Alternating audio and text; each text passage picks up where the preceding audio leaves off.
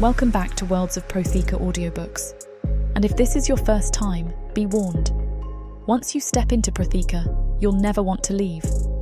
With beasts who will stop at nothing to protect the women they love, and women who are only just finding out what a real man can be, you'll lose yourself in the dark romance of these fantasy stories. To bring you these free full audiobooks, we have to listen to this platform's guidelines, and they say that Protheka's steamiest scenes aren't allowed. But you can still get them from the unabridged version of any Prothekan audiobook. All you have to do is go to worldsofprotheka.com. With promo code YouTube30, we're offering you the opportunity to get 30% off of any audiobook, ebook, or bundle. We appreciate you subscribing to the channel, as it makes bringing these free full audiobooks to you possible. Don't forget to like and comment to let us know what you think. Protheka's magic is eternal, and this story is just the beginning.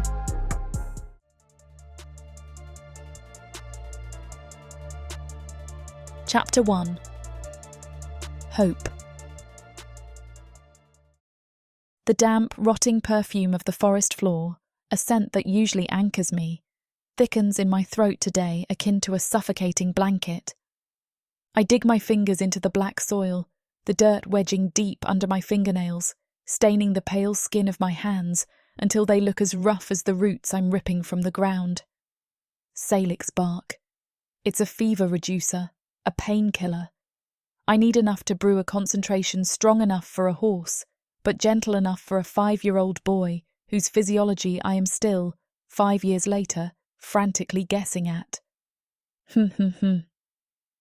The low, vibrating hum rises in my throat without my permission.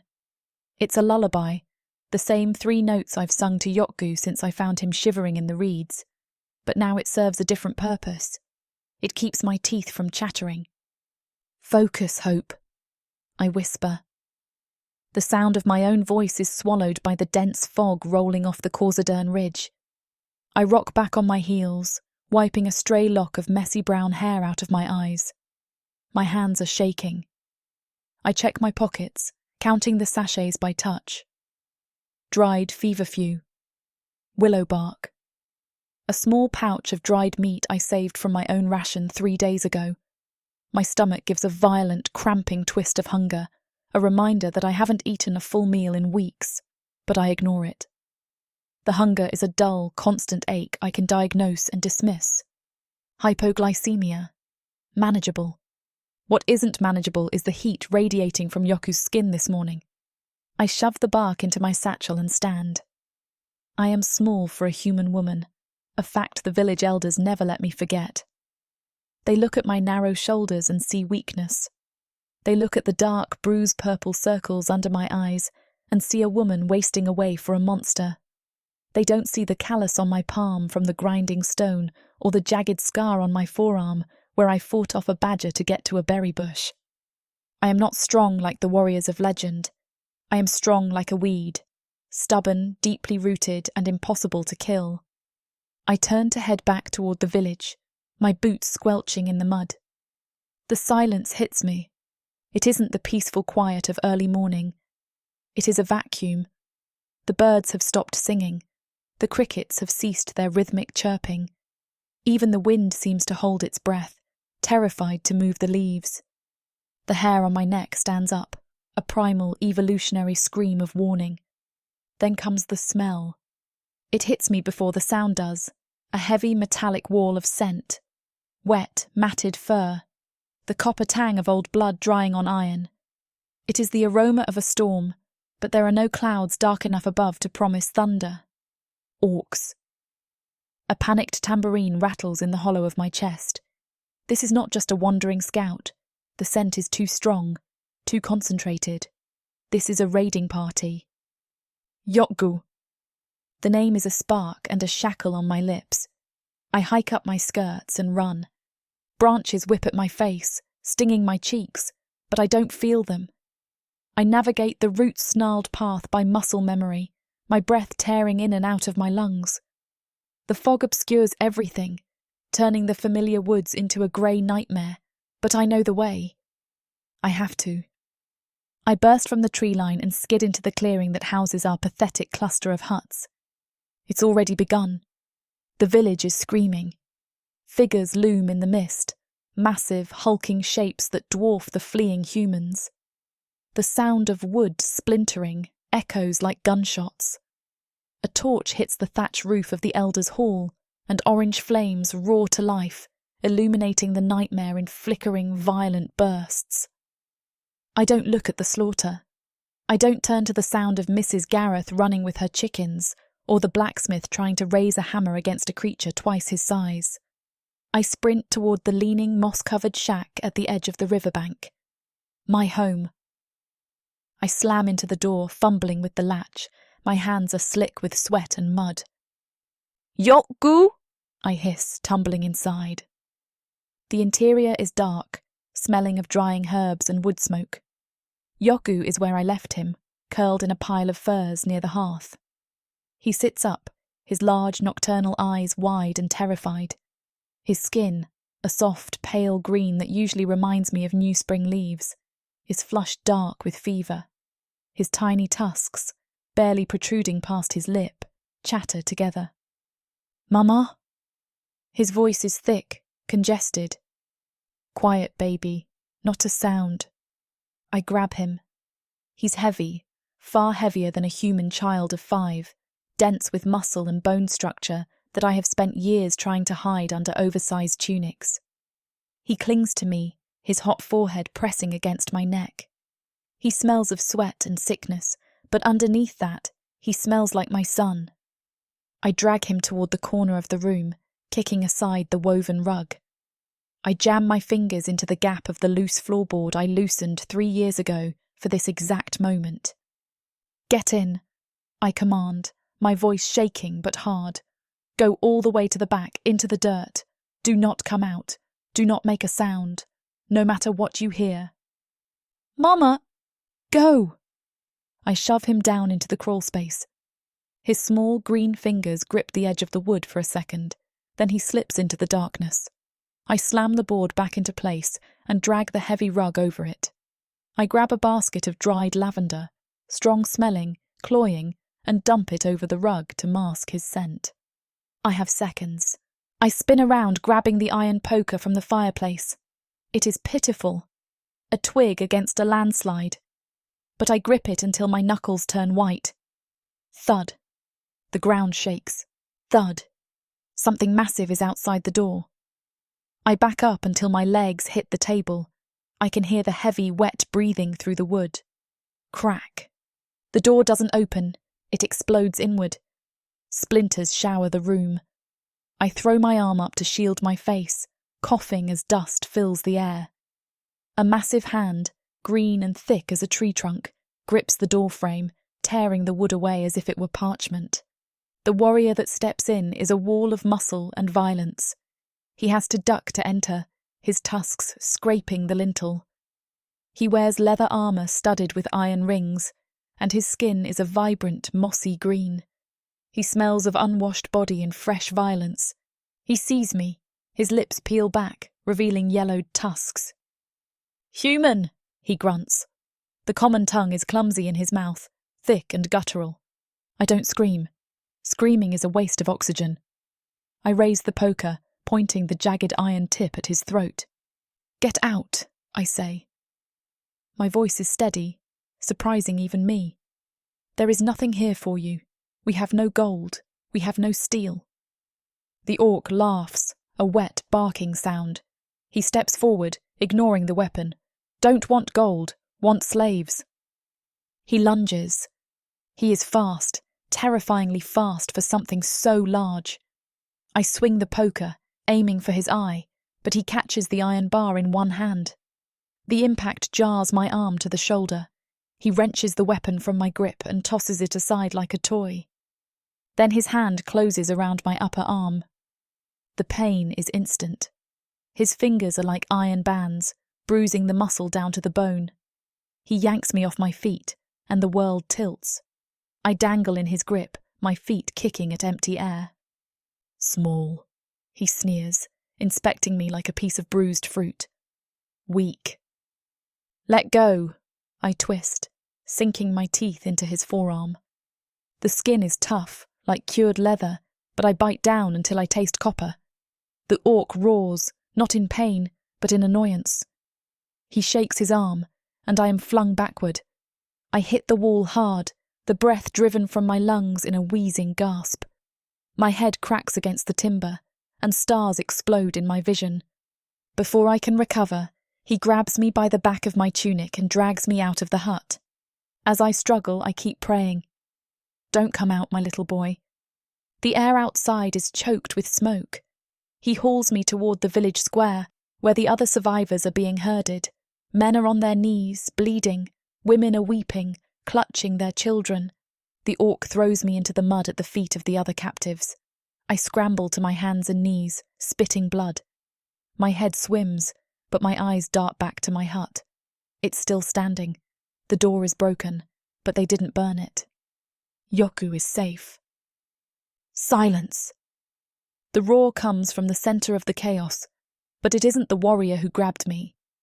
The mist at the perimeter of the square parts, and a shadow emerges that makes the other orcs look like children. He is massive. Towering nearly 7 feet, his breadth blocks out the grey light of the morning. While the other warriors are green, this one is the colour of a coming storm. Slate grey, dark and impenetrable. His hair is long, coarse and black, braided with leather cords that whip in the wind. But it's his face that stops my heart. A gruesome burn scar stretches from his left shoulder, crawling up his neck and consuming the left side of his pectoral, the skin shiny and mottled. And where a natural tusk should be on the left side of his jaw, a jagged prosthetic of black iron curves upward, gleaming dully in the firelight. He wears a cloak of black fur that looks like it came from a beast that doesn't exist in nature. He carries no weapon in his hands. His mere presence is the weapon. Chieftain. The word hangs in the air, unspoken but understood by the terrified vibration of the ground. He walks into the centre of the square, and his subordinates part like water. He moves with a predator's grace, silent despite his size. But then a sound cuts through the screams. Click. Scrape. He grinds the black iron tusk against his natural tooth. It is a jarring, bone-deep sound, like a shovel hitting a grave marker. The other orcs flinch. He stops 3 feet from me. He doesn't look at the burning granary. He doesn't turn to the weeping elder. He looks at the humans huddled in the mud with eyes that are dark, intelligent, and utterly devoid of mercy. He sniffs the air. His nostrils flare. He turns his head slowly, scanning the group. His gaze lands on me. I freeze. I am covered in mud, bleeding from a cut on my temple, small and insignificant. But he stares at me with an intensity that feels like a physical weight. He isn't looking at my body. He is smelling me. He takes a step closer. The smell of him washes over me, rain on hot stone, and something sharper, dangerous. You, he rumbles. His voice is a deep tectonic shift, deep enough to rattle my rib cage. He speaks common perfectly, with a clipped, harsh efficiency. I lift my chin. I will not cower. What do you want? His eyes narrow. He looks at my hands, stained with berry juice and herbs. Then he looks at my chest, where I clasped Yoku moments ago. He leans down. He is so close I can feel the heat radiating from his massive frame. He inhales deeply near my neck. Lavender, he says. The word sounds like an accusation. And sickness, orc. My blood turns to ice. He straightens up, his slate-grey face unreadable, cold as the iron in his jaw. He turns away from me, looking toward the edge of the village, toward my hut. The scent is stale on her, he says to the warrior who dragged me out, but fresh there. He raises a massive, scarred hand and points a finger directly at the dark doorway of my home. Tear up the floorboards, the chieftain commands, the click-scrape of his tusk punctuating the order like a death knell. Bring the boy out.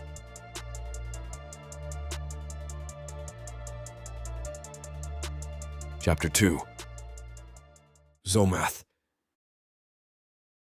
Bring him out. The command leaves my throat like gravel grinding against stone. My warriors do not hesitate. Korg, a brute with more muscle than brain, brings his axe down on the floorboards. The wood screams as it splinters, exposing the damp darkness beneath the hut. The air in the room shifts. I smell it immediately. It is a scent that cuts through the thick odor of unwashed human bodies and the metallic tang of blood. It is sour, pungent, and acrid. Fear, not the dull, resigned fear of the villagers outside. This is fresh, sharp. The terror of prey realizing the wolf is already in the den. Got him! Korg grunts. He reaches into the hole.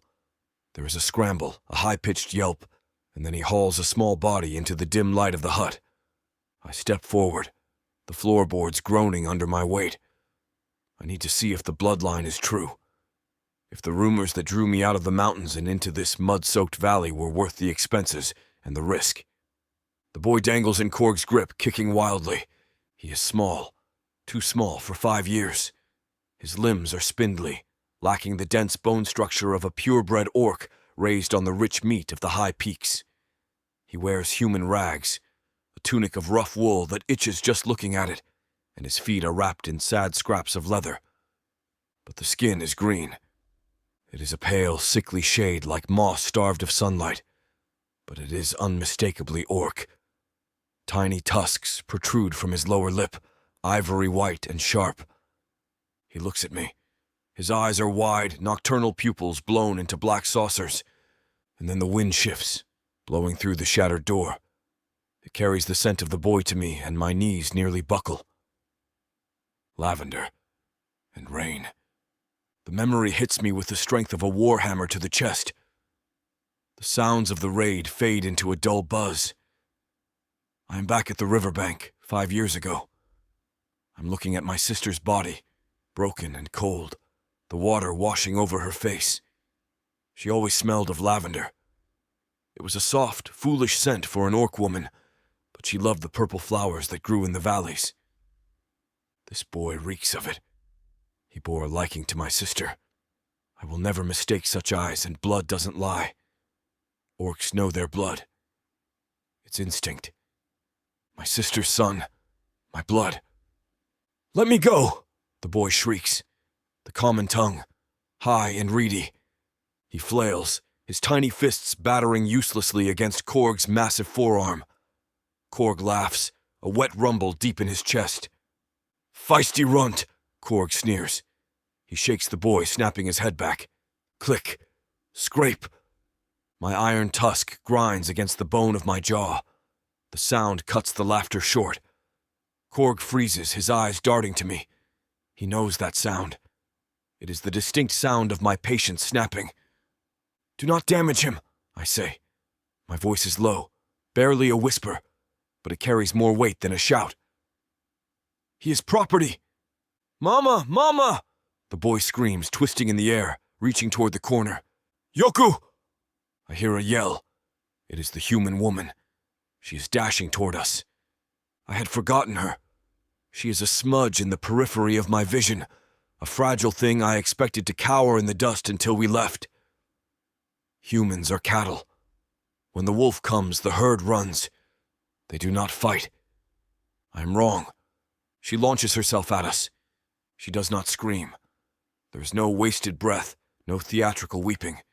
She moves with a desperate, silent velocity that catches Korg off guard. She's a blur of brown rags and pale skin, slamming into Korg's side. She is nothing, a twig against a boulder. She barely comes up to Korg's bicep, but she wraps her arms around his thick wrist and sinks her teeth into the meat of his hand. Korg roars, dropping the boy. The boy hits the floor and scrambles backward, scuttling like a crab. Brat! Korg howls. He shakes his arm, dislodging her. She flies backward, crashing into the table leg. It must crack a rib. I hear the wet thud of impact, but she does not stay down. She scrambles over the debris, placing herself between the massive warrior and the shivering green child. She spreads her arms. I stare at her. My head tilts to the side. Why? She is shaking. The tremors are so violent I can see her knees knocking together beneath her skirt. She smells of adrenaline, sour, metallic, and exhaustion. But she stands. I look at her. Truly look at her. She is pitifully small. My hand could crush her skull without effort. Her skin is the color of milk, translucent and thin, highlighting the dark bruises of fatigue under her eyes. Her hair is a bird's nest of matted brown, tangled with leaves and dirt. But her eyes, they are the color of the forest floor, brown and gold and flecked with green. And they are burning. There is no submission in them.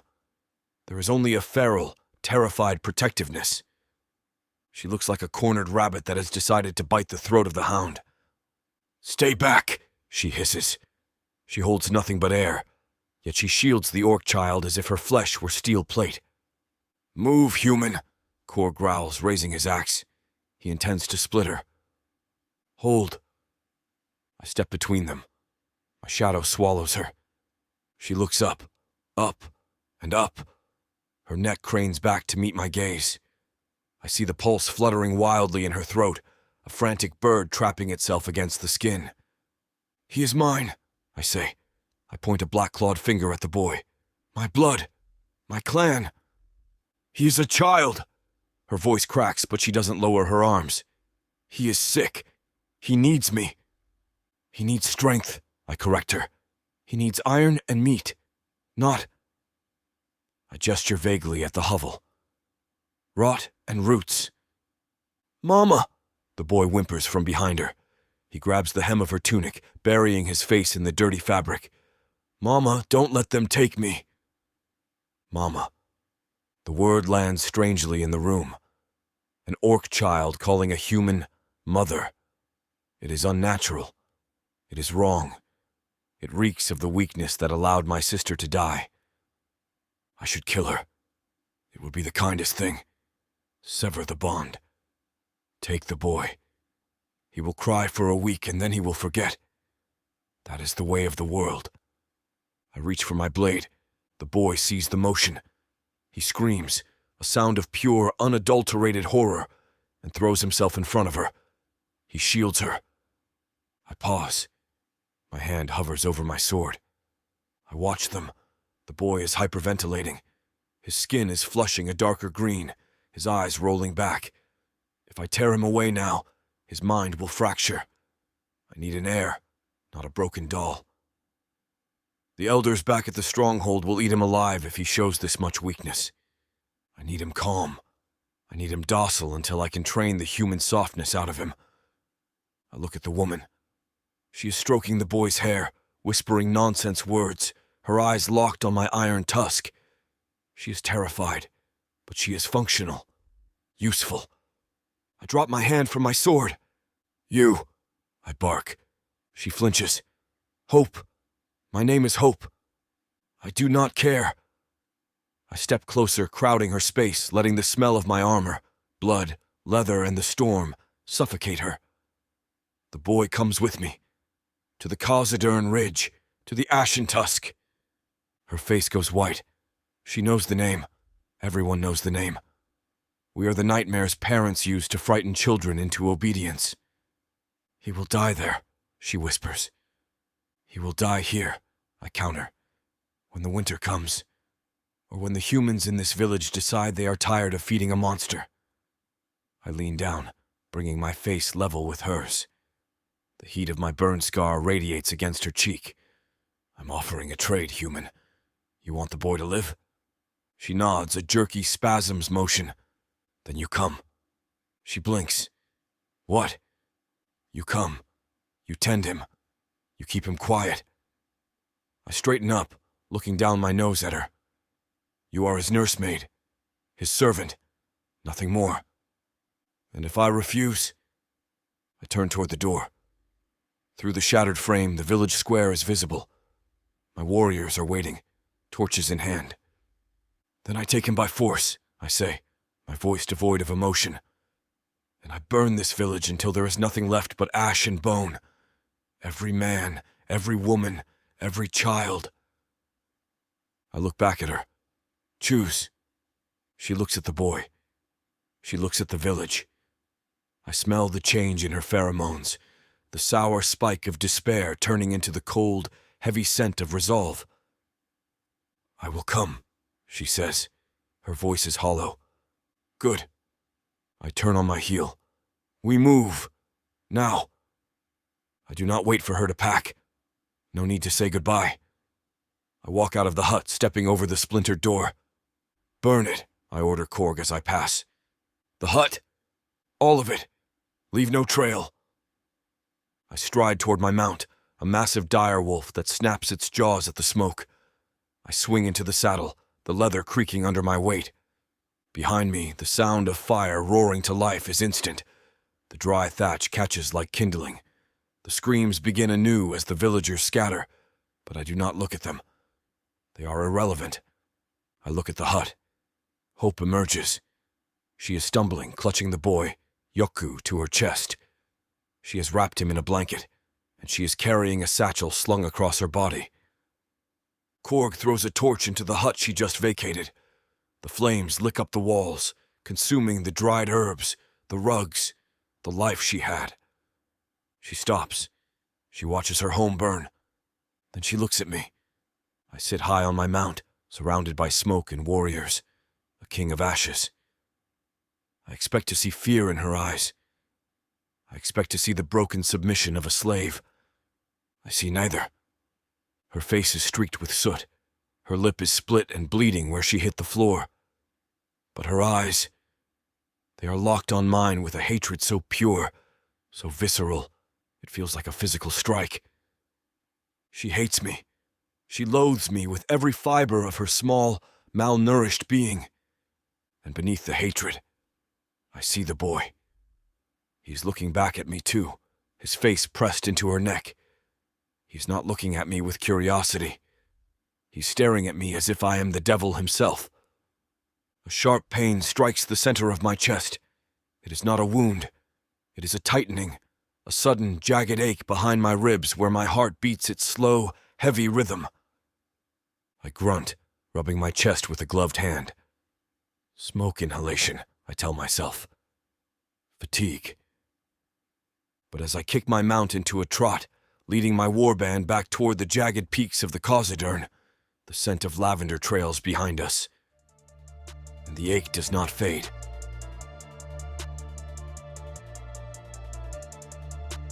Chapter 3. Hope. One step, then another. The rhythm of the march is a brutal, hypnotic thing. My boots, worn thin at the soles, slap against the sucking mud of the valley floor, each step sending a jolt of pain shooting up my shins. My calves are burning, the muscles tight and screaming, but I do not stop. I stare at the massive, coarse-haired hocks of the beast walking 10 feet in front of me. They call him Zomath, the chieftain. He rides a creature that defies natural taxonomy. It resembles a wolf, but the scale is all wrong. It stands 5 feet at the shoulder, its fur a matted tapestry of grey and black. It smells of wet dog and dried blood, a pungent earthy musk that clings to the back of my throat. Every time its massive paws hit the earth, water splashes back onto my skirt, adding weight to fabric already heavy with grime. "Mama, does your feet hurt?" Yoku whispers, asking. I shift his weight in my arms. I've been carrying him for the last hour. My biceps are trembling, the tendons straining against the load. He is 5, but orc bone density makes him feel like I'm carrying a sack of lead. "Yes, baby, but I'm okay," I whisper back, keeping my head down. "Just a little longer. We need to keep up." I won't ask them to stop. I glance to my left. Korg, the warrior I bit, marches with a steady, loping gait. He hasn't looked at me since we left the burning village, but I can see the bandage on his hand, a scrap of dirty cloth turning dark with oozing fluid. Festering, my mind supplies automatically. The filth from a human mouth sitting in an open wound. If he doesn't wash that with spirits, or cauterize it soon, the rot will take the hand. I look to the right. Another warrior, This one, leaner but with a jagged scar running through his lip, favours his left leg. Probably a fracture that healed poorly. He compensates by rolling his weight to the outside of his foot. I catalogue their injuries like a grim inventory. A festering cut on a shoulder. A wheezing rattle in the chest of the scout at the rear. They are monsters, yes, giants capable of tearing a man in half. But they are biological. They bleed. They break. And if they break, they can be killed. Or healed. The thought surprises me. I shove it away. I will not heal the monsters who burned my home. The village, it has burned down to the ground. I should be sad, but deep down I feel a grim satisfaction. They are as cruel as the monsters hunting them. Up ahead, Zomath raises a fist. The motion is sharp, precise. The column stops instantly. There is no shouting, no confusion. The silence of these creatures is unnerving. A human army is a cacophony of clanking armour and chatter. The Ashen Tusk clan moves like a single organism. Zomath dismounts. He slides off the beast with a fluidity that belies his size, his boots hitting the mud with a heavy thud. He pats the flank of the wolf creature, and it bares its teeth in what looks terrifyingly like a grin. "Camp," he says. The single word cuts through the wind. The warriors scatter to tasks immediately. Korg starts digging a fire pit. 2 others vanish into the tree line, presumably to hunt. I stand there swaying slightly. My legs feel like jelly now that I've stopped moving. Zomath turns. He ignores his men and walks straight toward me. He looms over me, blocking out the fading grey light of the afternoon. He smells of sweat and old leather. Up close, the burn on his chest, exposed by the low cut of his tunic, is a map of agony. The skin is shiny, tight, and mottled purple and white. It must pull painfully every time he raises his left arm. He looks at Yoku, who buries himself in my neck. "Put him down," Zomath orders. "He needs to walk. You coddle him like a weakling." "He is exhausted and in shock," I snap, the healer in me overriding the captive. "The fear has drained him. If I force him to walk now, his body will give out." Zomath stares at me. His black eyes narrow, processing the defiance. Click, scrape. The sound of his iron tusk grinding against his tooth makes my stomach drop, but I don't look away. "He walks tomorrow," Zomath says finally. "Tonight, he eats." He turns and walks toward the fire pit, dismissing me as if I were a piece of furniture. I exhale a breath I didn't know I was holding and sink to the ground near the base of a large pine tree. The ground is cold, damp seeping through my dress instantly, but the relief of taking the weight off my feet is nearly pleasurable. I pull Yokgu into my lap. He's shivering, his skin cool and clammy now. The fever has broken, but the lethargy remains. "Yoku?" I brush the hair back from his forehead. "Are you hungry?" He shakes his head, his eyes squeezed shut. "I want to go home." "I know." I rock him gently. The low hum starts in my chest, a vibration meant to soothe us both. "I know." Korg approaches, casting a long shadow over us. He drops something onto the moss near my feet. "Eat," he grunts. It's a strip of jerked meat. It looks grey, fibrous, and smells gamey. I pick it up. It's hard as rock. I try to tear a piece off, but it's impossible. "Yoku, look," I say, trying to sound cheerful. "Meat. It will make you strong."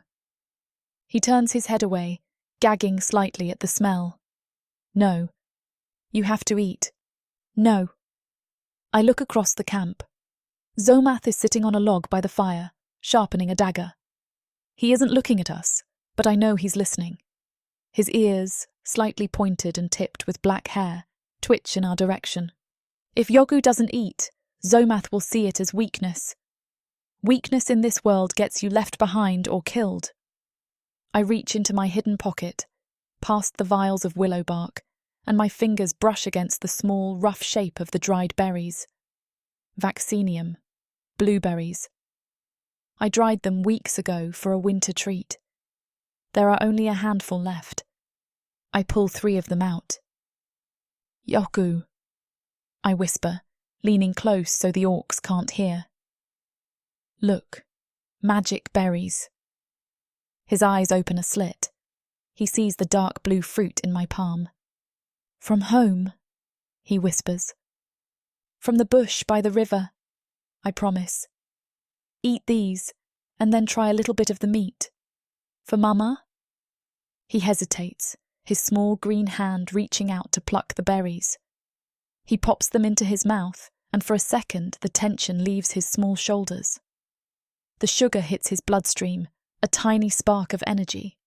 I break a small piece of the jerked meat, softening it with my own saliva first, a disgusting necessity, before passing it to him. He takes it. He chews. He swallows. I exhale. I look up and freeze. Zomath is watching me. He sits across the fire, the flames casting dancing shadows across the harsh planes of his face. The firelight catches the black iron of his tusk, making it look like a void in his jaw. He has stopped sharpening his knife. He saw the berries. He stares at me with an intensity that feels like an invasion. He is analysing me, dissecting my actions. Most warlords would have seen a mother feeding a child. Zomath looks like he's trying to solve a complex equation. I lift my chin. My neck is exposed, a line of pale vulnerability. But I refuse to look down. I refuse to act like the prey he thinks I am. I am not just a human slave, I think at him, projecting the thought with all the force I have. I am the reason he is still breathing. His nostrils flare. He takes a deep breath, inhaling the smoke and me. He holds my gaze for a second longer, long enough for my heart to skip a beat in terror. Then he abruptly sheathes his dagger and turns his back to me, lying down on his fur roll. The message is clear. You are not worth the watch. But I know better. He is listening. Night falls heavy and fast in the foothills. The temperature drops 20 degrees in an hour. The orcs do not use tents on the march. They sleep on the ground, wrapped in furs, immune to the cold that is currently making my teeth rattle. I wrap my thin shawl around Yoku, tucking him against the warmest part of my body, my core. He falls asleep instantly, exhausted by the trauma of the day. I cannot sleep. I lay on my side, my back to the fire, one arm draped over Yoku. My eyes are closed, but my ears are straining against the darkness. I hear the crackle of the dying embers. I hear the heavy, rhythmic snoring of Korg. I hear the wind whistling through the pines. I hear a boot slide across the moss. It's quiet, deliberate. My hand slides to my belt. I have nothing there. My poker was left in the hut. I am weaponless. The footsteps stop right behind me. A smell washes over me, not the stormy scent of the chieftain. This is rank. Stale sweat, unwashed groin, and rotting teeth. It's the scout, the one with the wheezing chest. Soft, a voice whispers. It's a wet, slurping sound. I tense, every muscle in my body pulling tight. If he touches me, I will gouge his eyes out. I don't care if they kill me for it. I feel the heat of a hand hovering over my hip. The air shifts as he reaches down. Do it, I think, panic turning cold and sharp. Touch me and lose a finger. I prepare to spin and strike. But the touch never comes. Instead, a shadow falls over us, deeper and darker than the night. Click. It is a single sharp sound.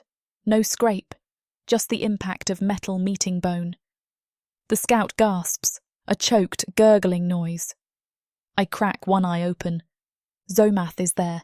He stands like a wraith in the darkness, completely silent. He hasn't drawn his sword.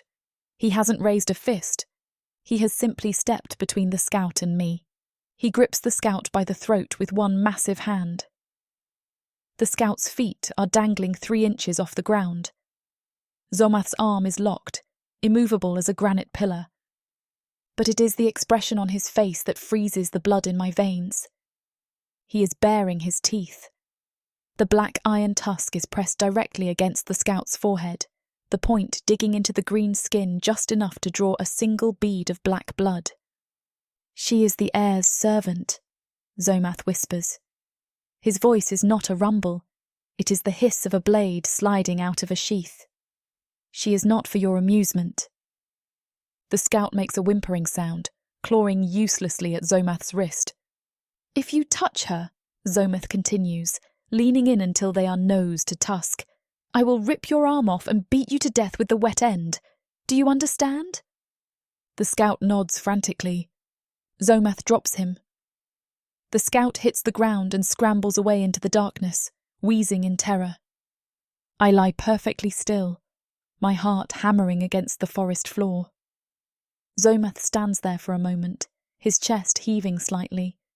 The scent of him, pure, concentrated aggression, floods the air. He turns his head.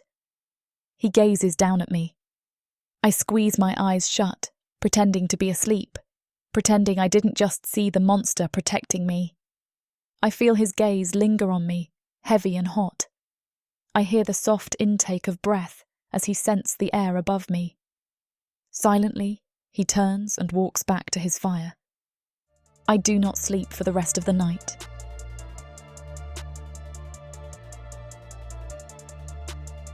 Chapter 4. Zomath. The morning air tastes of iron and impending snow. I stand in the clearing, the mud sucking at my boots. The clan forms a loose circle around me, their breath pluming in the frigid air. They are silent, but the air is rich with the scent of their anticipation, a musk that smells of damp fur and violence. In the exact center of the circle, Varg kneels. The scout who tried to touch the human female last night keeps his head bowed. He is shaking, not from the cold, but from the realization of what happens when a direct order is ignored. He smells of sour milk and wet ash, the distinct pungent pheromones of shame. I do not draw my blade. Steel is for enemies. For unruly dogs, I use my hands. "Look at me," I command. Varg lifts his head. His eyes dart to the side where Hope stands near the dying fire, clutching the boy. She is pale, her eyes wide, but she does not look away. She watches with that unnerving, predatory focus I'm beginning to recognize. "I gave an order," I say, my voice carrying over the wind without shouting. "The human is the keeper of the bloodline. She is not meat. She is not for pleasure." I forgot, chieftain," Varg stammers. "She is just a human. I thought—" "You thought?" Click. Scrape. I grind my iron tusk against my jawbone. The sound makes Varg flinch. Last night was just for the two of us. Today it is an example for everyone to see. "You did not think," I rumble. "You acted on an itch in your groin, and you risked the stability of the air. If she is damaged, the boy breaks. If the boy breaks, the clan weakens." I step forward. My shadow falls over him. "We do not break our own tools, Varg." I strike. It is a backhand, casual but heavy. My knuckles connect with his jaw, snapping his head to the side with a wet crack. He hits the mud, spitting blood and a broken tooth. He does not get up. He curls into a ball, whining low in his throat. "Get up," I bark, "and get to the rear guard. If you stumble, I leave you for the wolves." Varg scrambles to his feet, clutching his swelling jaw, and retreats to the back of the line. The other warriors watch him go, then turn their eyes to me. They nod. The hierarchy is restored. The Alpha has spoken. I turn to look at Hope. I expect to see gratitude. Humans are soft. They usually fawn over their protectors. Instead, her face is a mask of cold calculation. She looks from Varg's retreating form to my bloody knuckles, and then meets my eyes. Her scent reaches me across the clearing. It is not gratitude.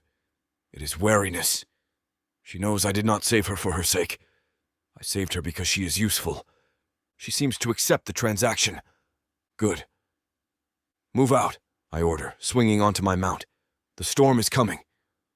The foothills of the Khazad-dûrn are not forgiving. By midday, the sky has turned the color of a bruised plum. The wind howls through the jagged peaks, carrying needles of sleet that sting exposed skin. The ground has turned from mud to frozen slush, slippery and treacherous. We march in silence. My beast's claws scrape against the stone, finding purchase where boots slip. I ride at the front, but my attention is fixed on the rear. I watch the human woman. She is struggling. The boy, Yoku, walks beside her now, his small legs pumping furiously to keep up with her stride. She holds his hand, pulling him along when he stumbles. She has wrapped him in the remains of her shawl, leaving her own arms bare to the biting wind. Her skin has turned a mottled blue-white, the color of skimmed milk. She should have collapsed hours ago. A human female of her size carrying that weight, in this cold. Her heart should have given out. But she walks. Every step is a battle. I can see the tremors running through her frame, the way her knees lock with every step to keep from buckling. She smells of exhaustion, a sharp, acrid scent like burning vinegar. But beneath it, the steel scent of resolve remains. She is stubborn. It is an orcish trait in a human body. We stop near a cluster of boulders to water the beasts. The wind drops for a moment, leaving an eerie silence in the ravine. I dismount to check the straps on my saddle.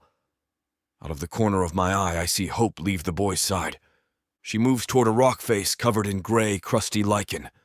She drops to her knees and begins scraping it off with a sharp stone, stuffing handfuls of the dry, flaky plant into her pocket. Is she that hungry? Does she intend to eat stone moss? I walk over to her. My boots crunch on the frost, but she doesn't hear me over the wind until I am right behind her. "It will kill you," I say. She jumps, spinning around. Her hands are full of the gray moss. "What?" Her teeth are chattering so hard the word is barely intelligible. "That moss," I gesture to her hands. "It sits heavy in the gut. It gives the twisting sickness. You cannot eat it." She stares at me, blinking ice crystals from her lashes. Then, to my shock, she lets out a short, dry laugh. "I'm not eating it," she stammers. She turns back to Yoku, who is sitting on a flat rock, shivering. She kneels before him and pulls off one of his ragged boots. "Look," she says, more to herself than me. She takes a handful of the dry moss and packs it into the bottom of the boot and around the sides. Then she slides the boy's foot back in. "Insulation," she chatters, working quickly. Traps the heat, keeps the frostbite, away from the toes." I stare at the boot. It is simple, crude, but brilliant. The moss is dry and porous. It will hold the body heat better than the wet leather. I look at her hands. They are raw, the knuckles split and bleeding from the cold and the rough stone. She packs the second boot, ignoring her own pain, focusing entirely on the boy's comfort. "Better?" she asks the boy. Yoku wiggles his toes. "Warmer, Mama." She smiles. It is a small, cracked thing, but it changes her face. For a second, she is not a slave or a prisoner. She is just light. Something tightens in my chest. A growl builds in my throat, directed at nothing and everything. I hate that she is cold. The thought is alien. Why should I care? She is a tool. But the sight of her shivering, her skin turning the color of death while she tends to my nephew, offends something primal in me. A chieftain provides. A chieftain protects what is his. And she is mine. For now. I reach up and undo the clasp of my heavy fur cloak. It is the pelt of a cave bear, thick, heavy, and waterproof. It retains my body heat, steaming slightly in the cold air. I drop it on her. The weight of it nearly knocks her over. She stumbles, buried under the massive pile of black fur. She claws her way out, looking up at me with wide, bewildered eyes. "Take it," I snap, looking away toward the ridge. "If you freeze, I have to carry the boy. I do not wish to carry the boy." It is a lie. I would carry the boy without complaint. She touches the fur. It is warm from my body. I see her nostrils flare as she inhales my scent, musk, leather, and storm. Her pupils dilate. Thank you, she whispers. She pulls the cloak around herself. It is comical. She looks like a child playing dress-up in a giant's skin. The hem drags in the mud. But then she does something that makes my jaw clench. She does not wrap it tight around herself to hoard the warmth. She opens the front and pulls Yoku inside with her. She wraps the massive folds around the boy, cocooning him against her body, sharing the heat I gave her. She is still shivering. The cloak is big enough for both, but she leaves her front exposed to the wind to ensure the boy is covered double. She sacrifices her warmth for him. Instinctively, I watch them. The boy burrows into her, safe. She rests her chin on his head, her eyes closing as she absorbs the lingering heat of my body from the fur. A biological imperative slams into my brain, hot and demanding. Mate. The word screams in my mind. A female who protects the young with her own body. A female who endures. A female who smells like spring rain even when covered in mud. My body reacts. My blood heats, rushing south. I feel the urge to go to her, to wrap my arms around both of them, to add my heat to theirs and bite the neck of anyone who comes near. Click. Scrape. I grind the tusk hard, using the pain to clear the fog of lust. She is human, I remind myself violently. She is frail. She is temporary. Chieftain! The shout breaks the trance. I spin around, my hand flying to my sword. A scout, not Varg, but Kale, my lead tracker, bursts from the tree line to the north. He is sprinting, his chest heaving. He does not stop until he slides to a halt at my feet. Report! I bark. Shadows! Kale gasps. He points back the way he came. 2 ridges over.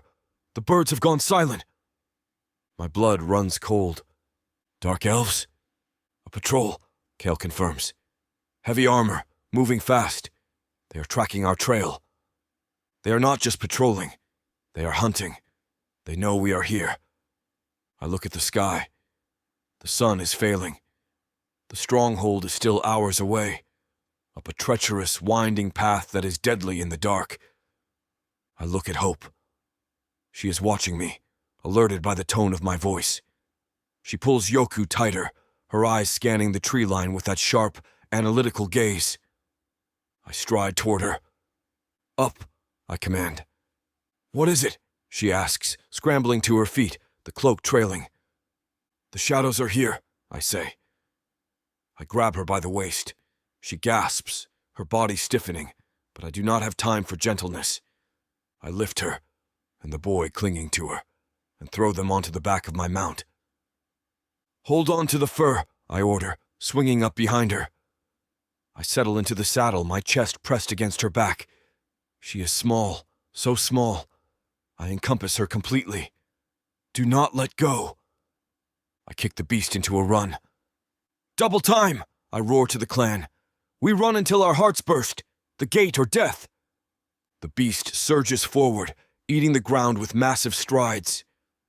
Behind us, the wind carries a sound that chills me more than the snow.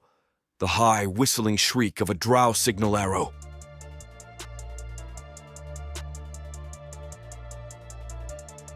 Chapter 5. Hope. The world is a blur of grey stone and biting wind, rushing past us at a speed that makes my eyes water. I am pressed tight against the hard wall of Zolmuth's chest, the thick black fur of his cloak wrapping around me and Yokgu like a second skin. The heat radiating from him is immense, a furnace that defies the freezing gale whipping through the mountain pass. Beneath us, the dire wolf's muscles bunch and release with piston-like power, eating up the treacherous ground. We have been riding hard since the scout's warning. The sun has long since dipped behind the jagged teeth of the Calzadern Ridge, plunging the world into a twilight gloom. Hold. The single word vibrates through Zomath's chest into my back before I hear it. The beast slows, its claws scraping sparks against the granite. I lift my head from the fur, blinking against the wind. Above us, the mountain seems to have been ripped open. The ashen tusk stronghold is not built. It is carved. It is a wound in the living rock, a massive fortress hollowed out of the cliff face. Torches flicker in iron braziers along the ramparts, casting long, dancing shadows that look like grasping claws. The gates are monstrous slabs of black iron and timber, bound with chains the size of my torso. The smell hits me instantly. It is not the clean, sharp scent of the pine forest. It is the dense, suffocating odour of civilization, orc civilization. Roasting meat, unwashed bodies, the acrid smoke of smithy fires, and the underlying copper tang of old blood. "Open!" Zomath roars. The sound echoes off the canyon walls. The gates groan, massive gears grind, stone against stone, and the barrier parts. We ride in. The courtyard is a chaotic sea of green skin and iron. Warriors are sharpening blades, skinning game, or shouting in their guttural tongue. The noise is deafening. But as Zomath rides through, a hush falls. It ripples outward like a wave. Heads bow. Fists strike chests in salute. He is their king, and I am the baggage on his saddle. He pulls the beast up near a large central tent, made of cured hides painted with white ash. He dismounts first, his boots hitting the packed earth with a heavy thud, then reaches up and pulls me down. My legs buckle as I hit the ground. I've been straddling the beast for hours, and my muscles are locked tight. Zomath catches me.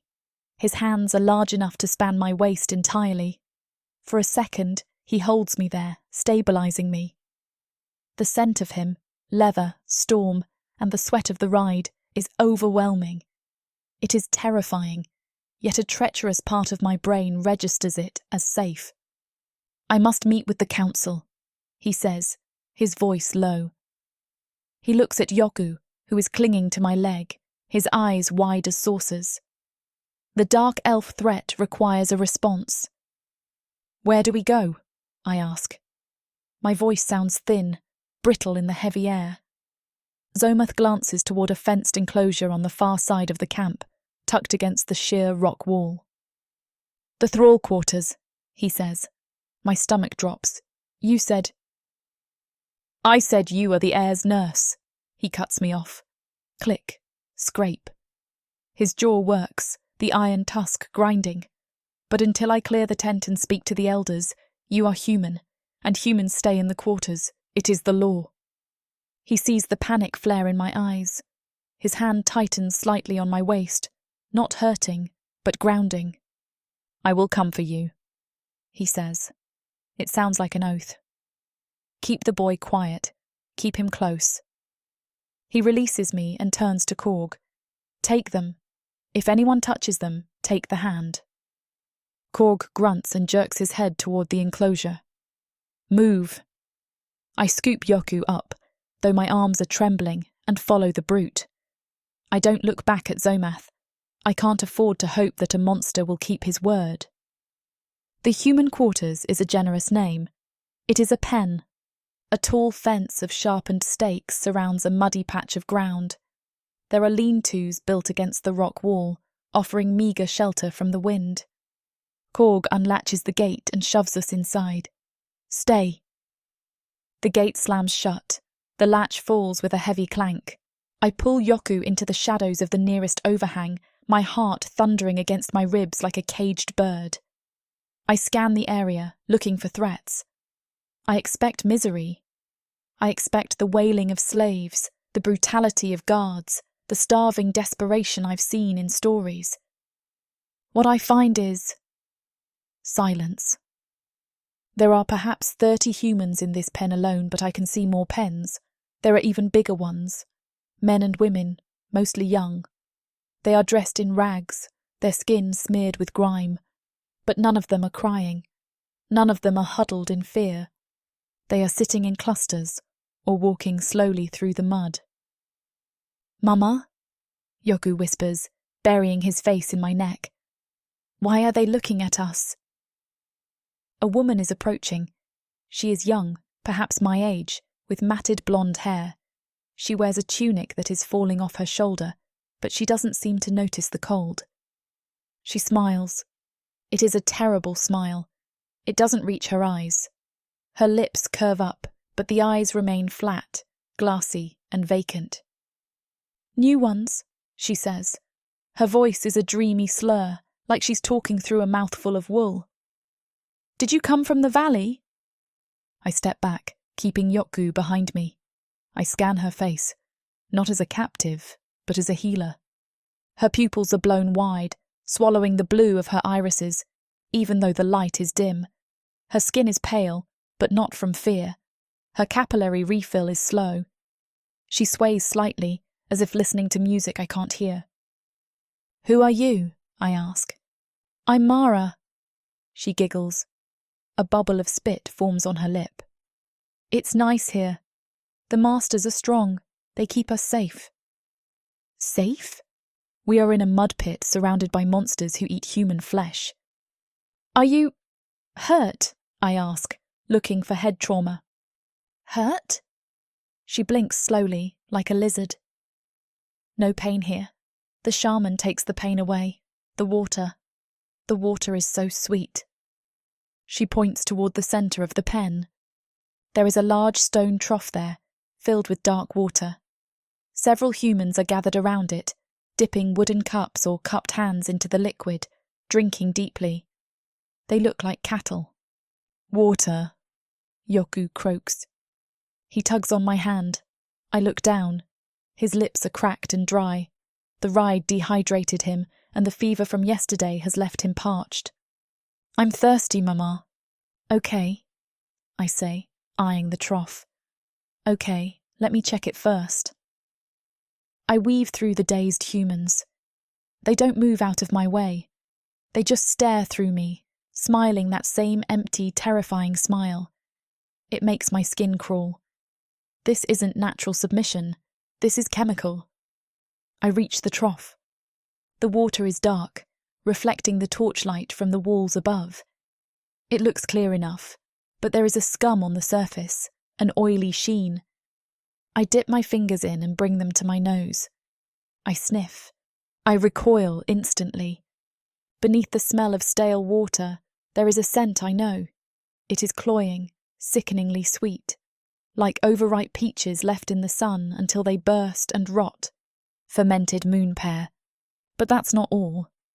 Under the fruit sweetness, there's a bitter, earthy undertone. Nightshade root? No, dream foil. It's a sedative, a potent one. Used in small doses, it dulls the pain of a severed limb. In large doses, it separates the mind from the body, leaving the victim pliable, suggestible, and mindless. They aren't feeding the slaves. They are medicating them into livestock. "Water!" Yoku whines, reaching for a discarded cup on the trough. He dips it in before I can stop him. He raises the cup to his lips, his small hands shaking with thirst. "No!" I slap the cup from his hands. The wood clatters against the stone. The dark water splashes over us, cold and sticky. "Mama!" Yoku cries out, startled and hurt. "I'm thirsty!" "Don't drink it," I hiss, dropping to my knees and gripping his shoulders. "Do you hear me, Yoku? Never drink the water in the trough. Never." "But..." "It's poison," I lie. It's easier than explaining mind control herbs to a 5-year-old. "It will make you sick. We will drink the rain. I will catch it for us. But not this." The humans around us stop drinking. They turn their heads slowly, like owls, to look at the spilled water. They don't look angry. They just look confused. "It's good," Mara slurs from behind me. "Make you happy. Make you forget." "I don't want to forget," I whisper. "I need to remember. I need to remember every burn, every bruise, every threat. Pain keeps me alive." I stand up, wiping the sticky water from my hands onto my skirt. I feel exposed, vulnerable. A prickle runs down my spine. It is the sensation of being watched, not by the glassy-eyed sheep in the pen, but by a wolf. I slowly lift my head. Beyond the fence of the human quarters, the rock face rises steeply toward the upper tiers of the stronghold. There are walkways carved into the stone, shadowed and narrow. On a ridge directly overlooking the pen, a figure stands. He is not a warrior. He is not broad and armoured like Zomath. This figure is hunched, draped in layers of tattered fur and hanging bones that rattle in the wind. He leans heavily on a staff made of twisted driftwood, topped with a skull that looks disturbingly like a human child's. Even from this distance I can feel his gaze. It feels like oil sliding over my skin. The firelight from a nearby torch catches his face. It is withered, the green skin pulling tight over sharp cheekbones. His eyes are not dark like Zomath's. They are milky, white, and clouded with cataracts.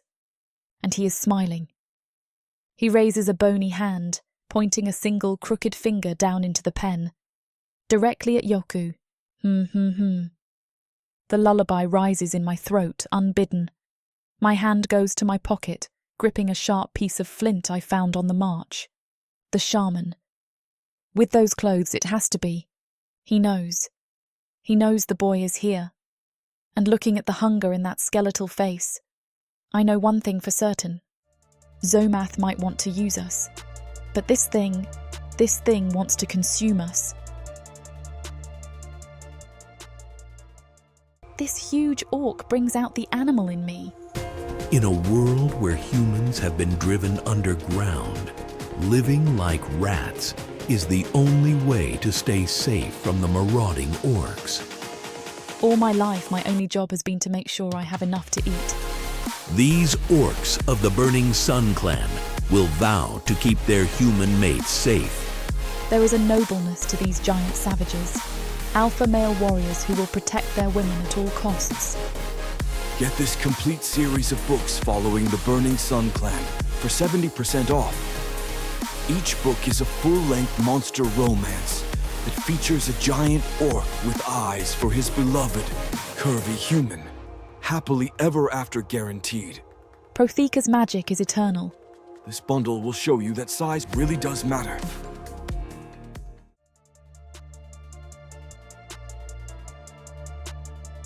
Chapter 6. Zomath. The air inside the council tent is thick enough to chew. It smells of burning bone, stale sweat, and the cloying sweet smoke of hasha leaves. It is a scent meant to induce visions, but it only gives me a headache. I stand at the entrance, letting the flap fall shut behind me, sealing out the cold wind of the Causadern. The warmth here is oppressive. Braziers burn with low blue flames, casting long shadows against the painted hides that form the walls. My council sits in a semicircle on piles of furs. To the left, Gormal the Snake-Eater. He is corpulent for an orc, his belly spilling over his belt. He smells of grease and coin. He is peeling a fruit with a dagger that is too clean. To the right, Urzoth the Silent. He is a wall of scarred muscle, his skin a dark forest green. He does not look up as I enter. He sharpens his axe with a rhythmic shh-shh sound that grates on my nerves. And in the center, draped in the skins of things that should have stayed dead, is Blacken. The shaman is withered, his frame bent like a sapling in a storm. He smells of earth and rot. His milky, blind eyes fix on me as if he can see the very marrow of my bones. The chieftain returns, Blacken croaks. His voice is the sound of dry leaves skittering on stone. And he brings guests. I bring the air, I correct him. My voice is flat. I do not offer pleasantries. I walk to the head of the circle and remain standing.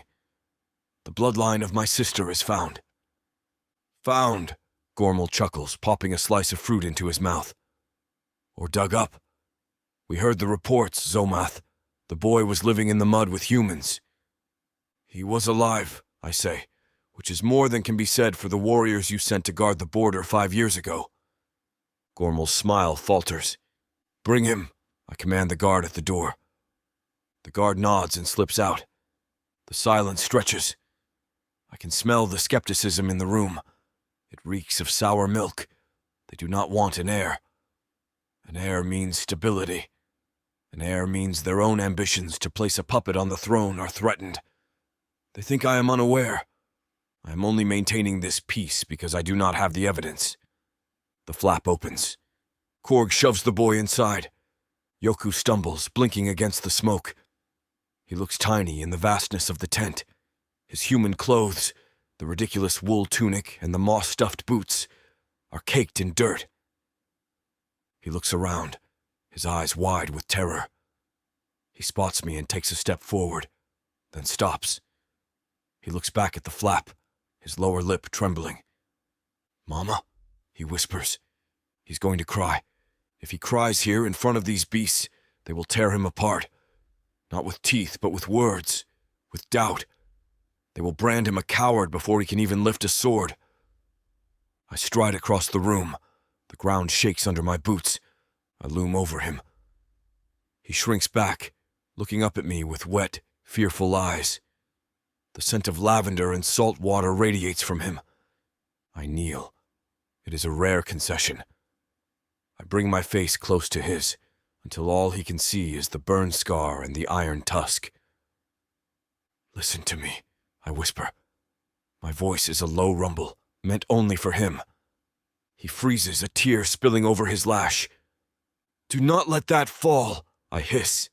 "Do not make a sound." "I want Mama," he whimpers, his breath hitching.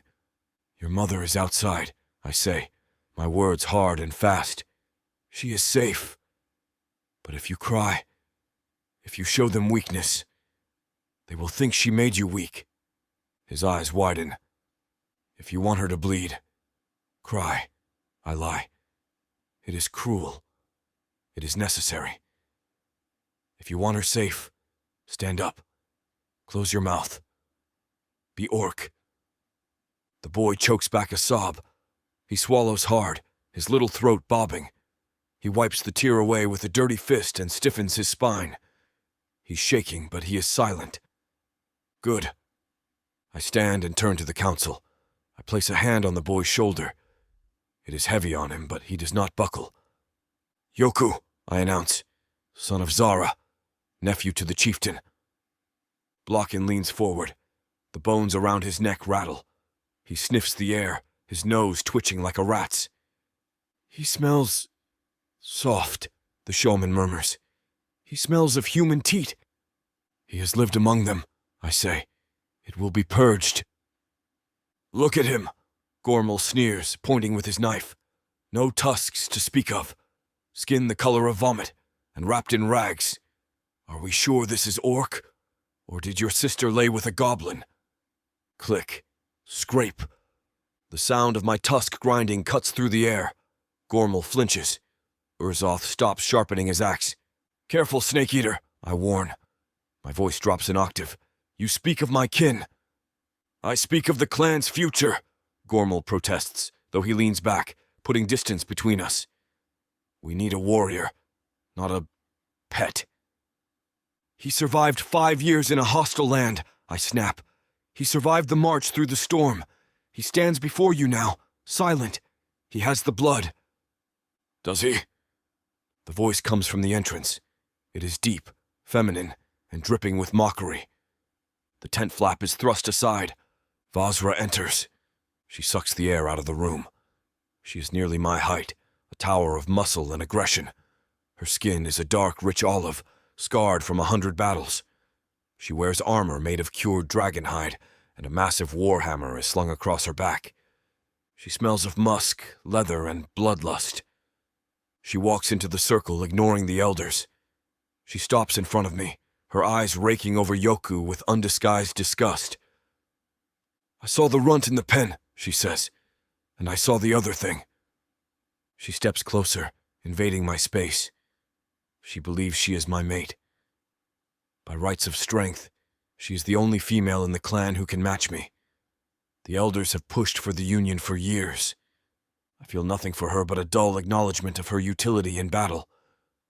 "Why is the breeder still breathing, Zomath?" she demands. The room goes quiet. Gormal leans forward, interested. "The human?" I ask, keeping my face impassive. "The woman," Vazra snarls. "The one with the defiant eyes. I saw you carry her on your mount. I saw you give her your cloak." She circles me, her voice rising. You bring a human into the stronghold. You let her touch the air. Why did you not slit her throat in the valley and be done with it? Yoku flinches under my hand. I squeeze his shoulder, a silent command to hold. I look at Vazra. She is jealous. Not of my heart. She does not care for that. But of her status. She sees a rival, however small. I must lie, for the boy's sake, for Hope's. Use your head, Vazra, I say, injecting a tone of boredom into my voice. The boy is 5. He has known only the human. If I killed her in front of him, he would have broken. He would be useless to me. So you keep her as a pet? She spits. I keep her as livestock, I correct her. The lie tastes like ash on my tongue. She is a goat to provide milk and comfort until the boy is weaned off her soft ways. Once he is strong, she is disposable. I feel Yoku stiffen. I do not look at him. I cannot look at him. Vazra studies my face. She is looking for weakness. She finds only the slate-gray mask of the warlord. She snorts, stepping back. See that she is. If I see her wandering the camp, I might mistake her for a stray dog and break her neck. She stays in the pen, I say. She is no concern of yours. Enough. Blacken stands. He unfolds slowly, his joints popping. He hobbles toward us, his staff tapping against the hard-packed earth. He stops in front of Yoku. The smell of rot is overpowering now. Yoku trembles but holds his ground. Blacken reaches out a skeletal hand. His fingernails are long, yellowed talons. He traces the air around the boy's head, not touching him, but tasting his aura. You say he is strong, Blacken croaks. You say he is orc. He is, I state. The blood may be orc, Blacken whispers, his blind eyes rolling back. But the spirit is tainted. I smell the human influence on him. It clings like a disease. He turns to the elders. The spirits are restless. The dark elves press our borders. We cannot afford a weak leader in the making. He turns his empty gaze to me. He must be tested. He is a child, I argue, stepping between Blacken and the boy. He needs training, not testing. He needs to prove he is worthy of the ashen tusk, Blacken hisses, or he is meat for the wolves. The shaman raises his staff. The skull on top rattles. The moon of blood rises in one cycle, Blacken declares. His voice takes on a resonant, unnatural quality that vibrates in my teeth. 28 days. At the apex of the moon, the boy will face the trial. What trial? I demand. The Rite of Iron, Blacken smiles. It is a rictus of yellow teeth. We will see if he has the magic of the ancients. We will see if the ancestors accept him. And if he has no magic? I ask. The orcs have not had magic in generations. It is a rare, dying gift. Then we will see if his blood is strong enough to survive the pit, Blacken says softly. If he lives, he stays. If he dies, the clan is cleansed. He leans in close, his breath smelling of the grave. One moon cycle, chieftain. Make him strong, or bury him.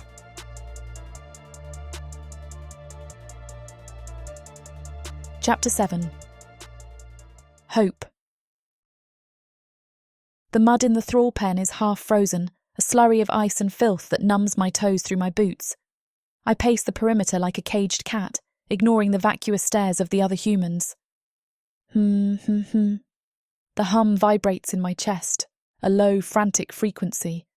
I check the gate again. Locked. I check the humans again. Still smiling at nothing, their lips stained dark from the drugged water.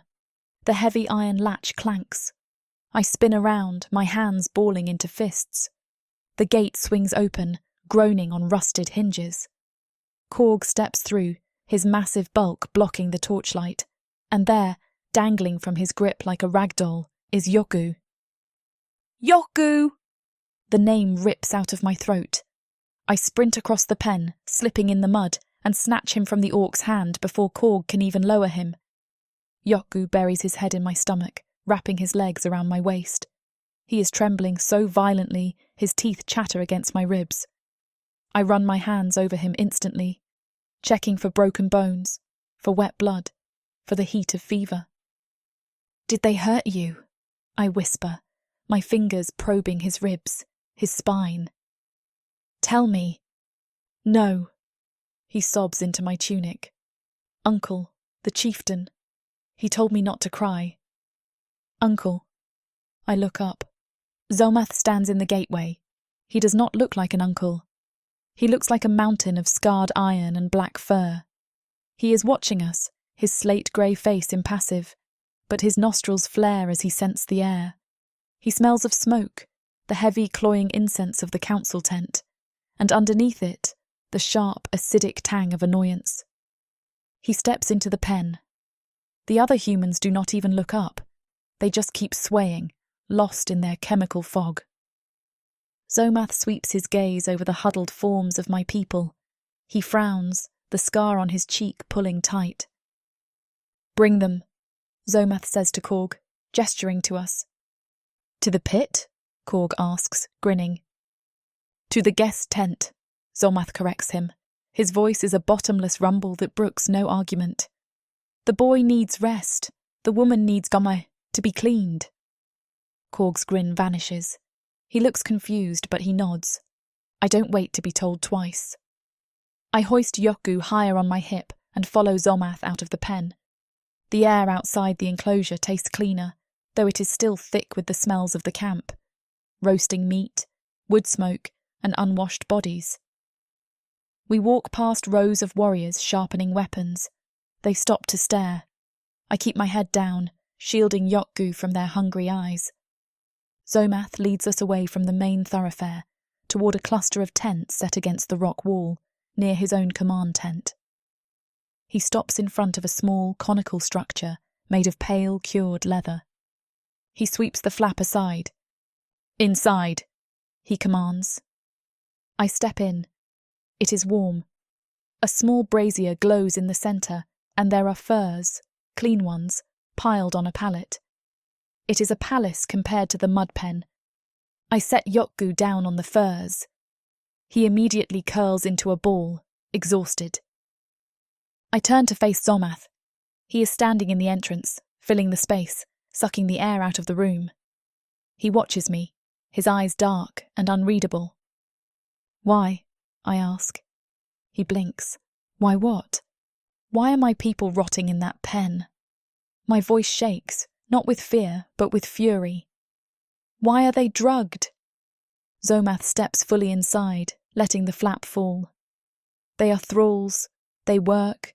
They are fed. They are safe from the wolves." "Safe?" I laugh, a harsh, jagged sound. "They aren't safe. They're gone. Their minds are soup." I step closer to him. It is reckless. He could snap my neck with 2 fingers. But the image of Mara's empty, smiling eyes burns in my mind. "The water in that trough," I hiss. "It smells of sweet rot and dream foil. You're poisoning them. You're keeping them docile with a brew that eats the memory." Zomath stiffens. "The shaman brews the water," he says slowly, as if explaining a simple concept to a child. He says it takes away their fear. It makes them content. "It makes them cattle," I shout. "It's not mercy, Zomath. It's a leash, and it kills them slowly. I saw the yellow in their eyes, the liver failure, the heart rot." He stares at me. His brows knit together, a deep furrow appearing between his eyes. He looks genuinely confused. "Rot?" he rumbles. "Blacken said it was a blessing, a tonic to help the weaker races endure the altitude." "He lied," I say flatly. "Blacan is killing your workforce, and he's enjoying it." Zomath goes very still. The air in the tent drops in temperature.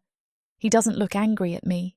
He looks inward, his mind turning over a stone he hadn't thought to lift before. "Blacan," he mutters. The name sounds like a curse. "Chieftain!" a voice calls from outside. Zomath's head snaps up. "Here!" he barks. Korg pokes his head in. The patrol returned, They brought a prisoner, a dark elf scout, alive. Zomath's eyes shift. The confusion vanishes, replaced instantly by the cold, hard focus of the warlord. The scent of him changes. The musk of contemplation replaced by the sharp, metallic smell of violence. "Hold him," Zomath orders. He looks back at me. "Stay here. Do not leave this tent. If you wander, I cannot protect you." He turns and sweeps out, the heavy leather flap slapping shut behind him. I am left standing in the silence, my heart pounding. He didn't know. The warlord of the Ashen Tusk didn't know his slaves were being chemically lobotomized. Or he didn't care enough to check. I don't know which is worse. I turn back to Yogu. He is asleep, thumb in his mouth. I sink onto the furs beside him. I check his temperature again. Normal. Just exhaustion. I need water. Clean water. I look around the tent. There is a pitcher near the brazier. I sniff it. Just water. No sweet rot smell. I pour a cup and drink greedily, the cool liquid soothing my parched throat. The light in the tent shifts. The flap opens again. "Back so soon?" I ask, turning around. It isn't Zomath. The figure ducking into the tent is massive, nearly as broad as the chieftain, but the shape is distinctly feminine. She stands to her full height, her head brushing the roof of the tent. She is a statue of war carved from olive-green stone. Her arms are thick with muscle, covered in scars that gleam silver against the dark skin. She wears a breastplate of hardened leather and a skirt of chainmail that chinks softly as she moves.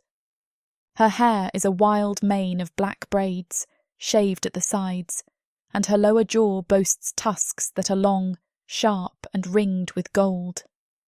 She smells of expensive oil, old blood, and a thick, heavy musk that makes my nose wrinkle. She stares at me. Her eyes are yellow, like a hawk's, and filled with a cold, sneering intelligence. "So," she says. Her voice is deep, raspy, like stones tumbling down a hill. "This is the pet." She steps closer. The tent suddenly feels very small. I stand up, placing myself between her and Yoku. "Who are you?" She laughs. It's a dry, mocking sound. "I am Vasra, daughter of Vor, and the one who will be mother to this clan when Zomath stops playing with his toys." She circles me. She moves with a predator's grace, heavy but silent. She looks me up and down, her lip curling in disgust. "Small," she mutters, "fragile, bones like a bird." She reaches out. I try to step back, but I hit the tent pole. Her hand shoots out, faster than I expected. Her fingers, thick, calloused, and tipped with black claws, grip my jaw. It hurts. She squeezes, forcing my head up. She turns my face side to side, inspecting me like a horse at a market. "Weak flesh," she sneers, leaning down. Her breath is hot and smells of meat. "I could snap you like a dry twig. What does he see in you? You have no tits, no hips for birthing warriors." "Get off me," I say, trying to pry her fingers loose. It's like trying to bend iron. "He says you are livestock," Vasra muses, her yellow eyes boring into mine. "Just a teat for the runt, but I saw him give you his cloak. Zomath does not give his cloak to goats, or to anyone." She squeezes harder. My jaw pops. Tears of pain prick my eyes. "Maybe I should taste you," she whispers, her voice dropping to a predatory growl. "See if you bleed red or milk." "Leave her alone." A small blur launches itself from the furs. "Yoku!" He barely comes up to Vasra's knee, but he charges. "Bad orc!" he screams. He kicks her. His moss-stuffed boot connects solidly with her shin. It must be like being kicked by a kitten, but the insult is clear. Vasra releases me, stumbling back half a step, more out of surprise than pain. She looks down at the boy. Her face darkens. The sneer vanishes, replaced by a flash of pure, unadulterated rage. You dare!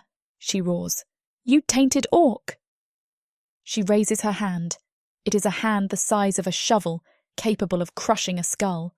She pulls it back for a backhand that will not just hurt him. It will kill him. No. I dive without thinking. My hand scrabbles in the dirt near the brazier. My fingers close around a rock, a jagged, heavy piece of granite used to prop up the fire bowl. I swing it up. Vazra's hand is descending. I lunge, putting my body over Yokgu, and raise the rock, screaming a war cry that sounds shrill and desperate in my own ears. I will smash her face in. The thought is crystal clear. I am terrified, shaking, and weak. But if she touches my son, I will beat her until she stops moving. Vazra! The roar comes from the entrance. The tent flap is ripped open so violently the leather tears. Vazra freezes, her hand inches from my face. I freeze, the rock held high over my head. We both turn. Zomath is there. And he is not looking at me. He is looking at Vazra. And he is vibrating with a rage that makes the air in and around the tent hum.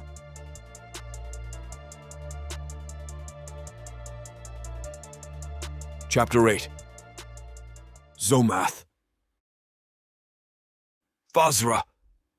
The roar tears from my throat, shaking the leather walls of the tent. The scene before me is a tableau of chaos.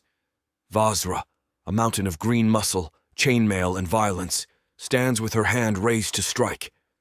And beneath her, the small, pale human female holds a jagged rock over her head, her teeth bared in a snarl that belongs to a cornered wolf, not a slave. I step into the tent. The space is too small for the three of us. My presence sucks the oxygen from the room, leaving only the heavy, suffocating weight of my rage. I smell it instantly. The air is ripe with the copper tang of Vazra's bloodlust, heavy, musky, and aggressive, like wet fur and old iron. But slicing through it is something sharper. Metallic. It is the scent of the human woman. A moment ago, across the camp, it was the sour stench of terror that drew me here. Now, it has transmuted. It is the cold, biting scent of steel. It is the scent of a creature that has decided to die biting. She is protecting the boy. My nephew cowers behind her legs, his eyes wide, his small hands clutching the hem of her dirty tunic. "Stand down," I command. My voice is low, a rumble of thunder trapped in a canyon. Vazra slowly lowers her hand. Her chest heaves beneath her breastplate. She looks at me, her yellow eyes flashing with defiance, but she steps back. She knows better than to challenge me when the air around me crackles with violence. "She threatened me," Vazra spits, gesturing to Hope with a clawed hand. "The rat picked up a stone." "You raised a hand to the air," I counter. I step between them, turning my back on Vazra to face the human. Hope is panting. Her chest rises and falls rapidly beneath her rags. She does not drop the rock. Her knuckles are white, straining against the granite. She looks up at me and her eyes are wild, the pupils dilated until they swallow the iris. She is trembling, her entire frame vibrating with the force of her adrenaline, but she does not retreat. I loom over her. I'm a tower of shadow blocking out the light of the brazier. I should break her wrist for holding a weapon in my presence. I should remind her of her place in the food chain.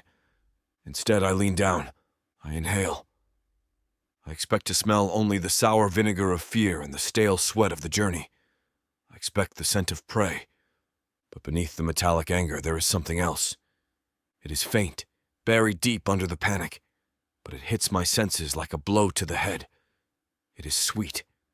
Not the cloying, sickly sweet rot of the shaman's potions, but a rich, warm sweetness. Like wild honey heated over a fire. Like the heavy, intoxicating bloom of a night flower that only opens in the deepest dark. It is the scent of heat, of compatibility. My nose has always been very sensitive sometimes to my dismay. My breath hitches in my chest. My heart hammers a strange, disjointed rhythm against my ribs.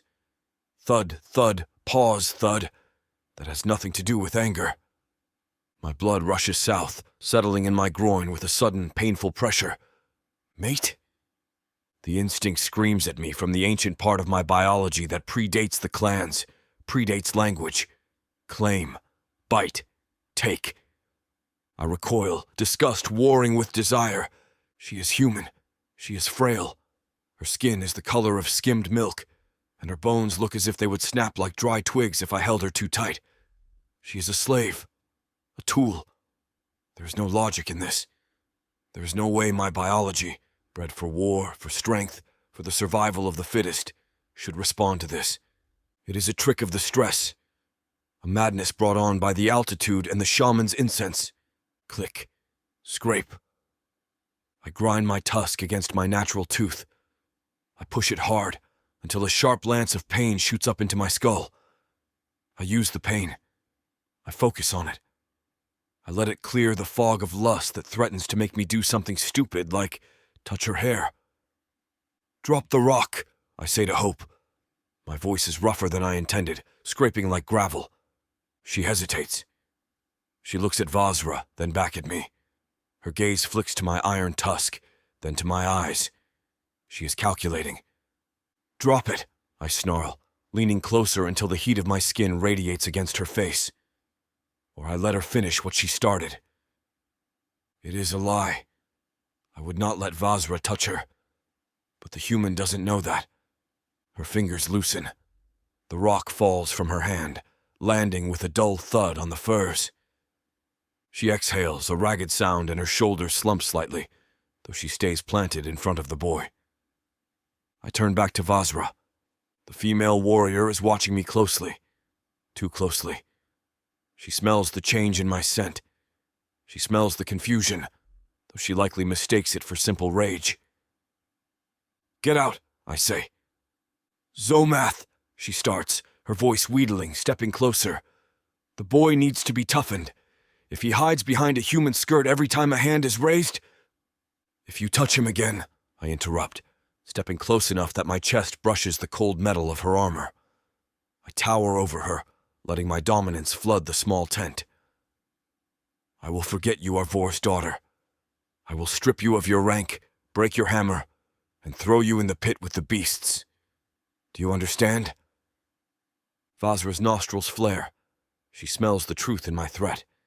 She smells the ozone of a storm about to break. She looks at me, then at the human, her lip curling in a sneer. Understood, chieftain, she says, though the words lack respect. Enjoy your pet. She pushes past me, her shoulder checking the tent pole, and ducks out into the night. Silence descends on the tent. I look at the boy. Yoku is shaking, tears cutting tracks through the dirt on his face. He stares at me with terror. Then I look at Hope. She is watching the tent flap where Vazra exited, her chest still heaving. She smells of relief now, but that sweet, honeyed scent lingers, taunting me. It is stronger now that the air isn't choked with Vazra's musk. I cannot be near this. I need distance. I need to clear my head of this biological error before I make a mistake. But I cannot leave her unpunished. The clan is watching. Vazra will talk. If I let a slave threaten a high-ranking warrior without consequence, I look weak. The elders will circle like vultures. I need a reason to separate her from the boy, to get her away from the one thing that gives her strength, and to remind her that she is property. You caused a disruption, I say. My voice is cold, devoid of the heat raging in my blood. Hope snaps her head toward me. She tried to hit him. You raised a weapon against a superior, I say, stepping toward her. In the Ashen Tusk, that is a death sentence. Slaves do not fight back. Her breath hitches. She straightens her spine, preparing for a blow. But you are property, I continue, looking up at the smoke hole in the ceiling, refusing to look at her mouth. And I do not break my property. I look down at her. The boy stays here. I will post a guard. Korg. He is a brute, but he follows orders, and he fears me more than he likes Vazra. No, she whispers, reaching back to touch Yoku. He needs me. He needs to sleep, I snap, and you need to learn your place. I grab her arm. Her skin is warm, Soft, so shockingly soft against the calloused leather of my palm. The contact sends a rush of static electricity up my arm, settling heavily in my chest. I ignore it. I grip her harder, gentler than I want to, but rougher than I should. "You will come with me," I state. "Where?" Her voice trembles. "My tent," I say. "It is filthy. You will clean it. Every inch. Until your fingers bleed if necessary. That is your punishment." She blinks, confused. She expects the whip. She expects pain. She does not expect domestic labor. "Now," I bark. I haul her toward the exit. She stumbles, her feet tangling in her skirts, but she follows. She casts one desperate look back at the boy. "Stay, Yoku," she calls out. "I'll be back. Be brave." I drag her out into the cold night air. The camp is quieter now. The fires have burned down to embers. A few warriors linger near the roasting pits, watching as the chieftain drags the human woman through the mud. I keep my pace fast, my strides long. She has to run to keep up, her breathing ragged. I am running from myself. I am running from the urge to stop, turn around, and pull her into the shadows.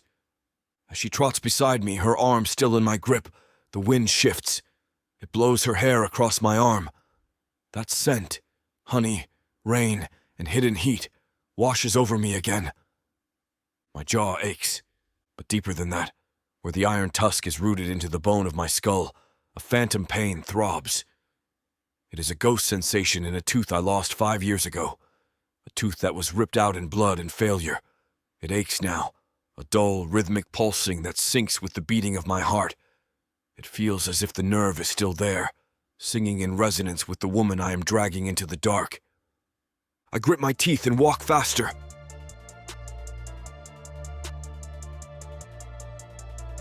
Chapter 9. Hope. The chieftain's tent is no home. It is a war room, pure and simple, and my newest cell.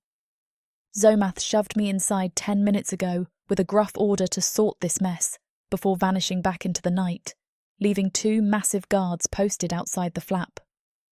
Their shadows stretch long and distorted against the leather walls, a constant reminder that while I am not in the mud pen, I am certainly not free.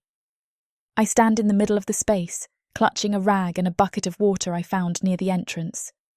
My hands are shaking, the adrenaline of the confrontation with Vazra slowly ebbing away to leave a cold, hollow ache in my marrow. Yoku. I force myself to breathe. In through the nose, hold, out through the mouth. Korg is guarding him. Korg is a brute, a simple instrument of violence, but he fears Zomath more than he hates humans. Yoku is safer with a terrified guard than he is alone in the dark. I dip the rag into the icy water and wring it out until my knuckles turn white. Clean, I whisper to myself. He said to clean. I drop to my knees and begin scrubbing a stain on the floorboards that doesn't exist. The physical action grounds me. It gives my hands something to do other than tremble. The tent is stark. There are no trophies of war here, no skulls, no stolen gold, no tapestries depicting slaughter. The air is cold, kept that way deliberately, and smells of stale ink, old leather, and the faint lingering scent of the storm that clings to the chieftain like a second skin. A massive bed sits in the corner, covered in a simple, heavy bear pelt that looks thick enough to stop an arrow. But the rest of the tent is dominated by tables. They are covered in maps. I scrub for 10 more minutes, but the silence of the room is heavy, pulling at my curiosity. I am a scholar. I am a healer. I solve problems by understanding them. And right now, the problem is the 7-foot-tall warlord who holds my life in his scarred hands. I stand up, the wet rag dripping onto my boots, and move toward the central table. It is a mess of parchment. Tactical maps of the valley, my valley, are spread out, weighted down by daggers and heavy stones. I see the human settlements marked in black ink, but there are other markings, red slashes, circles, notes written in a jagged, aggressive script I can't read. I move to a smaller table in the back, cluttered with scrolls that look older, the edges yellowed and fraying. One map catches my eye. It isn't a battle plan, it's a drawing of a river. I lean closer, my breath fogging in the cold air. It depicts the river bend where I found Yoku 5 years ago. The detail is obsessive. Every rock, every current, every potential hiding spot in the reeds is drawn with painstaking care. And there are marks, tiny X's scrawled over and over again along the banks. I trace the lines with a wet finger. Day 1. Nothing. Day 3. Blood found near the weeping willow. Day 7. The trail ends. My heart gives a painful thud. This isn't a map of conquest. This is a map of a search. Zomath didn't just come for his nephew on a whim. He didn't just stumble upon us. He tore the earth apart trying to find his sister's baby 5 years ago. The monster who burned my village, who speaks of crushing weakness, spent weeks, months, even years, crawling through the mud, looking for his kin. I look at the marks again. They go miles downriver, far past where any reasonable search would have stopped. He didn't give up until the trail simply vanished into the earth. He failed, I realise. And he hates himself for it. That might be the source of his ruthlessness. He is terrified of failing again. The sound of heavy footsteps outside makes me jump. I scramble back to the centre of the room and drop to my knees, scrubbing frantically at the floorboards. The leather flap is swept aside. Zomath enters. He brings the cold in with him, a gust of freezing wind that swirls around his boots. He also brings the smell of fresh exertion, sweat, wet iron, and the raw, earthy scent of violence. He looks agitated, his energy filling the tent until the air feels pressurized. He stops when he sees me. He seems surprised, as if he forgot he ordered me here. "You are still cleaning," he states. His voice is a thunderous rumble, devoid of the earlier heat. "You told me to clean until it was done," I say, keeping my eyes on the floor. "It's a big tent." He grunts, dismissing me. He walks past me toward the wash basin near the bed. He begins to strip. I freeze, my hand hovering over the floorboards. I watch through the curtain of my messy hair as he unbuckles his heavy sword belt, letting it clang onto the table with a sound that makes me flinch. Then, he reaches up and grabs the hem of his tunic. He pulls it over his head. I catch my breath. His back is a landscape of muscle and scars. Ridges of skin shift over dense slabs of muscle as he moves, like tectonic plates grinding together. He is built for war, every inch of him thickened by combat and survival. But it's when he turns to face the basin that I forget to breathe. He splashes freezing water over his face and chest, scrubbing at his skin as if trying to wash away the feeling of the camp. I see the burn. Up close, without the tunic or the cloak to hide it, the scar is horrifying and fascinating. The scar tissue starts at his left shoulder, a twisted, shiny mass of purple and white skin that drags down his pectoral muscle, consuming the flesh. It looks tight, painfully so. The skin is angry, inflamed around the edges, where the movement of his arm pulls at the inelastic tissue. It is proud flesh, thick and unyielding, binding the muscle beneath. He winces as he scrubs the area, a subtle twitch of his left eye that most wouldn't notice. He rolls his shoulder, and the scar tissue pulls, limiting his range of motion. I am not most people. I am a healer. I see the pathology, not the monster. I stand up. My knees pop in the silence. "It pulls," I say. Zomath freezes, the wet cloth in his hand suspended halfway to his chest. He turns slowly to look at me, water dripping from the tip of his iron tusk. "What?" "The scar," I say, pointing. My fear is still there, a cold knot in my stomach, but it is tucked away behind my professional assessment. The proud flesh. It's too tight. It's binding the sinew in your shoulder. That's why you guard your left side when you walk. His eyes narrow. He looks dangerous, half naked and wet, looming in the dim light like a statue of some vengeful god. "It is an old wound," he says dismissively. "Dark elf magic fire. It does not heal like normal flesh. It burns even after the fire is gone." "It can be eased," I say, taking a step closer. The scholar in me overrides the slave. "The skin is dry and rigid. It needs to be softened, or it will tear again when you fight. If it tears deep enough, it will rot." I stop 3 feet from him. I don't know why I'm doing this. He is my captor.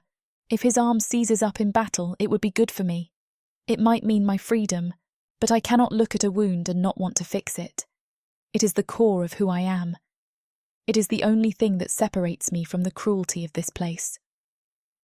"I have a salve," I say quietly. "In my pocket.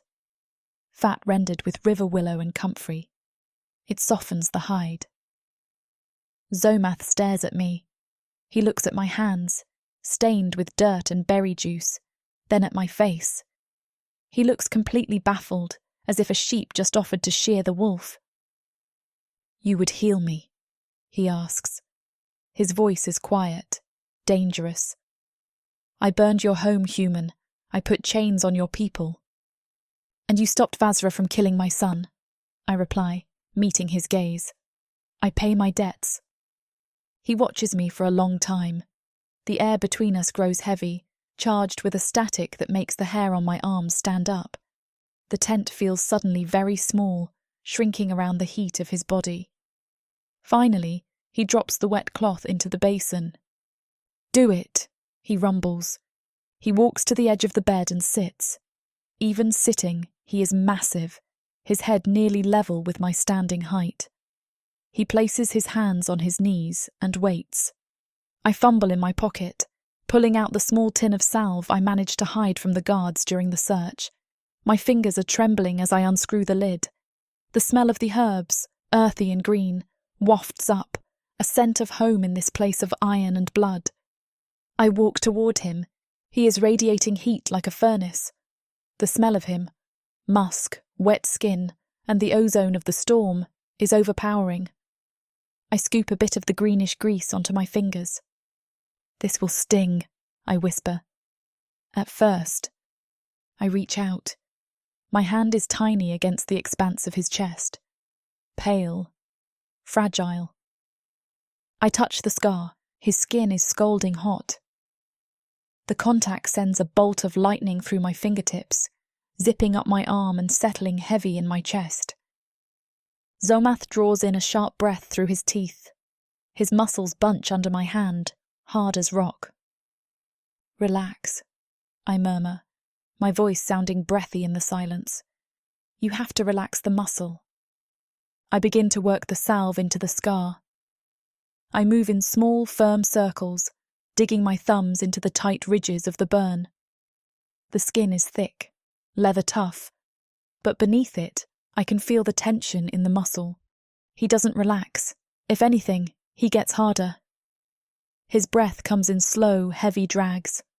Click, scrape. The sound of his tusk grinding is loud, right next to my ear. "Why?" he asks suddenly. I pause, my fingers slick with oil resting on his collarbone. "Why what?" He peers down at me. His black eyes are boring into mine, stripping away the layers of my defiance. He isn't looking at me like a slave. He is studying me like a riddle he is desperate to solve. "In the woods," he says. His voice is a low rasp. "Before the snow fell. When we made camp the second night." I blink, confused. "The night, the scout." "The scout was asleep," he interrupts. "The others were hunting. You were near the firelight. You have eyes that see everything. You saw the gap in the line." He leans forward slightly. The heat of him envelops me. "You could have slipped into the trees. You know the land better than we do. You could have taken the boy and vanished before I woke." His gaze drops to my mouth, then back to my eyes. "Why did you not run?"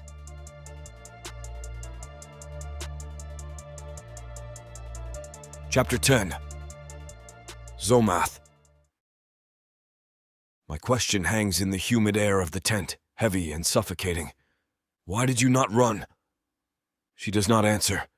She does not offer the lie I expect, that the snow was too deep or the woods too dark. She simply looks at me, her breath hitching slightly, her gaze locking onto mine with a clarity that cuts through the heat. She looks at me as if I should already know. And I do. The boy. It wasn't fear that kept her here. It was duty. She forged her own chains because the heir was too weak to run, and she would not leave him behind. She chose captivity over freedom for the sake of a child, not of her blood, and it makes my chest ache for reasons unknown. I frown, looking at her hand still on me. It is a small, pale thing, stained with the dirt of the road and the green grease of her salve. It rests against the ruin of my shoulder like a snowflake on a blast furnace. It should melt. It should recoil from the heat of my skin and the grotesque texture of the scar tissue. But she presses down. "This muscle," she whispers, deflecting my interrogation entirely. Her eyes are focused intently on my chest, avoiding the question. "It is knotted like old rope. You have been guarding it for years." She digs her thumb into the meat of my shoulder. Pain flares, white-hot and sharp, but it is followed instantly by a sensation I have not felt in 5 years. Relief.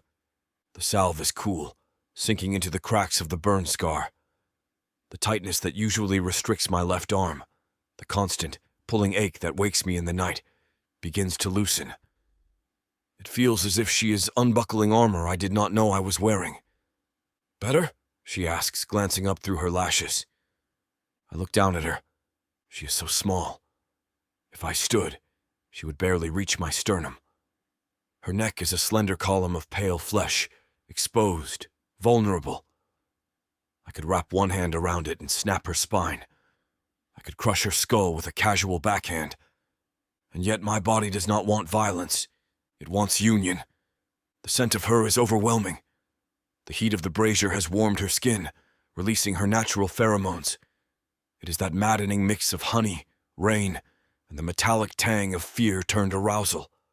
It floods my senses, drowning out the smell of the cured leather walls, drowning out the memory of the war. My blood rushes south, sitting heavy and hard in my groin. My manhood swells, straining against the rough fabric of my breeches. It is a need, loud and demanding. "Mate, claim, keep."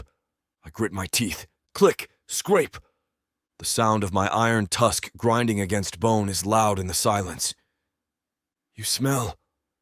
I start, my voice a wrecked rasp. I stop. I do not know what I intended to say. "You smell like mate? You smell like ruin?" Hope freezes. Her hand pauses over my heart. She can feel it beating. It hammers against my ribcage like a trapped bird, betraying my stoicism. "Somath," she breathes. She leans in closer. She is not thinking. She is reacting to the magnetic pull between us, the same invisible gravity that is currently bending my will. Her pupils are blown wide, black eclipses swallowing the brown. Her lips part. They are dry, cracked from the wind, but they look soft. She looks at my mouth, then at the iron tusk. She does not look disgusted. She looks hungry. A shudder rips through me. If I lean forward 3 inches, I can taste her. I can bite the junction of her neck and shoulder, marking her, filling her senses with my scent until she forgets she is human, forgets she is a slave. I lean, the air between us crackles. Then reason crashes back into my skull like a war hammer. She is human. She is the nursemaid. She is a tool I stole to keep a weak heir alive. If I touch her, if I claim her, I validate every whisper of weakness Gormal and Vazra have spread through the camp. I become the chieftain who lays with cattle. And worse, I might not want to stop. The fear of that loss of control is colder than the winter wind. I grab her wrist. I move too fast. My grip is too hard. "Enough!" I roar the word, ripping her hand away from my chest as if she burned me. Hope gasps, stumbling back. She trips over her own feet, catching herself on the map table. The tin of salve clatters to the floor, spilling green grease onto the planks. "Zomath! Get out!" I snarl. I stand up, turning my back on her, putting the width of the bed between us. I'm breathing hard, my chest heaving. The work is done. The scar is greased. Leave. I didn't mean to. I said leave. I slam my fist onto the heavy wooden post of the bed. The timber cracks. The sound is like a gunshot. She flinches. I smell the spike of fresh, sour fear, washing away the sweetness. Good. Fear is safe. Fear keeps us in our places. She scrambles to the tent flap, fumbling with the heavy leather. She casts one last look at me, wide-eyed, confused, hurt, and then she is gone, slipping out into the night. I am alone. I stand there, shaking. The silence of the tent rushes back in, but it feels empty now, hollow. I look down at my chest. The scar glistens with the oil she applied. The pain is gone. The skin feels pliable, the muscle beneath it loose and ready. I hate it. I grab a rough cloth from the basin and scrub at the grease, trying to wipe it away, trying to wipe her away.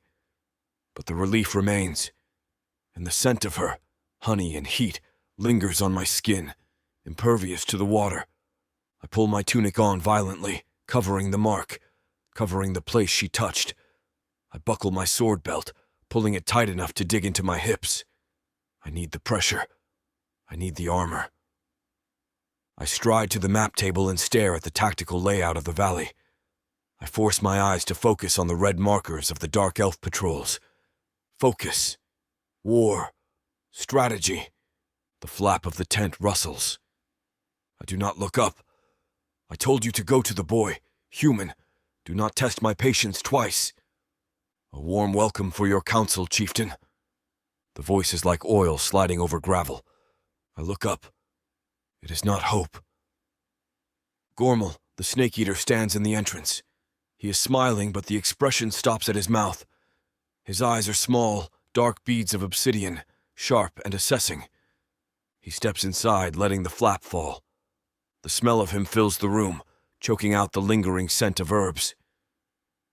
He smells of expensive spices, cinnamon and clove, used to mask the stink of his unwashed body, and the underlying rot of a man who eats too much sweetmeat.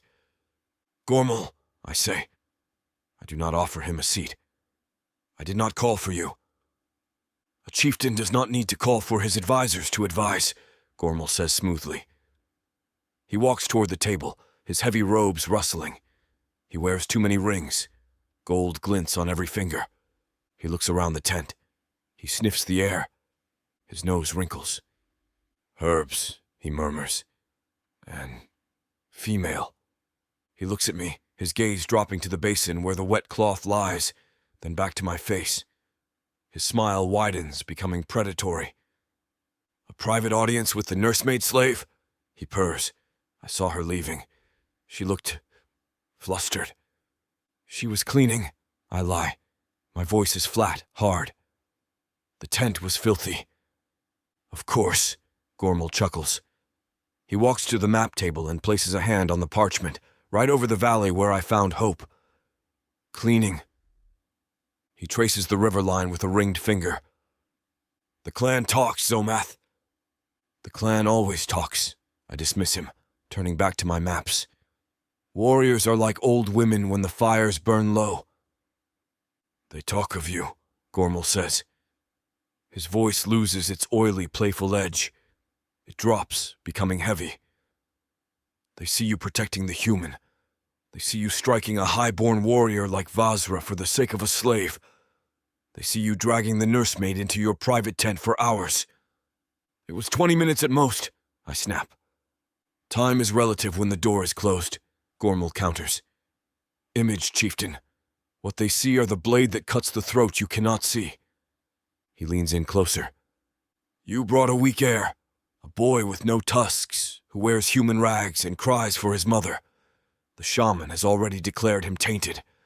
And now, you shelter the source of that taint. Click. Scrape.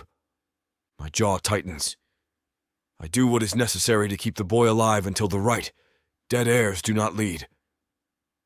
Perhaps, Gormal says, but the warriors are uneasy. They remember the old ways. They remember when we did not suffer humans to live, let alone touch our chieftains. He pauses, letting the silence stretch. Vazra is not just angry, Zomath. She is ambitious.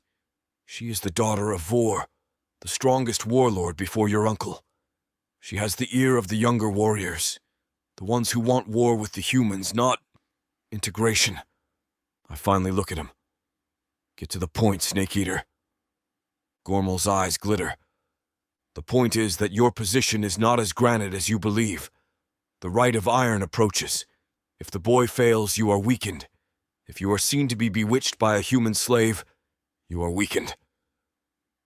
He taps his finger on the map. Vazra is gathering support. I have heard the whispers in the mess hall. She claims you have lost your edge. She claims you are compromised. He leans in, his spiced breath hitting my face. She is growing impatient, chieftain. If you do not claim her, if you do not mate with her and solidify your bloodline with strong orc stock, she will not wait for the right. I stiffen. She would not dare. She would, Gormal whispers. The law allows it. A challenge for the seat. If the chieftain is deemed unfit, any warrior of blood may call the Circle of Ash. He straightens up, adjusting his robes. Claim her, Zomath. Bed Vazra. Put a child in her. Remind the clan that you are a monster, not a weakling laying with a slave. He turns to leave. At the flap he pauses. Because if she challenges you, and if the clan believes you are weak for that human girl, they will not intervene. You will fight alone. He slips out. I stare at the map. I stare at the red markers of the enemy. But all I can see is the image of Hope's pale hand on my chest, and the terrifying realization that Gormal might be right. And now the wolves are circling.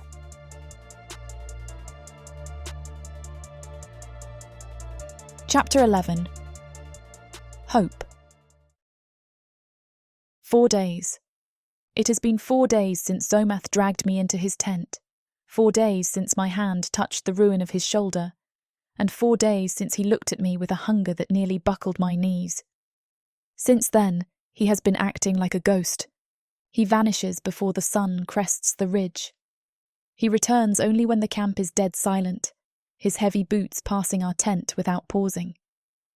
When our paths do cross, usually when I am hauling water or taking Yoku to the latrine trenches, he looks through me. He stares at the horizon, his jaw set like granite, the click-scrape of his tusk the only acknowledgement that he knows I exist. He is avoiding me, and I should be grateful.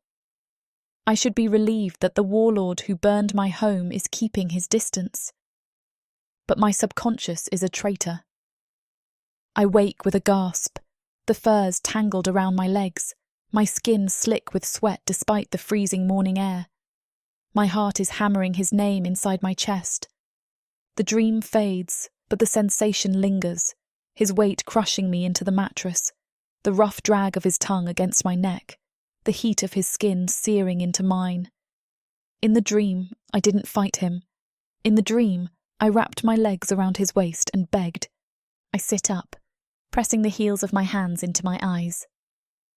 "Stop it," I hiss to the empty air. My core feels heavy, wet, and aching. It is a betrayal of my own body. My body recognizes his strength, his scent, and it is responding with a primitive drive to mate that defies all logic and morality. I look over at Yoku. He is still asleep, curled into a tight green ball, clutching a wooden toy soldier Korg carved for him. I need to move. I need cold air. I need to wash this fever out of my blood. I crawl out of the furs and pull on my boots. The leather is stiff with cold. I grab the water pitcher, empty again, and slip out of the tent. The camp is bustling. The sun is high, gleaming off the snow-capped peaks of the Kauserdern. Warriors are sparring in the central ring, the clang of iron on iron ringing out like church bells. I keep my head down, weaving through the giants. I have learned to make myself small. If I am small, I am invisible. But today the rhythm of the camp breaks. A shout goes up from the main gate. It isn't the rhythmic chant of a patrol returning. It is a scream. Healer! We need a healer! The cry is desperate, ragged. I stop. The pitcher hangs heavy in my hand. I look toward the gate. A group of 4 warriors is stumbling into the courtyard. They are carrying a 5th between them on a makeshift litter of cloaks and spears. The snow beneath them is turning red. Not just spotting, it is a trail, a wide, glistening river of crimson. Where is Blakan? One of the warriors bellows, his face pale with shock. The shaman is in the high caves, someone shouts back. He is communing with the ancestors. He cannot be disturbed. He'll be dead by the time Blakan descends. The warrior on the litter lets out a gurgling, wet moan. The sound raises the hair on my arms. I look around. The other orcs are freezing, unsure. They are warriors, killers. They know how to make wounds, not how to fix them. They are waiting for authority, but Zomath is nowhere to be seen, and the shaman is gone. The man is bleeding out.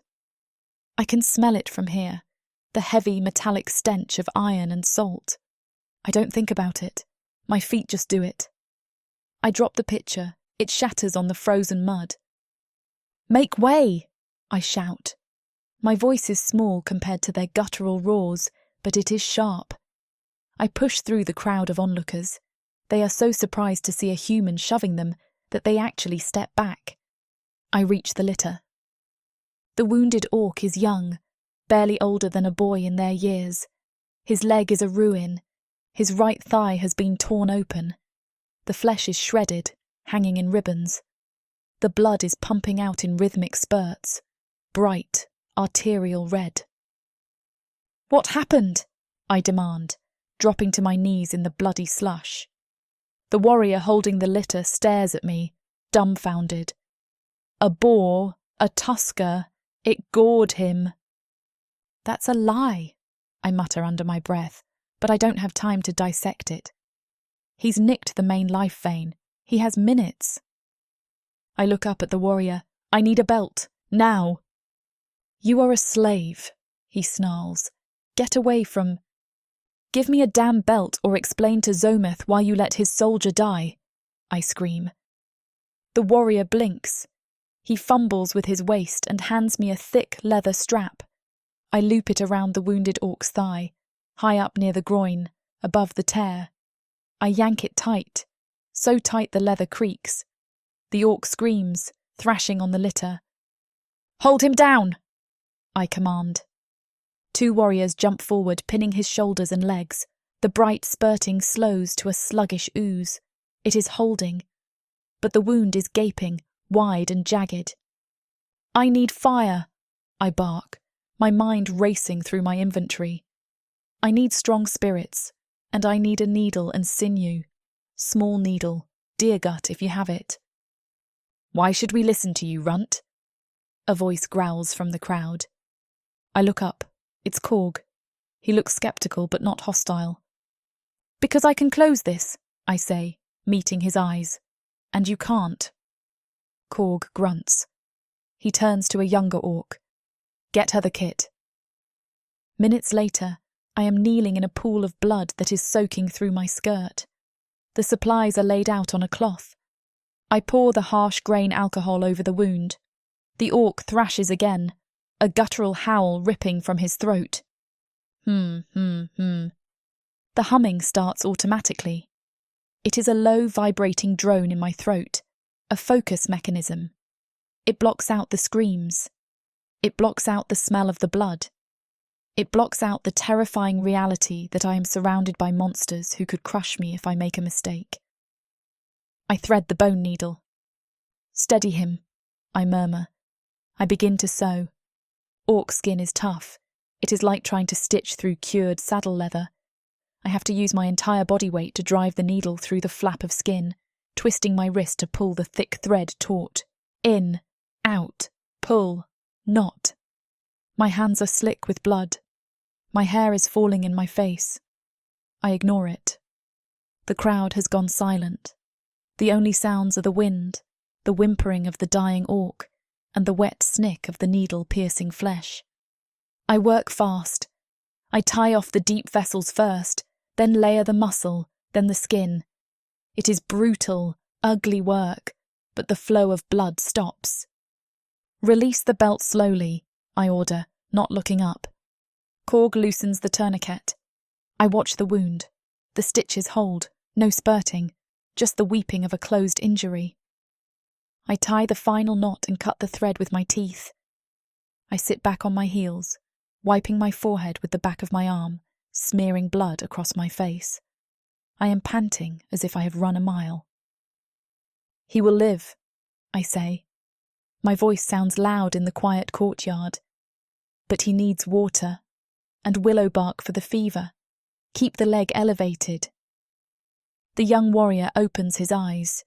They are glassy with pain, but he focuses on me. He looks at his leg, stitched together with a precision no orc possesses. Human? He rasps. Hope, I correct him. My name is Hope. He nods, a tiny, exhausted movement. I stand up. My knees crack. The circle of warriors parts. They are looking at me differently now. The sneers are gone, replaced by a confused, grudging respect. I am not just a slave, a nursemaid. I am useful. I turn to the water bucket to wash the filth from my hands.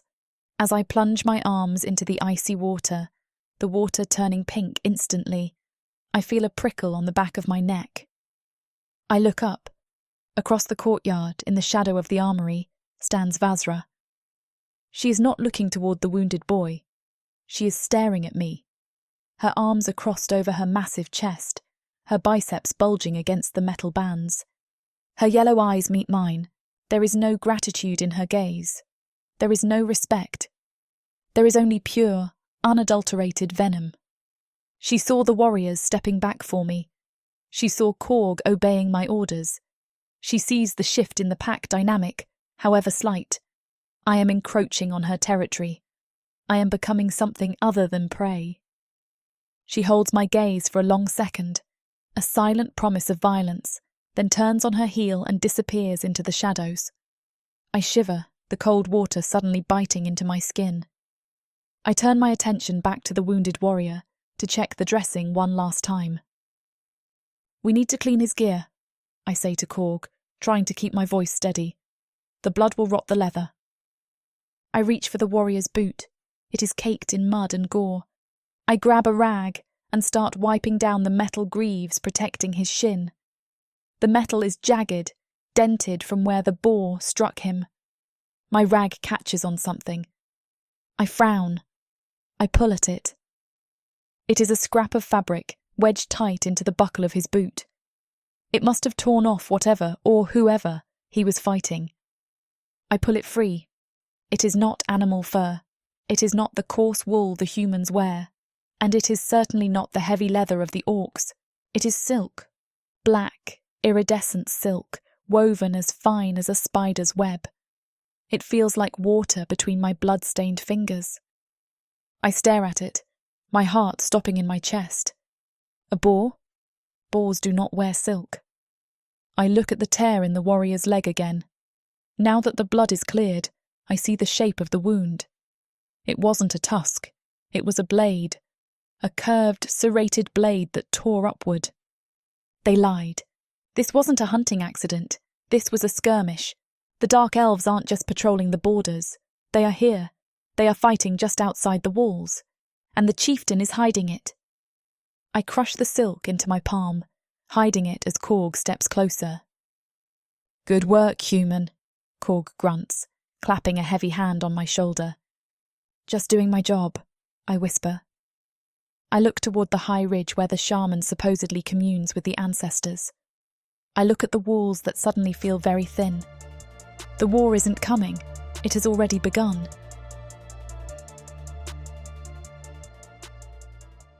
From the depths of the darkness of Protheka, or clawing up from the realms of fantasy, come the most fearsome beasts you have ever seen. These monsters are done watching from the shadows. Now, as they step into the light, something unexpected grips them. Something even they can't fight off. Love. Vampires. Demons. Dark elves. Gods. Minotaurs. Creatures of light and dark. They will protect their mates. Do whatever needs to be done. Morally grey heroes who will burn the world to protect the women who love them. 10 audiobooks. Fall into over 60 hours of fantasy romance. 20 ebooks. Over 1 million words of these brutes who will protect their women. Even if they might destroy themselves in the process. Get the immersive Protheka fantasy romance bundle. For 80% off, right now, dive into Protheka at a once-in-a-lifetime discount. The first bundle to offer both ebooks and audiobooks on worldsofprotheka.com. Protheka's magic is eternal, and this Romantasy bundle will make it endless.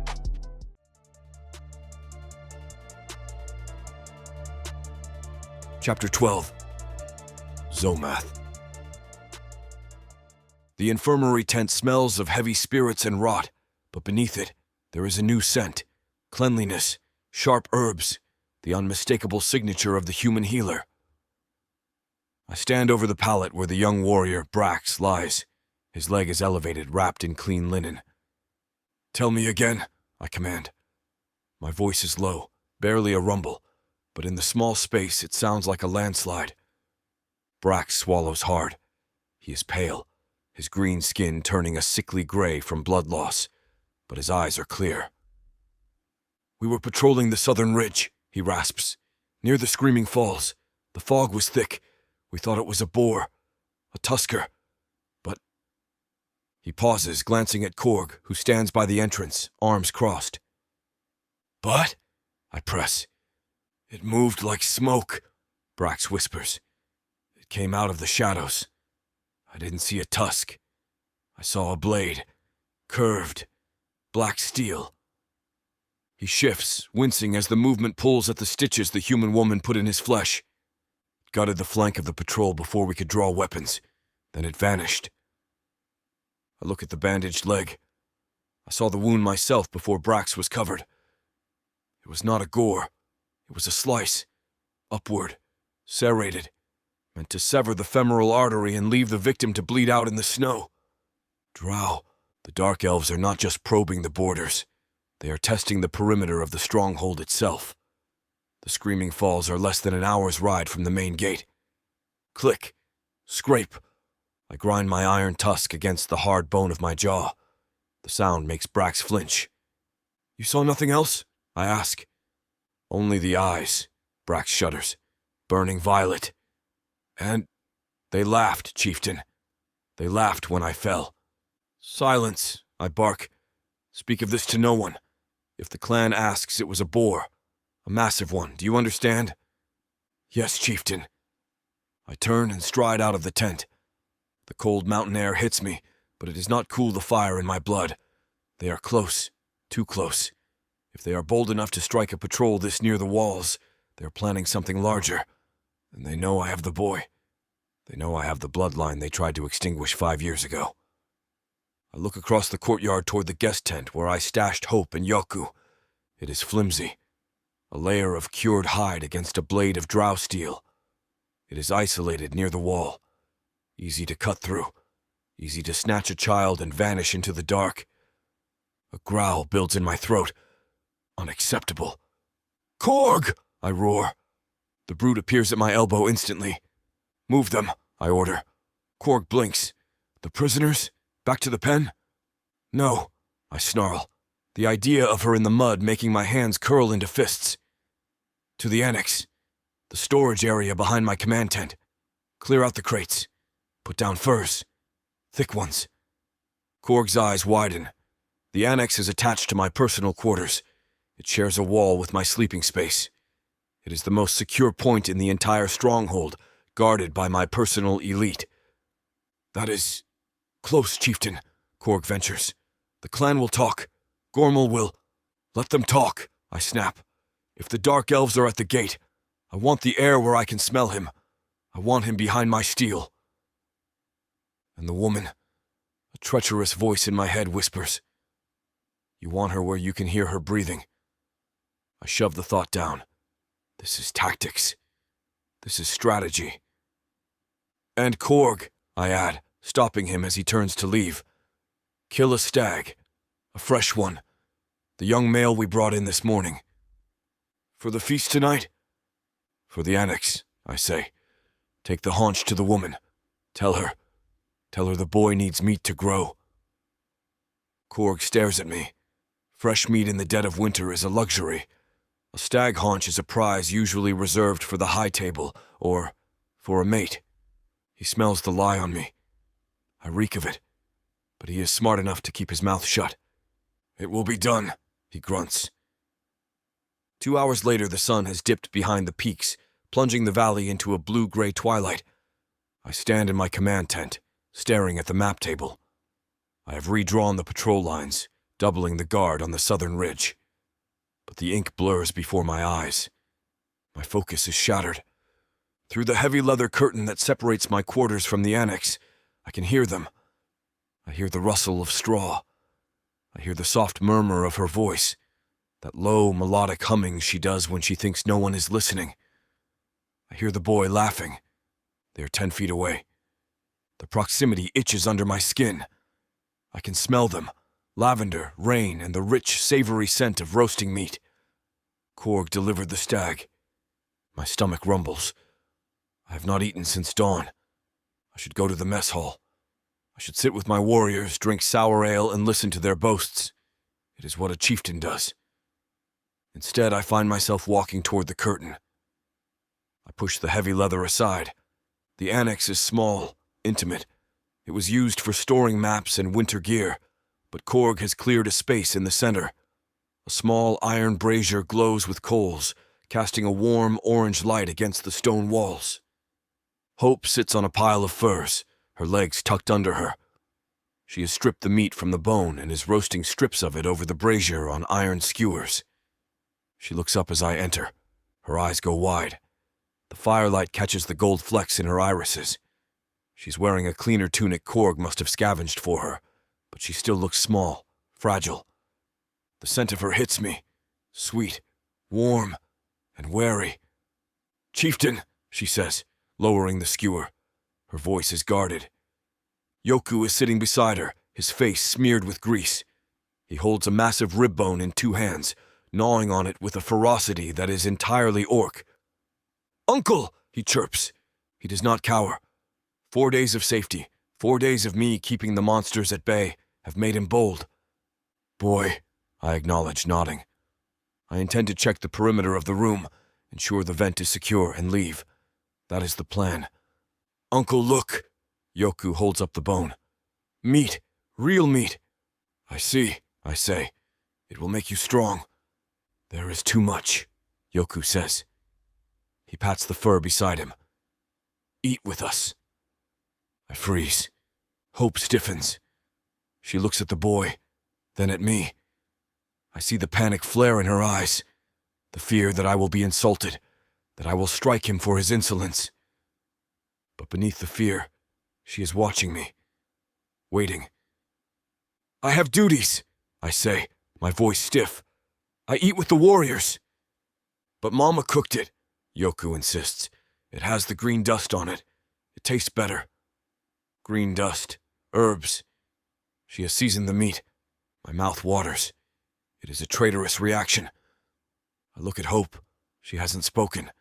She hasn't invited me. But she shifts slightly, making space on the furs. It is a subtle invitation, born of survival instinct perhaps, or perhaps something else. I should refuse. Gormal's warning rings in my ears.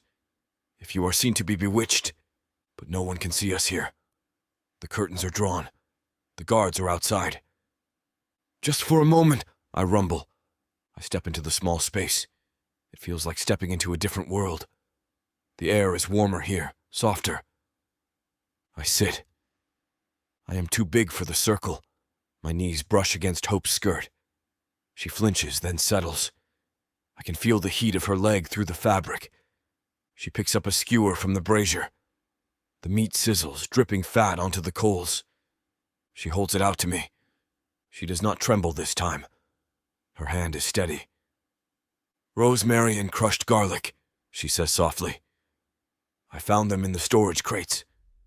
I hope it is to your liking." I take the skewer. My fingers brush hers. Static snaps between us.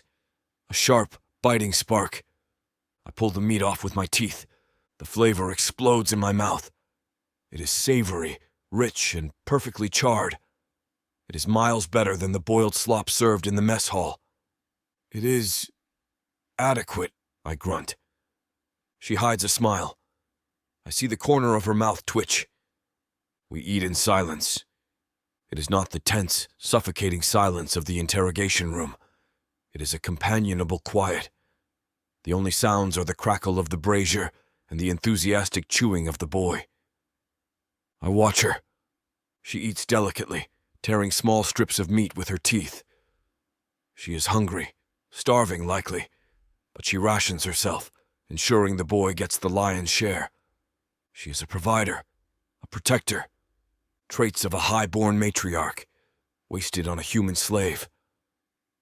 She finishes a piece of meat and licks her fingers. The sight sends a heavy throb straight to my groin. "The shaman," she says suddenly, breaking the silence. "He hasn't come for Yoku." "He waits for the moon," I say, tearing another strip of venison. "He likes his theater, not before the rite. Can he—" She hesitates, looking at Yoku to make sure he is distracted by his bone. "Can he hurt him? Before whatever the rite is?" "Not while I breathe," I say. It is a simple statement of fact. She looks at me. Her gaze is searching, dissecting the planes of my face. "You moved us," she says, "to this room. Why?" "For insulation," I lie. "The wind is colder near the outer wall." "It's not the wind," she whispers. "You're guarding us. You put us behind your own bed." She is too smart. It is dangerous. "Do not read into tactics you do not understand, human," I warn, though my voice lacks its usual bite. She falls silent, but she doesn't look chastised. She looks thoughtful. She takes another bite of the stag. Grease, dark and rich, smears on her lower lip. She reaches for a rag to wipe it away. I move before I think. "Wait!" My hand reaches out. She freezes. Her eyes lock onto mine, wide and luminous in the firelight. I bring my hand to her face. My thumb is rough, calloused from years of gripping a sword hilt. It is twice the size of her lips. I brush my thumb across her lower lip, catching the drop of grease. Her skin is incredibly soft, wet, warm. She gasps, a sharp intake of breath that parts her lips against my thumb. I feel the damp heat of her mouth. Time stops. The sounds of the camp outside fade away. The boy chewing on his bone fades away. There is only the heat of her skin, the scent of honey and arousal spiking in the air, and the overwhelming, crushing urge to replace my thumb with my mouth. I do not pull away. I linger. I press slightly, feeling the plush give of her lip. She does not pull away. She stares at me, her chest rising and falling rapidly. The air between us charges with static, thick enough to taste. Click. My tusk taps my tooth, but I do not grind it. I am too focused on the sensation of her pulse, which I can feel fluttering even in her lips. "Zomath," she breathes. It is not a question. It is a plea. For what, I do not know. Mercy or ruin?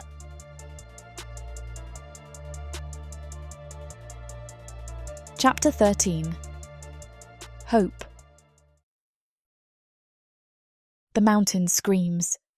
Outside the thick stone walls of the annex, the Khazad-dûm ridge is being battered by a storm that shakes the very foundations of the stronghold. Thunder cracks like a whip, snap boom, echoing endlessly in the valley. "Mama!" Yogu whimpers, burying his face in my stomach. "Shh," I soothe him, stroking the coarse black hair at the nape of his neck. "It's just the sky drums, baby. They're loud, but they can't get in. The stone is thick. The hum vibrates through my chest, transferring into his small body. I keep the pitch low, rhythmic. It takes an hour, but finally his breathing evens out. His grip on my tunic slackens. He sleeps, exhausted by the terror and the heavy meal of stag meat. I slowly untangle myself from his limbs and stand up. The annex is quiet now, save for the wind howling outside. The brazier has burned down to glowing orange embers, casting long, shifting shadows against the walls. I should sleep. My body is exhausted, my muscles aching from the tension of the last few days. But my blood is awake. It hums in my veins, hot and restless. Every time I close my eyes, I feel the ghost of a thumb on my lip. I taste the grease and the salt of Zomath's skin. I feel the static charge that arced between us, a biological promise of violence and pleasure that terrifies the scholar in me. I pace the small room, 4 steps turn, 4 steps back. My skin feels too tight. The air in here is stale, recycled, smelling of old furs and cooling meat. I need oxygen. I need the rain. I grab a heavy wool blanket, wrapping it around my shoulders like a shawl, and move to the heavy leather curtain that separates the annex from the back exit of the chieftain's quarters. I slip outside. The wind slams into me akin to a wall. It tears the breath from my lungs, carrying a spray of freezing rain that soaks my hair instantly. We are on a small, secluded ledge behind the command tent, shielded from the main camp by the rock face, but open to the storm. I gasp, leaning back against the rough stone wall, letting the rain wash the heat from my face. Go inside. The voice is a low rumble, darker than the thunder. I freeze. I didn't see him. Zomath steps out of the shadows of the overhang. He is not wearing his armour. He is not wearing his tunic. He wears only breeches of dark leather that cling to his massive thighs, soaked through with rain. Water streams down his chest, tracking over the ridges of muscle and pooling in the hollow of his throat. It glistens on the burn scar, making the purple tissue look like slick, wet glass. He has been standing out here in the storm, guarding us. I couldn't sleep, I shout over the wind. He steps closer. He looms over me, blocking the wind, blocking the rain, blocking the world. He smells of wet earth and that deep, heavy musk of an apex predator in its prime. You smell... He stops, click, scrape. He grinds his iron tusk, his face unrecognisable as if he's fighting something. What do I smell like, Zomath? I ask. My voice is bold, reckless. I am tired of being afraid. He leans down. His face is inches from mine. Rainwater drips from his nose onto my cheek. You smell like heat, he rasps. You smell like a mare in season. Sweet, heavy, desperate. His words strip me bare. Shame flares hot in my cheeks, but it is instantly consumed by a surge of lust, so powerful it makes my thighs clench. I can't help it, I whisper. I'm terrified of you. Are you? He reaches out. His hand, massive, scarred, wet, cups my face. His thumb traces the line of my jaw, resting on the pulse point of my neck. Your heart beats fast, he murmurs.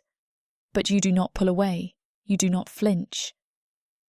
I choke on the truth. I feel safe. With you. And that scares me more than the enemies or war.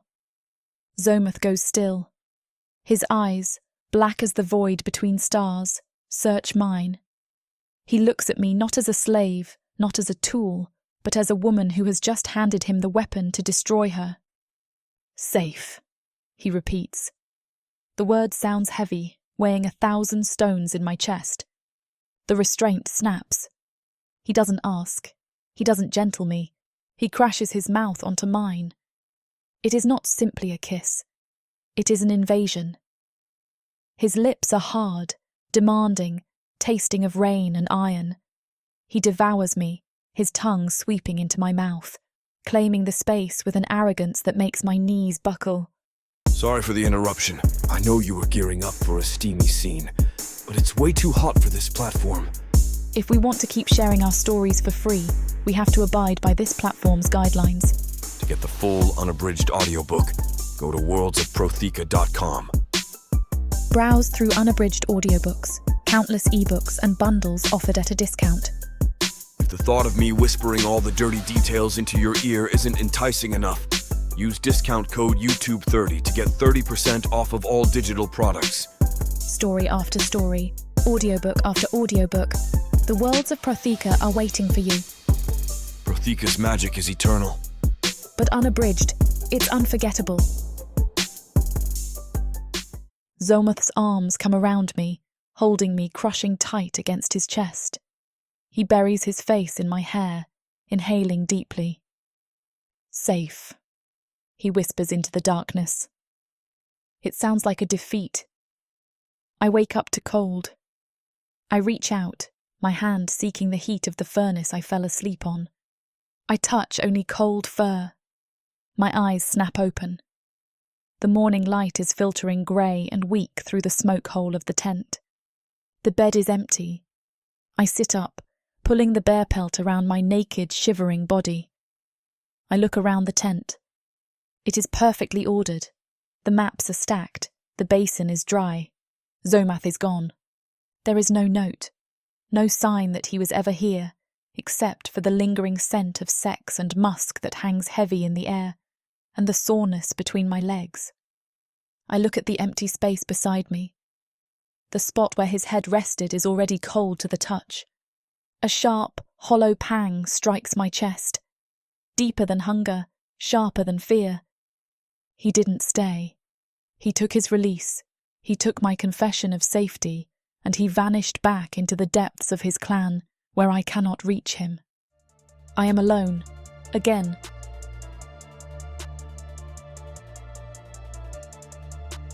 Chapter 14.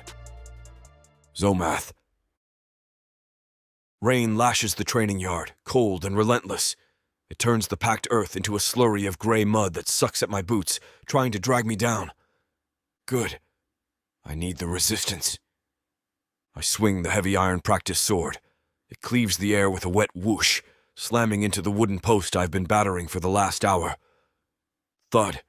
Splinters fly, stinging my bare chest. Thud. The wood groans, cracking down the center.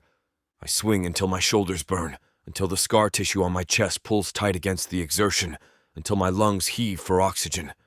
I'm trying to purge the weakness from my blood. I'm trying to sweat out the scent of her. It does not work. The rain washes the sweat from my skin, but it cannot wash away the memory of the night. Her legs wrapped around my waist, her small, pale hands gripping my shoulders, the sound of her scream as I emptied myself into her. I roar, a sound of pure frustration, and deliver a final, shattering blow to the post. The wood explodes. The top half flies off, landing in the mud with a wet splash. I stand there heaving, the rain plastering my hair to my face. My manhood twitches, half hard just from the memory. It is a betrayal. I am the chieftain of the Ashen Tusk. I am the warlord who holds the Khazad-dûrn against the encroachment of the Dark Elves. I am not a beast governed by his rutting instincts. And yet last night, I lost control. I took a slave, the nursemaid to the heir, and I claimed her as if she were a high-born mate. I marked her. I let her mark me. Click. Scrape. I grind my solid iron tusk against my tooth, the vibration rattling through my skull.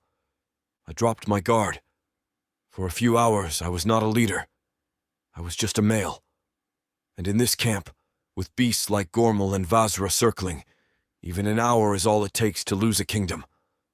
I throw the practice sword into the mud. Enough! I growl to no one. I stride toward the water trough at the very edge of the ring. I break the thin layer of ice with my fist and splash the freezing water over my head. It shocks my system, momentarily dulling the heat in my blood. I need to see the boy. I need to ensure the air is safe. I ignore the fact that to see the boy, I must see her. I walk back to my tent. The camp is beginning to stir. Warriors emerge from their shelters, eyeing me warily. They smell the violence rolling off me.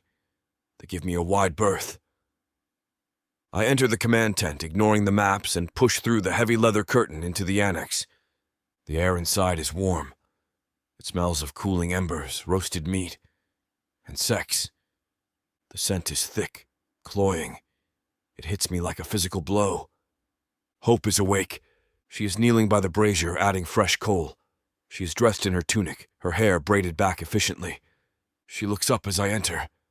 I brace myself. I expect tears. I expect the clinging, cloying neediness of a human female who has been bedded by a monster.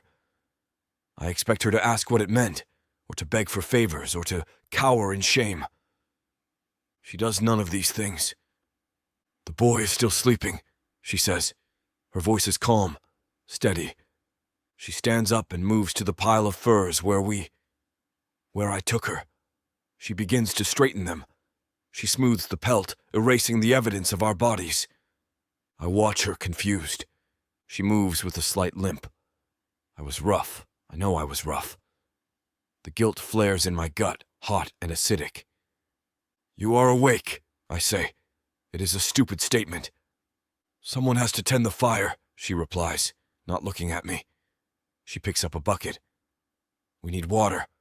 I'll go to the cistern." She walks toward me. She intends to walk past me. I step in her path. She stops. She looks up. Her eyes are clear, brown and gold, devoid of the storm that raged in them last night. She looks functional. "Is something wrong, Chieftain?" she asks. Chieftain, not Zomath, not the name she screamed when I was inside her. My jaw tightens. "You act as if nothing happened," I accuse. My voice is low, dangerous. She blinks. A flicker of something. Pain? Desire? Crosses her face, but she clamps down on it instantly. "We survived the night," she says flatly. "You have a war to lead. I have a child to protect. We do what we must." She treats it like a transaction, like a tactical maneuver. It's exactly what I wanted. I wanted her to know her place. I wanted no complications. So why does it make me want to put my fist through the wall? Why do I want to grab her, shake her, and demand she acknowledge the bond that snapped into place the moment I bit her neck? "Go," I snarl, stepping aside. "Get the water, and keep your head down. Vazra is watching." "I know," she whispers. She slips past me. As she passes, the scent of her, soap and underlying musk, brushes against me. I stand there staring at the empty doorway. She is stronger than I gave her credit for, or colder. I do not know which disturbs me more. I cannot stay in this room. The smell of her is suffocating me. I turn and storm out of the annex, through the command tent, and back out into the rain. I need open air. I need to patrol the walls. But as I step into the muddy thoroughfare, a shadow detaches itself from the side of my tent. "A restless morning, Chieftain." I stop. Blacken stands in the mud. He is barefoot. His twisted toes grip the freezing slush like roots. His robes, draped in bones and feathers, are soaked, hanging heavy on his hunched frame. He smells of wet beast and ancient rot. "Get out of my way, Shaman," I rumble. "I am in no mood for riddles." Blacken smiles. His teeth are yellow shards. He steps closer, leaning on his staff. The skull atop it rattles, the sound jarring against the steady drum of the rain. He lifts his head, sniffing the air around me. His blind, milky eyes widen. "I smell it," he croaks. "The taint." I stiffen. "I smell of the training yard." "No," Blacken whispers, shaking his head. "You smell of her. The human. The breeder." He chuckles, a wet, hacking sound deep in his chest. "You have dipped your wick in the weak blood, Zomath. You have laid with the slave." "I do what I please with my property," I snap. My hand drifts to the hilt of my sword. "It is no concern of the spirits." "It is the concern of the ancestors," Blacken hisses, his demeanor changing instantly from mocking to fanatical. "You are the chieftain. Your body is the vessel of the clan's strength, and you pollute it with the fluids of a dying race.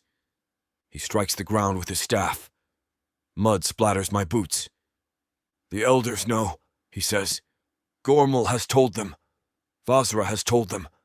They say you are bewitched. They say the human witch has used herbs to cloud your mind. They are cowards, I say. They fear change. They fear ruin, Blacken shrieks. He steps in close, his breath fouling the air between us. And they are right. The boy is weak. You are distracted. The dark elves are at our throat, and you are playing house with the nursemaid. I grab him by the front of his robes.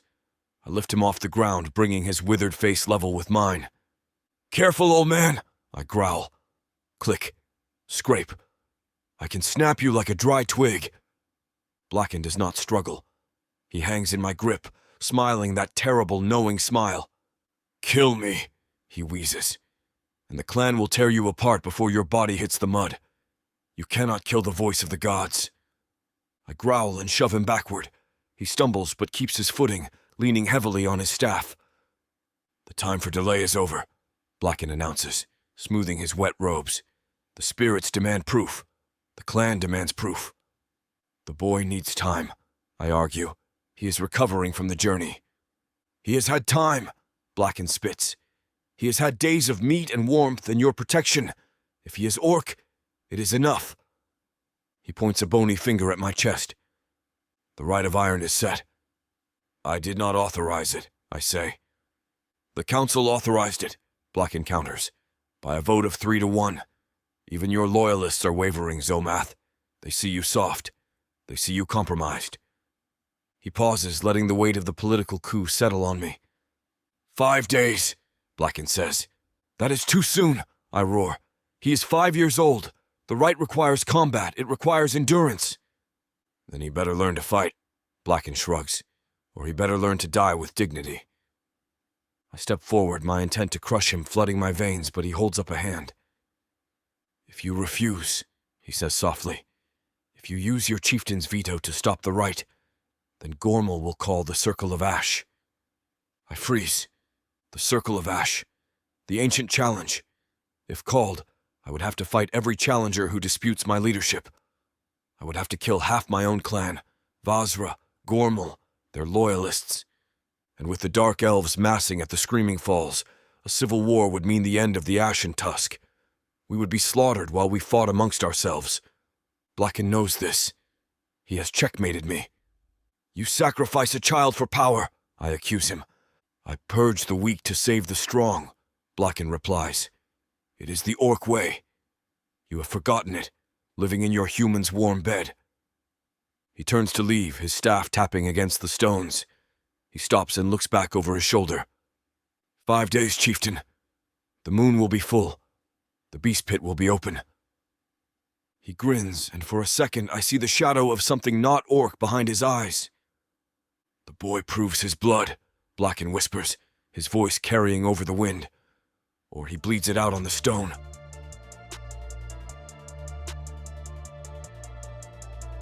Chapter 15. Hope. The annex absorbs sound into its cold stone, leaving only a suffocating quiet. I have spent the last hour scrubbing the floor, my hands raw and red from the icy water. I scrub until the stone is spotless, until every trace of the ash from the brazier is gone. It is a frantic, mindless motion designed to keep my brain from replaying the events of last night. His weight, the heat of his skin, the way I screamed his name. I wring out the rag, twisting it until the fibres snap. I am a fool. I let this place, the sheer overwhelming pheromones of the warlord, cloud my judgment. I let myself feel safe because he held me. I let myself believe that because he touched me with reverence, he was no longer my captor. But the morning light is harsh, and it reveals truths the darkness hides. The heavy leather curtain sweeps aside. Zomath enters. He brings the storm in with him. He is soaked, his hair plastered to his skull, water dripping from the tip of his iron tusk to land on his chest. But it is not just rain he carries. The air pressure in the room drops instantly. The scent coming off him is pungent, a sour, metallic mix of ozone and misery. It is the aroma of a man walking to the gallows. He stops in the middle of the room. He does not look at me. He looks at Yoku, who is playing quietly in the corner with a set of knuckle bones. "Chieftain?" I ask. My voice is steady, but my stomach coils into a cold knot. He turns to me. His eyes are flat, dead things. The fire that burned in them last night is gone, extinguished by the rain. "The council has met," he says. His voice is a gravel slide. Blakan has spoken with the ancestors. "And?" I step forward, wiping my hands on my tunic. "When do we leave? The dark elves are at the falls. We cannot stay here." "We do not leave," Zometh says. He takes a breath. It rattles in his chest. "The Rite of Iron is set. 5 days from now. The full moon." I freeze. "The rite? But you said he wasn't ready. You said he needed time." "He mentioned this last time, and I didn't ask because I was out of it. I was too tired and too anxious arriving in this place." "The clan does not grant time," Zometh says. "They grant judgment." "What is the rite?" I ask.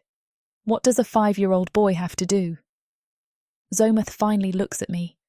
There is a deep, agonizing crack in his stoicism. He looks like he wants to vomit. "He enters the pit," he says low. "He faces a beast, a wolf, a boar. He must survive until the moon clears the peak. If he lives, he is blood. If he dies, the weakness is purged." The words hang in the air, absurd and horrific. My brain stops. The scholar in me tries to process the data, but the mother in me screams. "A beast?" I whisper. "He is a child. He holds a toy soldier, Zomath. He cannot lift a sword."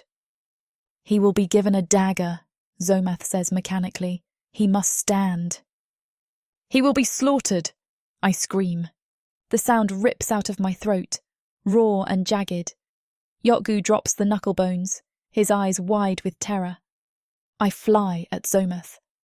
I slam my hands into his chest, right over the burn scar I healed, right over the heart I felt beating against my own last night. "You monster!" I shriek, shoving him.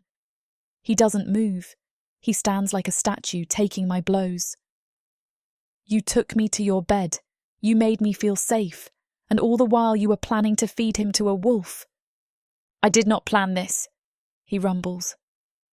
"Then stop it," I demand, grabbing the lapels of his wet tunic. "You are the chieftain.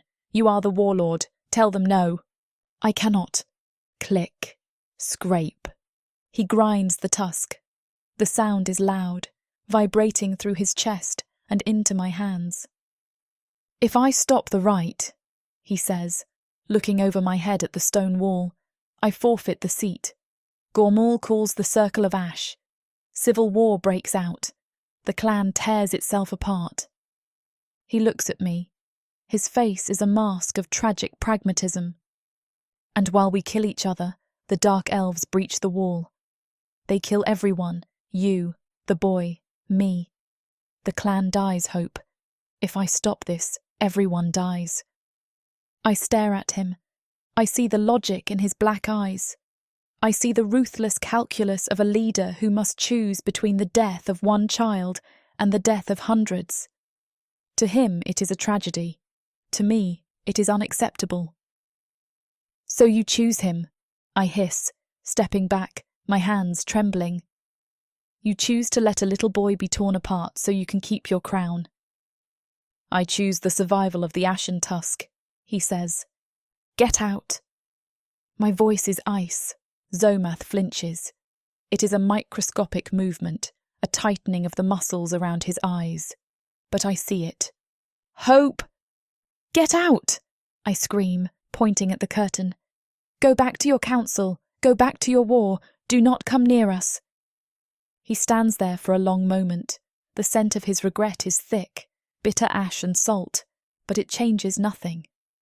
He nods once, a sharp jerk of his chin, and turns. He walks out. The curtain falls. I am alone with the sound of my ragged breathing and Yoku's quiet sobs. "Mama," Yoku whispers. "Is the bad man going to hurt me?" I turn to him. I force my face to soften. I force the tremor out of my hands. I walk over and kneel, pulling him into my arms. He smells of milk and fear. "No, baby," I whisper, rocking him. "No one is going to hurt you." The hum starts in my chest. It is low, a vibrating promise. I hold him until his sobbing stops, until he picks up his toy soldier again. I stand up. I walk to the corner of the room and sit on a crate. I stare at the stone wall. I do not cry. Crying is a waste of hydration. Crying solves nothing. Analyze, plan, execute. I dissect the situation. Fact: Zomath will not stop the rite. He is bound by his code and his politics. Fact: Yoku cannot fight a beast. He will die in the first 10 seconds. Fact: we cannot run. The pass is guarded, the snow is deep, and the dark elves are waiting in the woods. I am trapped. But I am not helpless. I am a healer. I know how bodies work. I know how to mend them, and I know how to break them. And more importantly, I know that even the biggest organism can be brought down by a small enough wound. Zomath thinks in terms of armies, of frontal assaults. He does not look at the bacteria. I think of the camp. I think of the layout I have memorized over the last week. The walls, the gates, the mud pen where the human slaves are kept. The slaves, I have seen them. Dozens of them. Hollow-eyed men and women from the raided villages, kept in squalor, used for labour. They are broken. They are starving. They are cattle. But cattle stampede. If I can create chaos, if I can cause a distraction big enough to draw the guards away from the gate. My mind races. A fire? No, the rain is too heavy. An explosion? I don't have black powder. A riot? But how? The humans are terrified. They are too weak to fight. They need a catalyst. They need something to strip away their fear and replace it with rage. Or, I need to strip the orcs of their strength. I think of my inventory. My pockets are empty. I used the last of the comfrey on Zomath's shoulder. I have nothing but lint and a few dried berries. I need supplies. I need fire moss. It grows in the caves. It causes hallucinations and panic if inhaled. I need nightshade. A concentrate would drop a guard in seconds. I need iron bane, a fungus that induces violent vomiting and muscle spasms. If I can spike the ale barrels before the rite, if I can poison the guards. I stand up and pace. Where would I find these things? I cannot go foraging in the woods. I am confined to the annex. But someone else gathers herbs. Someone else mixes potions. Blakan, the shaman. I remember his tent. It sits on the high ridge, separate from the others. I have smelled it from a distance, the acrid chemical stench of his experiments. He is the keeper of the clan's medicine and their poisons. He will have everything I need. But his tent is guarded by the spirits, or so the orcs believe, and physically, it is guarded by his acolytes. I look at the curtain where Zomath left. I cannot rely on the chieftain. His hope is dead. I look at Yoku. My hope is alive. I need to get into Blacken's tent. I need to steal the ingredients right from under the nose of the creature who wants my son dead. I walk to the small ventilation slit in the stone wall. I peer out. The rain is coming down in sheets, creating a wall of grey noise. Visibility is 0. The guards are huddled near the braziers, their backs to the wind. It is dangerous. It is suicide. I am not a warrior. I cannot even lift a sword. But I can brew a nightmare. I turn attention back to the room. I grab a dark wool blanket and the small knife I use to cut the meat. It is dull, barely a weapon, but it is iron. Yoku, I say softly. He looks up. We are going to play a game, I say. The quiet game. I need you to hide under the firs, deep down, like a burrowing mole. Can you do that? Why? He asks. Because I need to go get something, I say, to make us strong. I check the curtain. The guards outside the annex are talking, their voices muffled by the storm. I move to the back wall. There is a loose stone near the floor, a drainage gap for the snowmelt. It is small, tight. But I am small. I push at the stone. It grates, sliding back a few inches. Enough for a hand. Enough to wiggle through if I exhale all the air in my lungs. I look at the dark gap. It leads to the drainage ditch that runs behind the chieftain's tent, winding up toward the high ridge. Toward Blacken. I take a deep breath, tasting the damp stone dust. 5 days. I don't need 5 days, I just need tonight. It's time to prepare, and when the moon hangs high up, I will strike.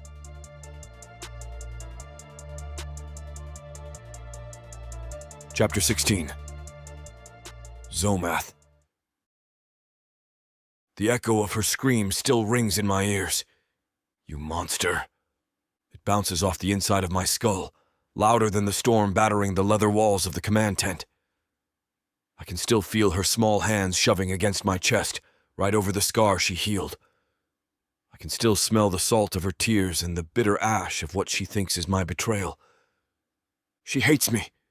This is for the best. Hate is a survival mechanism. Hate will keep her warm when the fire dies, but her hate also lights a fire under me. I sit at the heavy oak table, the wood groaning under the weight of the ledgers I have piled upon it. The tallow candle flickers, casting long, dancing shadows that look like enemies in the corners of the room. I am not a scribe.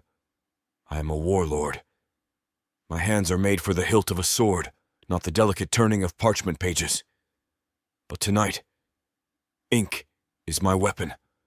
Gormal and Blacken think they have me cornered. They think the Rite of Iron is a checkmate. They believe I am too distracted by the boy and the woman to notice the rot spreading in the foundation of the clan. They have grown complacent. They think the lion is asleep because he is licking his wounds. I open the trade ledger for the southern quadrant, Sector 4. The numbers blur. I rub my eyes with the heel of my hand, growling low in my throat. I force myself to focus. Grain shipments, down. Iron ore, down. Raiding spoils, minimal. The clan is starving. The winter has been harsh, and the raids have been yielding less and less as the humans retreat further into the valley. And yet, I flip the page to Gormal's personal requisition logs. New furs for his tent. Imported spices from the southern human cities. A cask of dwarven wine that costs more than a warrior's yearly stipend. Where is the gold coming from? I trace the lines of ink with a calloused finger. Gormal is the snake eater. He is greedy, but he is careful. He cooks the books. But even a master cook cannot make meat out of air. I pull the patrol logs from the bottom of the stack. These are the reports from the border guards, the ones Urzoth, the silent, commands. I lay the map of the valley over the trade ledger. I begin to cross-reference. Date, 4th moon turn. Event, patrol missing near Screaming Falls. Result, Sector 4, perimeter weakened. I look at the ledger for that same week. A donation of unidentified coin entered the treasury, marked vaguely as tribute. Date, 7th moon turn. Event, boar attack on Brax's unit. Location, Screaming Falls. I look at the ledger. Another influx of gold. My blood turns to ice. It is not a random pattern. It is a transaction. The gold appears whenever the patrol line in Sector 4 fails. They are not just negligent. They are not just letting the Dark Elves probe the defenses. They are selling the breach. Someone is paying Gormal to look the other way. And since the humans have no gold, the Dark Elves, they have bought a gate into my stronghold. I slam my fist onto the table. The wood cracks. The candle jumps, hot wax splattering onto the map. Treason. It is worse than a challenge for the seat. It is the sale of our blood. They are letting the enemy in, likely promising Gormal power or safety when the slaughter begins. They plan to let the boy die in the rite, depose me, and then... What? Rule over the ashes? I stand up. The chair scrapes loudly against the stone floor. I need to kill something. But I cannot kill Gormal yet. He is an elder. He has the political protection of the council. If I strike him without undeniable proof, I am the tyrant they claim I am. But Urzoth the Silent is a warrior. He commands the patrols in Sector 4. Gormal may count the gold, but Urzoth opens the gate. And warriors are not protected by the council. Warriors answer to the warlord. I grab my sword belt, cinching it tight. I throw a heavy fur cloak over my shoulders to hide the tension in my muscles.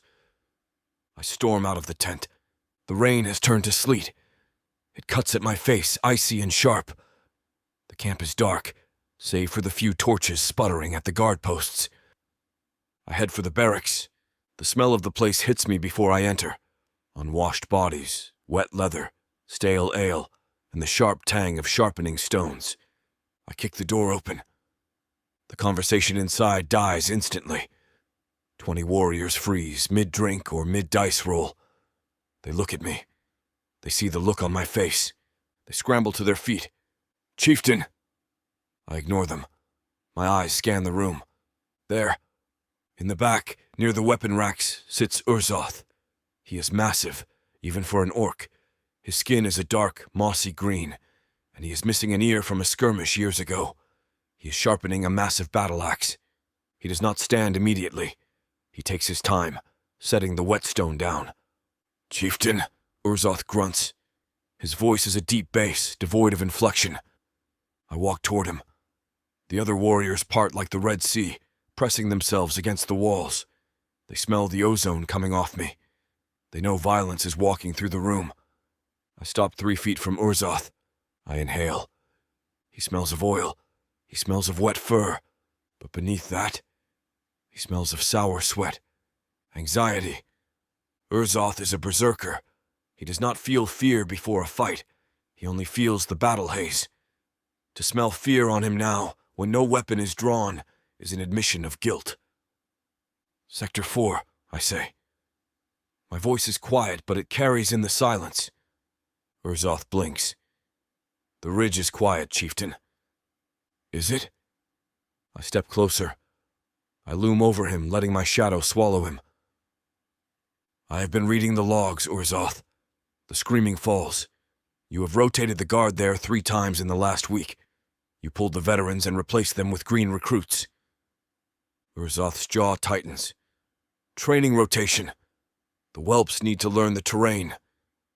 "And Brax?" I ask. "The boy who was gutted by a boar?" "Unlucky," Urzoth shrugs. "The wild is cruel." "The wild does not leave silk in a wound," I snarl. Urzoth freezes. His eyes dart to the left, a micro-expression of panic. He looks toward the door. He's looking for an exit. "I do not know what you speak of," he lies. "You lie." I move too fast for him to react. I grab the front of his breastplate and slam him back against the wooden weapon rack. The rack shudders. Spears and axes clatter to the floor. "You are selling the gate!" I roar, my face inches from his. "How much, Urzoth? How much gold did Gormal give you to let the enemies in?" "I take orders," Urzoth shouts, struggling against my grip. He is strong, but I'm fueled by a rage that burns hotter than his berserker blood. "I follow the chain."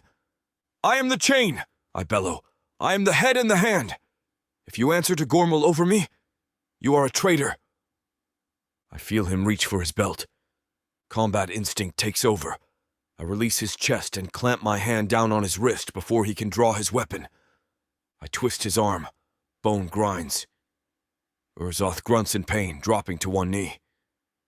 "Let us see what a traitor carries," I hiss. I rip the weapon from his belt. It is not his axe. It is not a jagged iron skinning knife. I hold it up to the torchlight. The room gasps.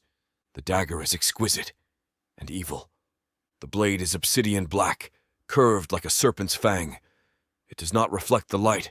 It drinks it. The hilt is wrapped in material that shimmers. Black silk, tougher than steel.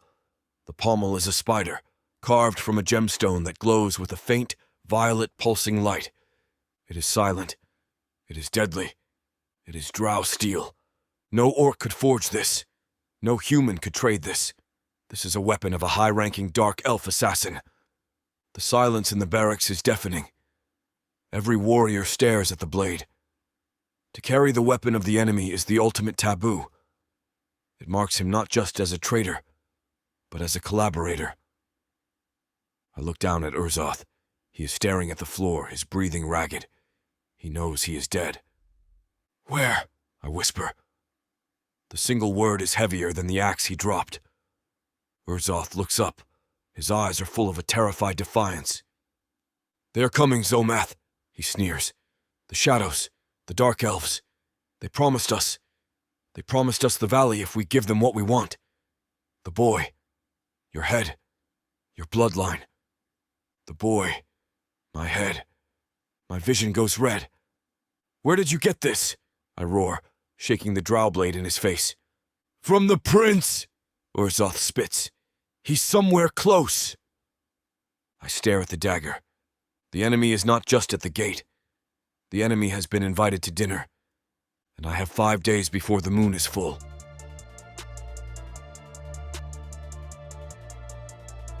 Chapter 17.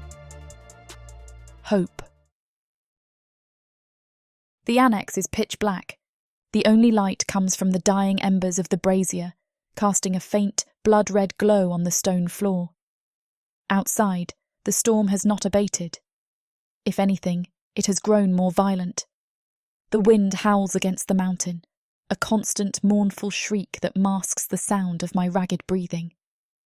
I crouch in the corner, my knees pressed into the cold stone. It is deep night. The camp should be asleep, but I know better. Predatory things do not sleep when the barometer drops. They hunt.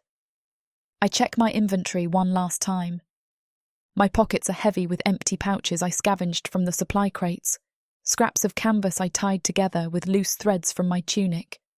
In my hand, I hold a rag soaked in a thick, grey paste. It took me hours to make. I scraped the blue-grey mould from the damp corners of the drainage grate, mixing it with the last few grains of crushed poppy seeds I found in the lining of my pocket and a drop of spit. It is crude. It is volatile. But somnus mould, when applied directly to the skin, especially open wounds, shuts down the body in seconds. I look at Yoku. He is a lump under the furs, his breathing a soft, rhythmic whistle. He looks so small, so breakable. If I fail, he dies. The thought sends a spike of nausea through me. "Stay safe, little soldier," I whisper into the dark. I turn to the loose stone in the wall. I push. It grates against the mortar, scritch grind, but the sound is swallowed by a clap of thunder. I slide the stone aside, revealing the black maw of the drainage tunnel. It smells of wet rot, freezing mud, and rat droppings.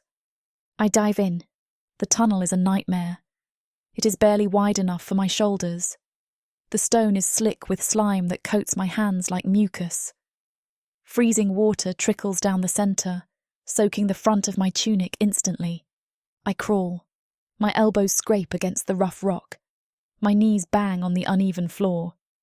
The darkness is absolute, pressing against my eyes until I see phantom flashes of light. Left at the fork.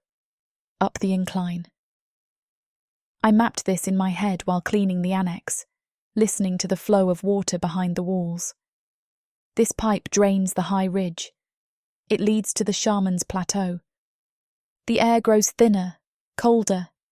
The smell changes. The rot of the drain is replaced by something sharper, acrid smoke and chemical sulphur. I am close. I reach the end of the tunnel. An iron grate blocks the exit. I push against it. It is rusted, heavy. I grip my teeth, bracing my feet against the slimy walls, and shove. Creak. It gives. I slide the grate aside and pull myself up, gasping as the freezing wind hits my face. I am on the high ridge. Below me, the camp is a scattering of dim fires struggling against the rain. Above me, the shaman's tent sits like a bloated spider, its leather walls flapping violently in the gale. A single guard stands by the entrance. He is huddled in his cloak, miserable, his back to the wind. He holds a spear loosely, his head bowing as he fights sleep. He is the obstacle. I creep forward. The mud swallows the sound of my boots. I make myself small, a shadow within the storm. I need to be close. The mould paste must touch his nose or mouth. I wait for the thunder. Boom! I sprint. I cover the 10 yards in 3 heartbeats. The guard hears something, the splash of my boot perhaps, and begins to turn. Who goes? I don't let him finish. I launch myself at him, not with strength, but with desperation. I slam the paste-soaked rag over his face, pressing it hard against his nose and mouth. He thrashes. He is massive, hard muscle under wet leather. He lifts me off the ground, his hands clawing at my arms. Breathe! I hiss through my teeth. Breathe it in! He gasps, trying to get air to shout. He inhales the mould. His struggles stop instantly. His eyes roll back, showing the whites. His knees buckle. He collapses like a felled tree, dragging me down with him into the mud. I scramble away, my heart slamming against my ribs like a trapped bird. I check his pulse. Slow, thready. He will sleep for hours, and when he wakes, he will have a headache that feels like an axe wound, but he will live. I wipe my hands on my tunic, shivering. Focus. The tent. I crawl to the flap. The smell emanating from inside is wretched, a thick, cloying miasma of sulphur, rotting offal, and unwashed bodies. I slip inside. It is warmer here, but it is a sickly heat. Coloured braziers burn with green and purple flames, casting unnatural shadows on the walls. The tent is cluttered with tables, jars, dried carcasses of small animals, and bowls of congealing blood. Blackarn is not here. The cot in the corner is empty. He must be at the council, or praying at the altar on the peak. I move quickly. My eyes scan the shelves. This place is a candy store of horrors. Jars of yellow powder, dried newt eyes, vials of black liquid. I uncork a jar. The scent of nature and pepper hits me. Fire moss. Perfect, I whisper. I pour a handful into one of my canvas pouches. This will create the panic. When thrown into a fire, it creates a smoke that induces terror and hallucinations. I move to the next shelf. Iron Bane. I recognise the fungal clusters immediately. They look like rusted metal. I crumble them into another pouch. This goes in the ale. It will make the strongest warrior vomit until his muscles seize. I need one more thing. Nightshade. I scan the upper shelves. There, in a blue glass bottle, sealed with wax. I reach for it. My hand shakes. I am stealing the means to incapacitate an army. I am declaring war on the Ashen Tusk. I grab the bottle. As I pull it down, my elbow knocks against a wooden box sitting in the shadows of the shelf. It falls. Crash. The sound is deafening in the quiet tent. The box hits the floor and splinters open. I freeze, waiting for a shout, for the guard to wake up. Silence. Only the wind outside. I push out a breath and kneel to clean up the mess. I cannot leave evidence. The box was old, rotting wood. It shattered on impact. But it wasn't empty. I reach for the debris. My hand brushes against something cold. Metal. I frown. I pick it up, holding it toward the green light of the brazier. It is an arm cuff. It is made of silver, tarnished with age, but the craftsmanship is undeniable. It is delicate, etched with flowing lines that look like vines or rivers. And in the centre, embossed in gold, is a symbol. A white stag. My blood runs cold. I know this symbol. My mind flashes back 5 years. To the riverbank. To the bundle of wet rags caught in the reeds. To the baby boy, blue with cold, crying feebly. I had stripped the wet clothes off him to warm him against my skin. The outer layers were rough wool, peasant clothes. But underneath was a swaddling cloth of fine white linen. And embroidered on the corner of that linen was this same white stag. I still have that cloth. It is sewn into the lining of Yoku's tunic, the only clue to Yoku's identity I ever kept. This is the sigil of the chieftain's line. Zomath wears a similar motif on his belt buckle, a stag's head. Why is it here? A possibility dances in my head. His sister, Yoku's mother. If Blacken found her body, he would have returned the jewellery to the clan. It is sacred. To keep the metal of a dead kin is a crime. Unless... I look at the shattered remains of the box. There is a false bottom, now cracked open. Something else fell out. A piece of black fabric, and a small, heavy object wrapped in it. I unfold the fabric. It is silk. Black, iridescent, tough as steel. The same fabric I found in the warrior's wound. Drow silk. And inside it is a brooch. It is a spider. A purple gemstone carved into a multi-legged horror. I step back and step on a metal behind me. I pull the covering. My eyes snap wide. It is a full suit of armour. Dark elf craftsmanship. The size. It fits Blacken perfectly. I stare at the objects in my hands, then back at the armour. The white stag cuff. The drow spider brooch, kept together in a hidden box in the shaman's tent. The realisation makes my head spin. Blacken didn't just find Zomath's sister dead. He was there when she was taken. Or worse, he sold her. The cuff is a trophy. The spider is the payment. My hands begin to tremble violently. And the Dark Elves. The Dark Elves aren't just invading. They are coming to finish the job. They are coming for the child they missed 5 years ago and at the same time destroy the clan. Blacken knows. He knows who Yoku is. That is why he demanded the right. He isn't trying to purge a weakling. He is trying to kill the rightful heir before Zomath figures out his involvement. I shove the herbs, the cuff and the brooch into my pockets. I am not just escaping with poisons. I am escaping with the truth that could save us or burn this entire camp to the ground. I scramble to my feet, clutching the evidence to my chest. I have to get back to Zomath. I have to show him. But as I turn to the flap, a shadow falls over the entrance. The wind dies. I hear the click of a staff against a stone. Blacken.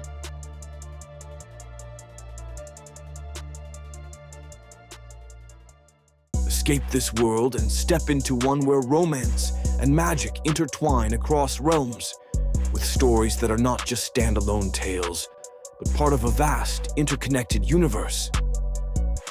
Imagine not just one, but 100 stories, where characters, destinies, and legends cross paths in unexpected ways.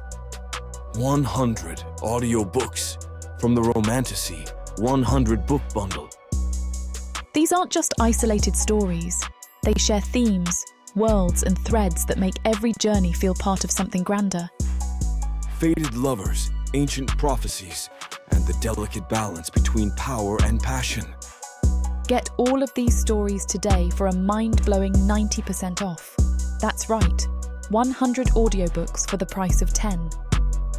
800 hours of audio where these alpha males prove just how puny the human men of Protheka are.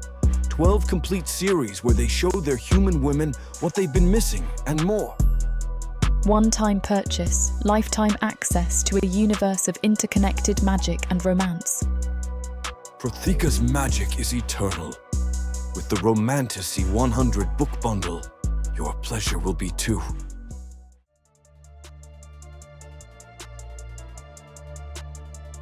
Chapter 18. Hope. The click of the staff against the stone floor is the loudest sound in the world. Click, drag, click. It is the rhythm of a nightmare approaching.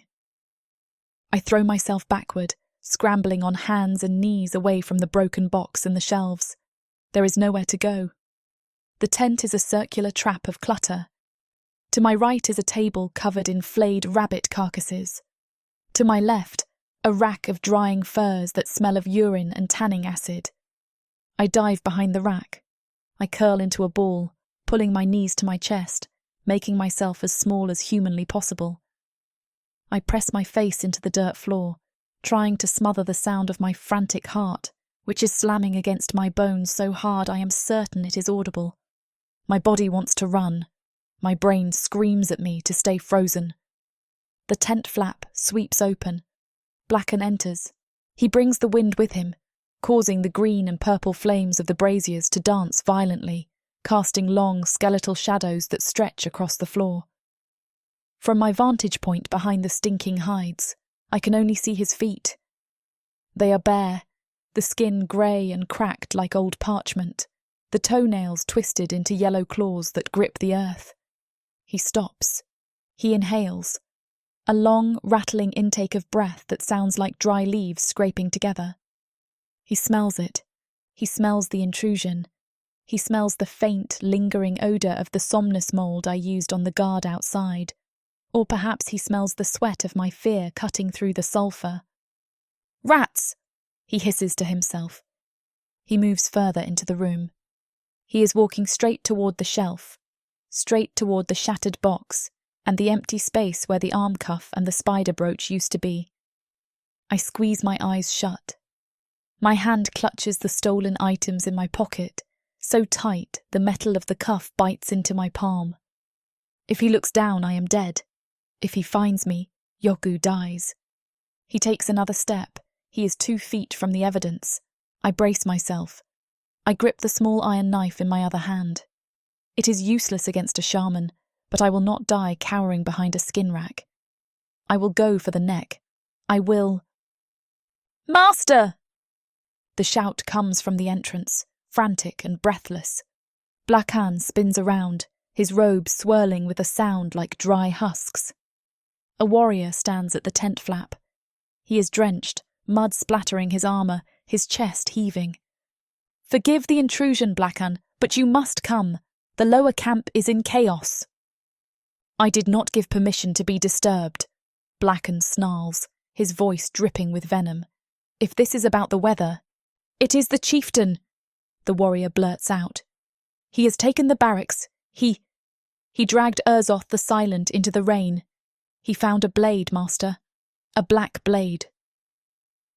Blakan stiffens. The air seems to drop 10 degrees. "And," Blakan demands, "Zomath finds a trinket. Why does this concern the spirits?" "He has declared a public execution as soon as possible," the warrior yells, panic edging into his voice. "He is gathering the clan in the storm, and his personal guard has arrested Gormul." "Gormul?" Blakan's voice cracks. For the first time I hear genuine alarm. "They dragged the elder from his tent," the warrior confirms. "They are tearing his quarters apart looking for ledgers. Zomath is roaring about treason, about gold from the dark elves." Blakan stands perfectly still for a heartbeat. I can practically hear the gears grinding in his twisted mind. Zomath is moving faster than they anticipated. He isn't sulking in his tent, mourning his honour. He is hunting.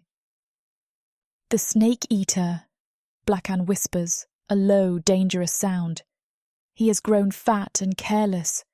If Zomath has the ledgers, if Gormul speaks under the iron, what do we do, master?" "We silence the leak," Blakan snaps. He moves to a table near the entrance, thankfully away from me, and begins shoving vials into a leather satchel. "Gormul must not survive the night," Blakan mutters, more to himself than the warrior. "If he talks, the clan will rally behind Zomath. The rite will be cancelled. The gate will remain closed." He grabs his staff. "Go," he commands the warrior. "Gather the acolytes. Meet me at the holding pits. If the chieftain wants a show, we will give him one." The warrior bows and sprints back out into the rain. Blakan strides toward the exit. I let out a breath, a microscopic release of tension. "Go. Just go." He reaches the flap, then he stops. My heart stops with him. Blakan turns slowly, His blind, milky eyes sweep the room. He tilts his head, like a dog listening to a whistle only it can hear. He looks directly at the rack of hides hiding me. "A rat," he murmurs again. He takes a step back toward me. I freeze. I do not breathe. I do not blink. I press my tongue to the roof of my mouth to stop the that is fighting to escape my throat. He knows. He senses a heartbeat that shouldn't be here. He lifts his staff. The skull atop it rattles.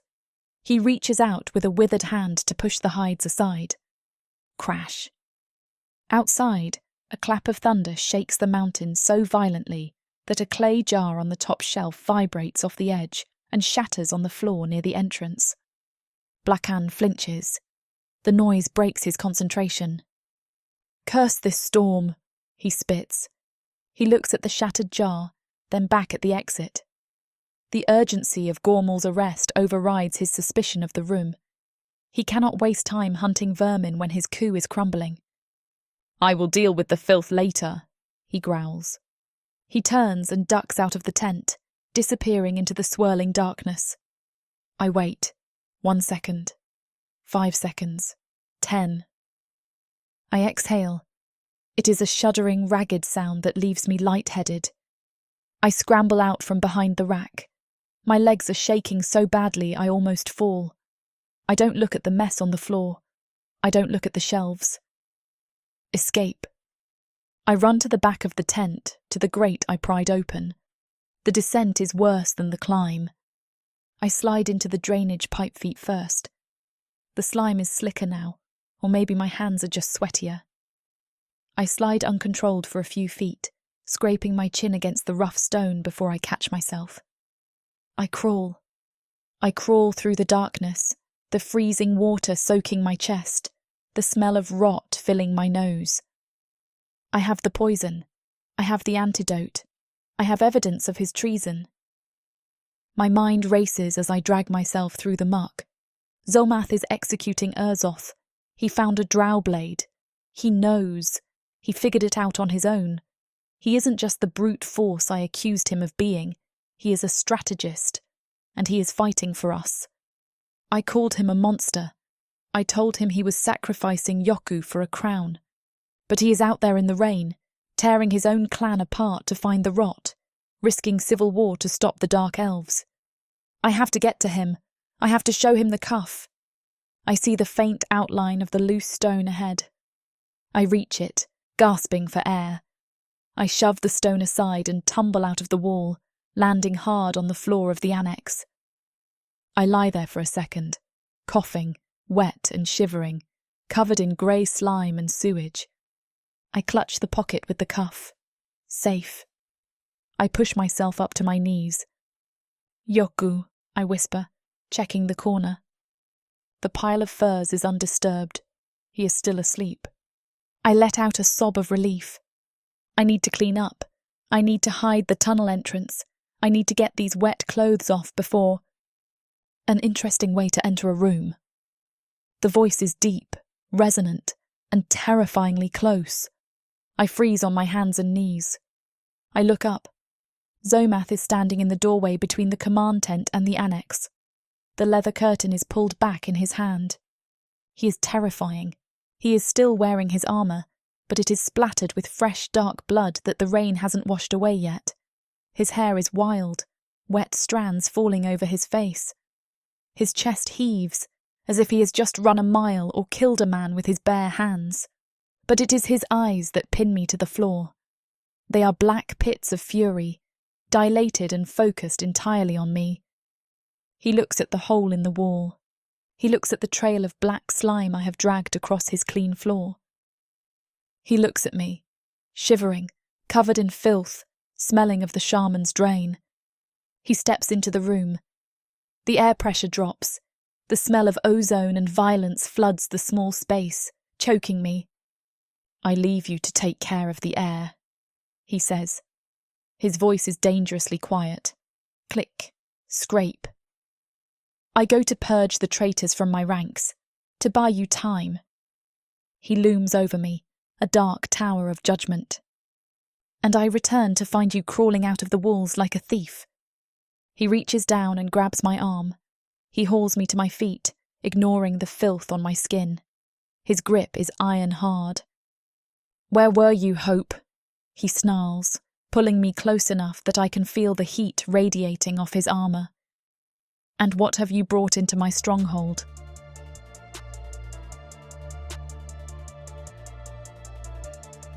Chapter 19.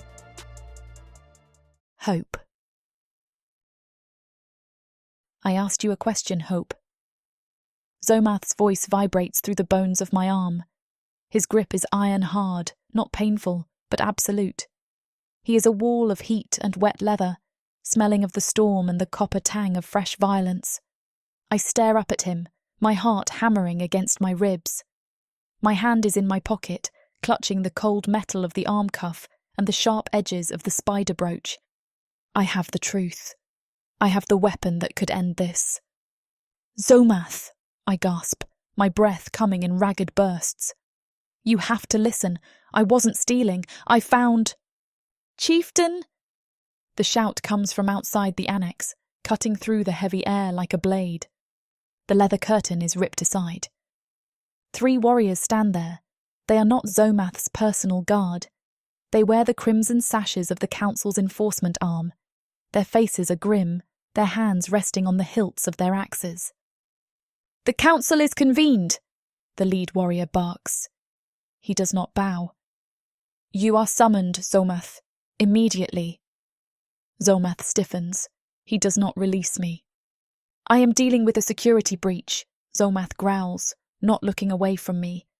"I will come when I am finished." "You will come now." The warrior steps forward. "Blackan has called the motion. They are debating the vote of no confidence. If you are not present to defend your actions in the barracks, you forfeit the seat by default." Zomath's eyes widen slightly. It is the only sign of shock he shows. They are moving faster than he anticipated. They are trying to strip him of his rank before he can execute the traitors. He looks down at me. His eyes search my face, dark and conflicted. He sees the dirt, the slime, the desperation, but he also sees the danger closing in. "We will talk later," he says, his voice low and urgent. "No," I plead, grabbing his wet tunic. "Zomath, wait. I found it in Blacken's tent. You have to see—" "Silence!" he roars, shaking me slightly. "Do you not hear them? They are coming for my head. If I lose the seat, you die. The boy dies." He releases me abruptly. "Guards!" he bellows. 2 of his own men appear from the command tent, looking uneasy as they eye the council enforcers. "Lock this room," Zomath orders, pointing at me. "She does not leave. No one enters. If she is not here when I return, I will mount your heads on the gate." "Zomath, please!" I scream as he turns away. He doesn't look back. He strides out, flanked by the council warriors, disappearing into the storm to fight a political war he is already losing. The heavy wooden door of the annex slams shut. I hear the thud of the iron bar dropping into place. I am trapped. I sink to the floor, my hand still clutching the evidence in my pocket. "Damn it," I whisper. "Damn you and your honour." I look at Yoku. He is still asleep, oblivious to the fact that his uncle is fighting for his life and his mother is covered in sewage. I cannot wait for Zomath. The council could keep him tied up for hours. And while they talk, Blackan is out there. If he realises what I took, if he realises the cuff is missing, he won't wait for the right. He will send an assassin to silence us. I need an army. I look at the loose stone in the wall, the drainage tunnel. It is my only way out. But I cannot go back to the shaman's tent. I need to go where the numbers are. The human pen. I check my pockets. I have the somnus mould. I have the fire moss. And in a small pouch I swiped from the bottom shelf, I have a handful of dried lucidity root. It is a powerful stimulant, used to wake warriors from concussions. It is the antidote to the lethargy Blackan feeds the slaves. I crawl over to Yoku. I kiss his forehead. Stay hidden, I whisper. Mama is going to wake the giants.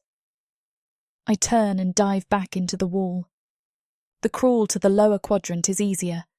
The pipes slope downward, carrying the waste of the camp to the mud pits. I slide through the darkness, the smell of ammonia and despair growing stronger with every yard. I reach the grate that opens into the slave pen. It is loose, rusted almost to nothing. I kick it open and tumble out into the mud. It is morning. The rain has slowed to a cold, miserable drizzle. The sky is grey, reflecting my mood. The pen is a sea of misery. Hundreds of humans are huddled under makeshift lean-tos or sitting in the mud. They are gaunt, their eyes hollow and glazed. They move like sleepwalkers. I recognise the symptoms immediately. Pupil dilation, slack jaw, tremors. They are drugged. Blackcan has been dosing the water supply with a mild sedative, likely dreamweed, to keep them docile, to keep them from realising that they outnumber their captors 10-1. I scramble up to my feet, wiping the slime from my face. I run to the central water trough. It is a long, hollowed-out log filled with rainwater.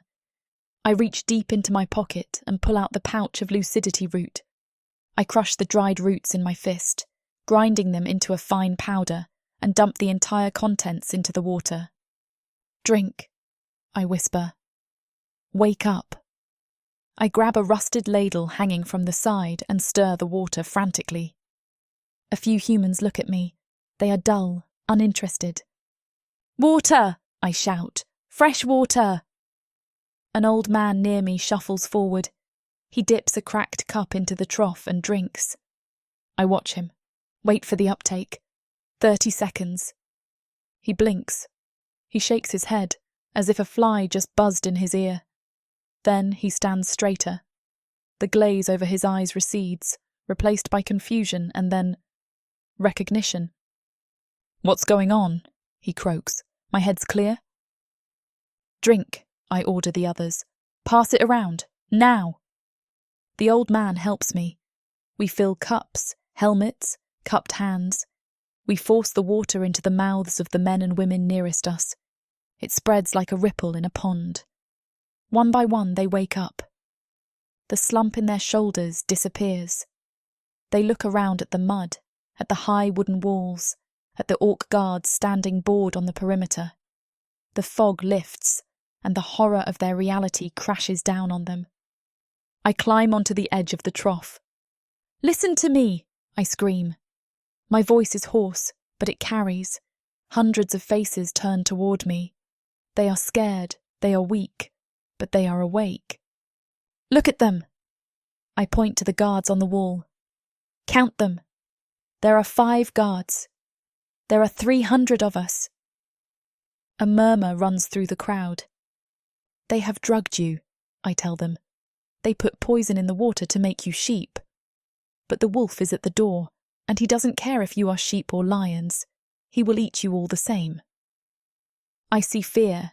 I see hesitation. They are broken people. We can't fight them. A woman sobs near the front. They are monsters. They are flesh and bone, I counter. They bleed. I stitched one up the other day. He cried like a baby. I raise my fist. The chieftain is distracted. The council is fighting itself. The gate is weak. If we move together, if we push. She's right, the old man shouts, grabbing a heavy stick from the mud. I remember my name. My name is Corin. We don't just survive, I yell, my voice breaking. We fight. For our children. For... The heavy thud of boots interrupts me. The gate to the pen bursts open. It is not the bored perimeter guards. It is a squad of elites. They wear the black armour of Vazra's regiment. There she is, a voice screeches. Vazra strides into the pen. She looks magnificent and terrifying, her hammer resting on her shoulder. She scans the crowd of waking humans with disgust. Seize her, she commands. 4 orcs charge through the mud. The humans scatter. They are awake, yes, but they are not warriors. They scream and scramble back, leaving me exposed on the trough. No, I shout. Stand your ground! But the fear is too deep. A heavy hand grabs my ankle. I am yanked off the trough. I hit the mud hard, the air leaving my lungs in a wet whoosh. Before I can scramble up, a boot presses onto my back, pinning me to the filth. Vazra looms over me. She smells of wet fur and triumph. You are a slippery rat, she sneers. Crawling in the drains, riling up the cattle. Let me speak to Zomath, I gasp, struggling against the pressure. He ordered me to stay in the annex. Vazra laughs. It is a harsh, barking sound. Zomath is currently detained, she says. The council had many questions about his ledgers, and while they talk, the sun moves. She grabs a handful of my hair and yanks my head up. Look at the sky, human. I look. The storm clouds are breaking.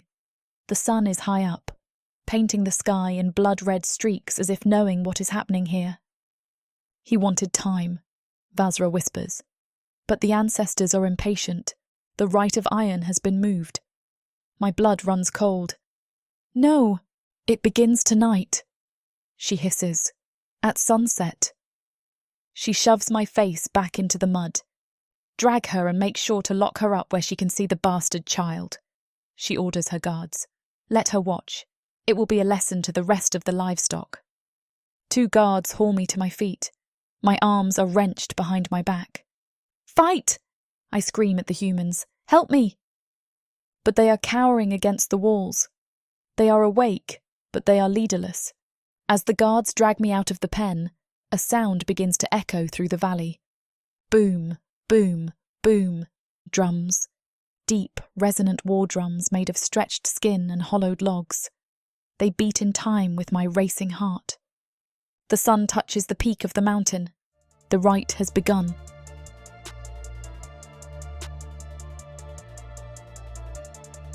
Chapter 20. Zomath. The drums are the heartbeat of the mountain. Doom, doom, doom. They vibrate through the soles of my boots, traveling up my shins to rattle the marrow of my bones. They are the sound of ancient law, the sound of blood about to be spilled. I stand on the high dais overlooking the pit of iron. It is a natural amphitheater cut into the rock, a bowl of jagged stone with a floor of sand that has drunk the blood of 1,000 failed warriors. The rain has stopped, but the air is thick enough to choke on. It smells of wet wool, unwashed bodies, and the sharp, copper tang of anticipation. The entire clan is here. Hundreds of orcs line the thick rim of the pit, their faces illuminated by the sputtering torches. They are waiting for a show. I grip the stone railing of the dais. My knuckles are white. The stone cracks under my fingers, a spiderweb fracture spreading through the granite. Click. Scrape. I grind my iron tusk against my tooth until a sharp pain shoots into my skull. It is the only thing keeping me from drawing my sword and slaughtering the council members standing behind me. I am a warlord in chains. They outmaneuvered me. While I hunted for ledgers in the dark, they moved faster. They invoked the emergency rite, claiming the storm was an omen that the ancestors were impatient. They gathered while I was in the barracks, executing Urzoth. The chieftain looks tense, a voice rasps. I do not turn. I know the smell. Rotting leaves and sulfur. Blacken stands to my right. He wears his ceremonial robes, a headdress of stag antlers casting a twisted shadow over his face. He looks victorious. The boy is 5 years old, I say. My voice is a low rumble, meant only for him. This is not a trial. It is a sacrifice. The weak feed the strong, Blacken whispers. It is the way of the Ashen Tusk. Unless you wish to forfeit? He gestures to the crowd, to the warriors who are watching me, waiting to see if their warlord has gone soft, waiting to see if I will break the law for a human's brat. They are already murmuring. The execution of Urzoth was a tactical necessity, but to them, it looked like murder. Gormal spun the story well. He claimed I killed Urzoth to silence a political rival, not a traitor. I look over my shoulder. Gormal sits on a stone bench, released from his cell by the council's order. He wears fresh furs. He smells of expensive southern spices, cinnamon and clove, masking the stink of his corruption. He smiles at me, a greasy, self-satisfied tilting of his lips. He knows I know. He knows I found the discrepancies in the ledgers. He knows I know he sold the gate to the Dark Elves. But he also knows I cannot touch him. Not while they have her. My eyes scan the crowd again, searching the shadows, the tunnels, the pit. Where is she? When I returned to the annex, she was gone. She escaped, but when I tracked her down to the pen, it was destroyed. She is nowhere to be seen. They took Hope. They didn't drag her here to watch. That would be too risky. If I saw her, I would cut my way through the entire clan to get to her. No, they have hidden her. Looking for your pet? Gormal purrs, leaning forward. I spin on him. My hand drops to my sword. Where is she, Snake Eater? I snarl. If you have touched her, she is safe, Gormal says, examining his rings. For now, she is observing from a distance.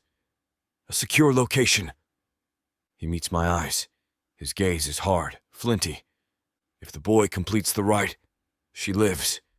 If you interfere, she dies. If you try to stop the ceremony, she dies. I freeze. The trap snaps shut. They're using her as the leash. They know I will not risk her life. They know that despite my size, despite my iron tusk and my reputation as a monster, I am compromised. I hate them. I hate them with a fury that burns hotter than the torches. They speak of tradition.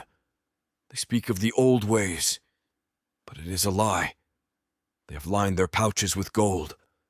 They have grown fat and soft while the enemy masses at the falls. They are willing to let the clan burn as long as they rule the ashes.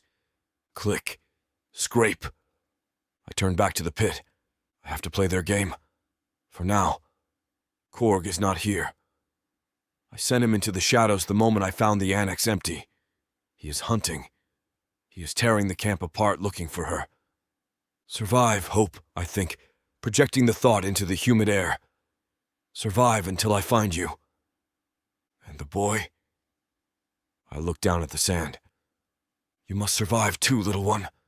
If Yoku dies, I lose my claim. If I lose my claim, Gormal takes the seat. And if Gormal takes the seat, Hope is dead. It is a circle of blood. Bring out the candidate! Blacken screeches, raising his staff. The gate on the far side of the pit groans open. A small figure is shoved out onto the sand. Yoku stumbles. He catches himself, his bare feet slipping in the grit. He looks tiny, a speck of green in a bowl of gray death. He's crying. It is not a wail. It is a silent, shaking sobbing that racks his small body. He is holding the wooden dagger they gave him, a blunt training tool. They didn't even give him steel. He looks up. He scans the towering walls of the pit, his eyes wide and wet with terror. He spots me on the dais. "Uncle!" he screams. The sound is thin, swallowed by the drums. "Uncle, help!" My chest tightens. A physical pain, like a spear thrust through the ribs.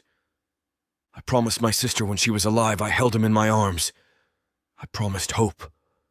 I will keep him safe.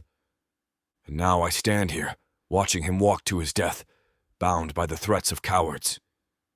He is too small, I say. My voice is loud enough for the nearest warriors to hear. This is not a rite. It is a slaughter. The ancestors will decide, Blacken says. He strikes his staff against the stone. Release the beast!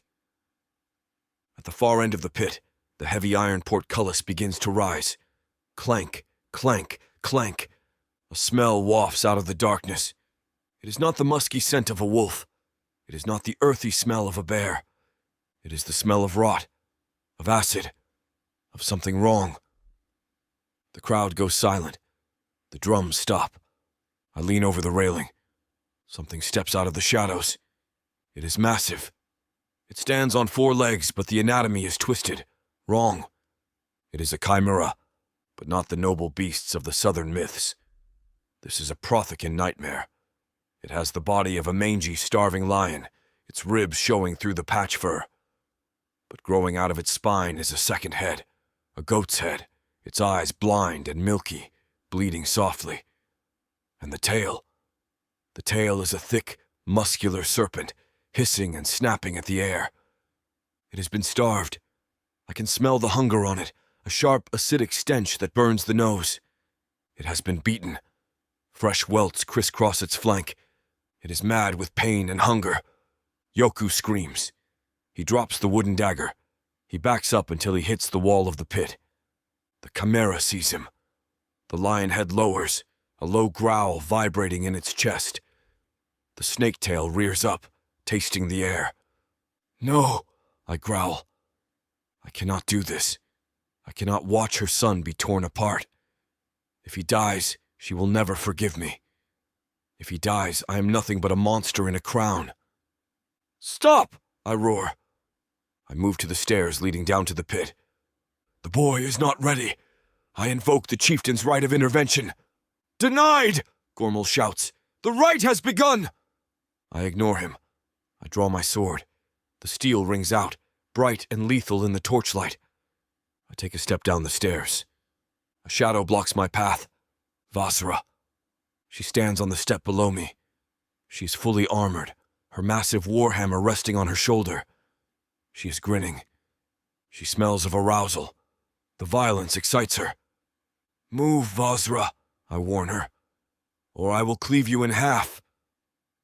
"The law says the boy stands alone," she says. Her voice is a taunt. "If you step onto the sand, Zomath, you break the covenant. You admit you are weak." She steps up, pressing her chest plate against my sword point. "Do it," she whispers. "Kill me, and hundreds of warriors will swarm you. They're on our side. Your rule is weak. And while you fight them, the beast eats the boy, and the snake-eater kills the girl." I freeze. My sword tip digs into the metal of her armor. I could push. I could drive the blade through her black heart. But she is right. I am surrounded. 4 of her personal guards have stepped up behind me, their spears leveled at my back. I'm trapped on the stairs. Below me, the chimera roars. It charges. It is a clumsy, terrifying gait, the goat head lolling, the snake tail striking. It covers the ground fast. Yoku curls into a ball. He covers his head with his hands. "Uncle!" I grip my sword until my hand cramps. I watch, helpless, as the monster closes the distance. "Find her, Korg," I pray to the shadows. "Find her now." The chimera leaps.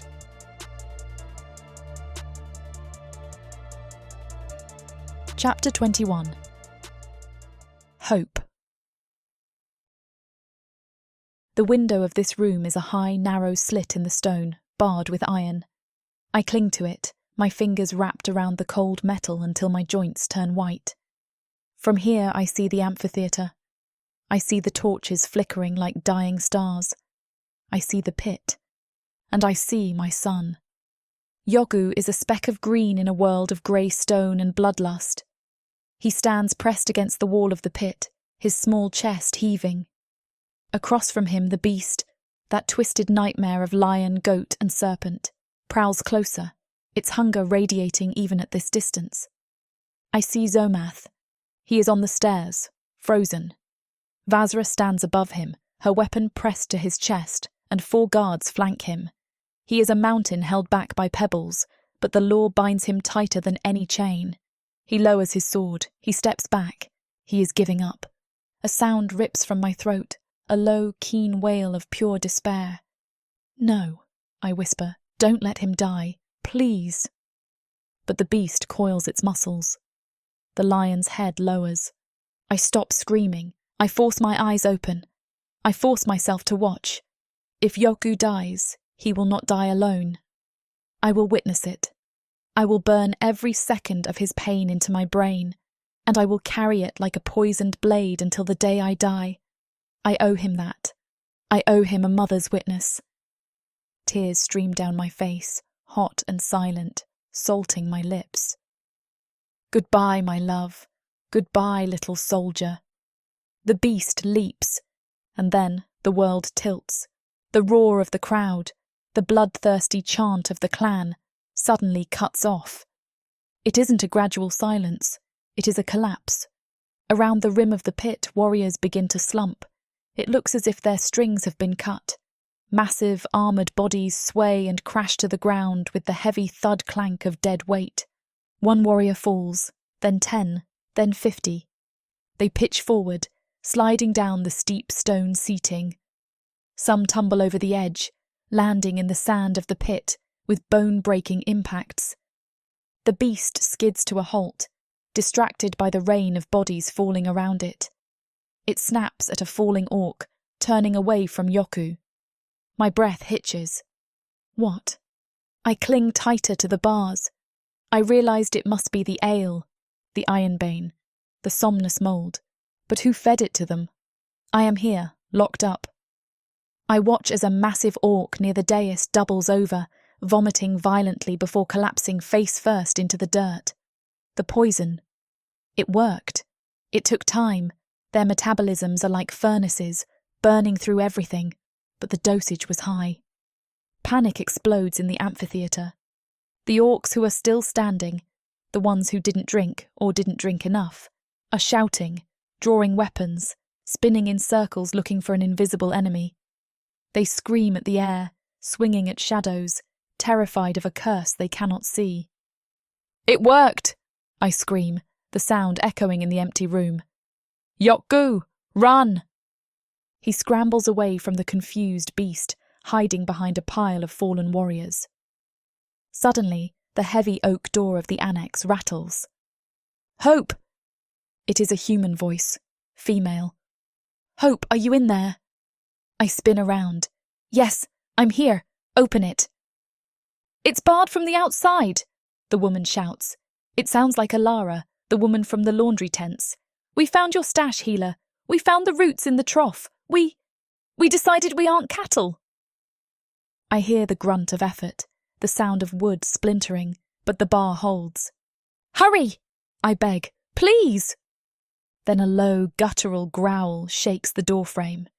"Step aside, humans!" The humans scream. I hear the shuffle of feet, the clatter of improvised weapons, sticks and rocks, dropping to the floor. "No," I whisper. "Not now." Crash. The door explodes inward. Wood shards fly across the room. A giant fills the doorway. Korg. He is covered in mud, his axe in his hand. He looks at the cowering humans, then at me. He does not swing the axe. "The chieftain sent me," he grunts. He steps into the room, kicking the broken door aside. "He said to retrieve the nursemaid. He said the clan is eating itself." He looks at Lara, who is trembling, holding a sharp rock. "You fought?" Korg asks, tilting his head. We tried," Lara stammers. Korg snorts. A puff of air from his nose. "Good. We are surrounded by enemies. Anyone who fights is useful." He turns to me. "We run," he barks. "Now." I don't hesitate. I sprint out of the room past the stunned humans. "Follow us," I scream to them. "To the pit. Grab their weapons. If they are sleeping, take their steel." We run into the night. The camp is a scene from a fever dream.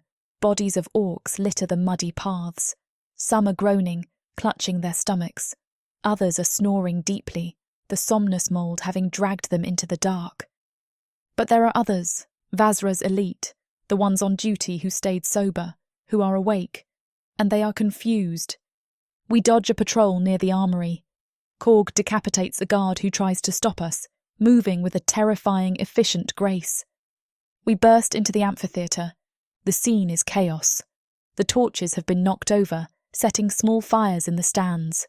The air smells of smoke, vomit, and fear. In the midst of the madness near the dais, Zomath stands. He is fighting. Vazra and her guards have turned on him, realising they have lost control of the rite. Zomath fights with one arm, His left hangs useless and bloody, but his right arm is a blur of steel. He holds them back, a cornered lion protecting the stairs. The beast in the pit is dead, crushed by a falling boulder or killed by a falling warrior. I cannot tell. Yorgu is huddled in the sand, alive. I have to end this. I sprint toward the dais. "Zomath!" I scream. He hears me. His head snaps toward my voice. For a second, his guard drops, and Vazra lands a blow on his ribs that sends him staggering. "Hope!" he roars, regaining his footing and shoving Vazra back. I dodge a slumbering guard and scramble up the side of the dais. I reach down into my pocket. My hand closes around the cold silver and the sharp stone. I run straight to Zomath, but I cannot reach him, even with Korg protecting me as orcs try to stop me, sliding on the slick stone to stop at the edge. "I found this!" I scream, my voice cutting through the clang of steel. I pull the white stag arm cuff from my pocket. I hurl it at Zomath's feet.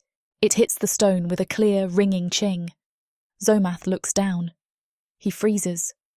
Vazra freezes, confused by the object. "I found it in Blacken's tent!" I yell, pointing a shaking finger at the shaman. "Hidden in a box with a false bottom. He kept her jewellery. He's probably involved in her killing years ago." Blacken stops speaking.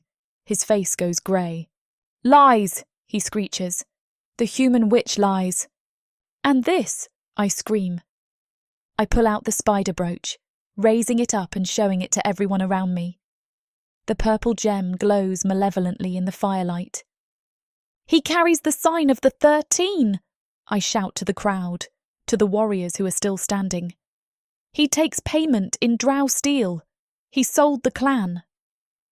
A murmur ripples through the conscious warriors. To hold dark elf insignia is death. "She planted it," Blackan hisses, backing away. "She is a spy." Suddenly a figure lunges from the shadows of the dais. It is Corin, the old human from the slave pen. He has followed us, fueled by the lucidity root and years of rage. He tackles Blackan. "Traitor!" Corin wheezes. They grapple. The orcs surrounding him are taken by surprise. They underestimated the human and reacted a beat later. Blackan is weak, but he has his staff. He strikes Corin, but the old man grabs the shaman's heavy ceremonial robes. RIIP. The rotten fabric tears away. The layers of fur and bone fall to the stone. The amphitheatre goes silent. Even the fires seem to dim. Underneath the rags of the shaman, Blackan is wearing armour. It is not orcish iron. It is not leather. It is black, iridescent scale mail. It fits his twisted frame like a second skin. It shimmers with a violet hue. Dark elf armour. The proof is undeniable. He is not just a collaborator. He is an agent. Zomath stares at the cuff on the ground. Then he looks at the armour on the shaman. The colour drains from his face. The green skin turns a pale, sickly grey. He looks at the cuff, the last thing he gave his sister, and realises that the man standing beside him for 5 years has been wearing the price of her murder. His expression shifts. The shock vanishes. The confusion vanishes.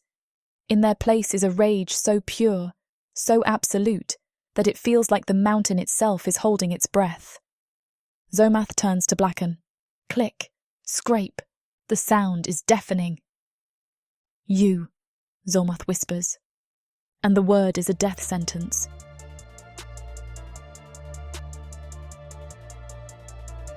Chapter 22. Zomath. The silence in the amphitheatre is shattered by a sound that exists only in my head. It is the blood-curdling sound of my sister screaming. I stare at the black, iridescent scales clinging to Blacken's withered frame. The violet sheen ripples in the torchlight, alien and wrong against his grey, orcish skin. It is not just armor. It is a receipt. He wears the price of her life on his back. He did not find her body in the river. He did not burn her on the pyre with honors. He sold her to the shadows, took the drow steel as payment, and then spent 5 years whispering in my ear, poisoning my clan and trying to murder her son to bury the evidence. The grief that has lived in my marrow for half a decade evaporates. It is replaced by a fire so hot it turns my vision red. Click. My iron tusk hits my tooth. Crack. I grind it so hard a shard of my natural tooth splinters in my mouth. I taste the bone dust. I taste the copper of my own gums. You, traitor, I whisper. The word is small. The rage is infinite. I throw my head back and I roar. It is not a battle cry. It's the sound of the mountain cracking open. It shakes the dust from the stone tiers. It vibrates the weapons in the hands of the warriors. It is a command to the very air to witness the slaughter I am about to commit. The 4 guards surrounding me, Vazra's elite, hesitate. They smell the change in the air. They smell the storm that has finally broken. Kill him! Blacken screeches, scrambling back, clutching his exposed drow armor. He is mad! He is tainted! The guard to my right lunges. I do not block. I step into the strike. I ignore the spear tip grazing my ribs. I swing my sword with my good arm, my right arm, putting the torque of my hips and the weight of my hatred behind the steel. The blade bites. It shears through the guard's neck. Bone snaps. His head spins into the air, a fountain of black blood spraying across the dais. The body drops. The spell breaks. Treason! A warrior in the stand screams. The shaman wears the dark elf armor! Protect the chieftain! Another roars. The amphitheater explodes. It is no longer a rite. It is a civil war. The clan fractures in an instant. The warriors who woke from the poison, seeing the armor on their spiritual leader, turn on the council guards. Axes swing into shields. Knives find throats. The humans, armed with rocks and stolen daggers, swarm the confused loyalists of the Snake Eater. I do not watch the battle. I am the eye of the storm. I spin, ducking a hammer swing from the second guard. My left arm hangs useless, bleeding and numb, but I do not need it. I drive my boot into the guard's knee. It shatters backward. As he falls, I drive my sword through his chest plate, pinning him to the stone floor of the dais. 2 down. Vazra charges me. She is screaming, her massive warhammer raised high. She smells of sour panic now. She knows the gamble has failed. Die, you mongrel! She howls. I yank my sword free. I cannot parry her hammer with one arm. I will be crushed. Korg! I bellow. A shadow launches itself from the crowd. Korg hits Vazra from the side like a battering ram. He tackles her, sending them both crashing off the dais and onto the sand of the pit below. They roll, biting and punching, 2 titans locked in a death grip. I turn to the remaining threats. I see Hope. She is standing near the edge of the platform, panting. She looks small, fragile, covered in the filth of the drains. But she is not cowering. A council guard rushes her, raising an axe. Hope! I scream, lunging toward her. I am too far, but she does not freeze. She drops to the ground, sliding under the axe swing. She grabs a bow from the corpse of the first guard I killed, a short recurve horn bow. She rolls to her feet. She draws an arrow. Her form is terrible. Her hands are shaking, but she is close. She looses the arrow. It takes the guard in the throat. He gurgles, dropping his axe, clutching at the shaft. He falls backward, dead before he hits the stones. I skid to a halt beside her. I grab her shoulder with my good hand, pulling her against my chest. She is trembling, vibrating with adrenaline. You are a fool, I growl, scanning the chaos for the next threat. I told you to stay safe. I am not a flower you keep in a jar, Zomath, she pants, reaching for another arrow. Her eyes are not brown tonight. They are gold fire. I am Yoku's mother, not by blood, but by spirit and love. I fight. She looks at me. For a second, the blood and the screaming fade. There is only her gaze, fierce and unyielding. She smells of courage. She smells like my mate. Then fight, I rasp. Watch my back. My left side is blind. She nods, knocking the arrow. I have it! Korg! I shout into the pit. Korg has pinned Vazra, smashing her helmet with a rock. He looks up. "The boy!" I command, pointing to Yoku, who is still huddled against the far wall of the pit, clutching the wooden dagger. "Get the air! Get him to the tunnel!" Korg grunts, leaving Vazra dazed in the sand, and sprints toward the child. On the dais, Blacken and his men are cornered by other orc soldiers on my side. But Blacken is slippery. He kicks an orc and scrambles toward the lever mechanism that controls the pit gates. "You think you have won?" Blacken shrieks, his voice high and thin. "You think because you found a trinket, you own the mountain?" He grabs the heavy iron lever. "The ashen tusk belongs to the strong," he screams, "and if I cannot rule it, I will feed it to the dark." He pulls the lever. The gears of the portcullis grind. It is a sound like bones breaking. The gate at the far end of the pit, the one the chimera came from, jerks upward. It does not stop at the first catch. It rises all the way to the stone arch. "No," I whisper. The darkness of the holding tunnel yawns open. A smell washes over the amphitheater. It is a stench that cuts through the blood and the smoke.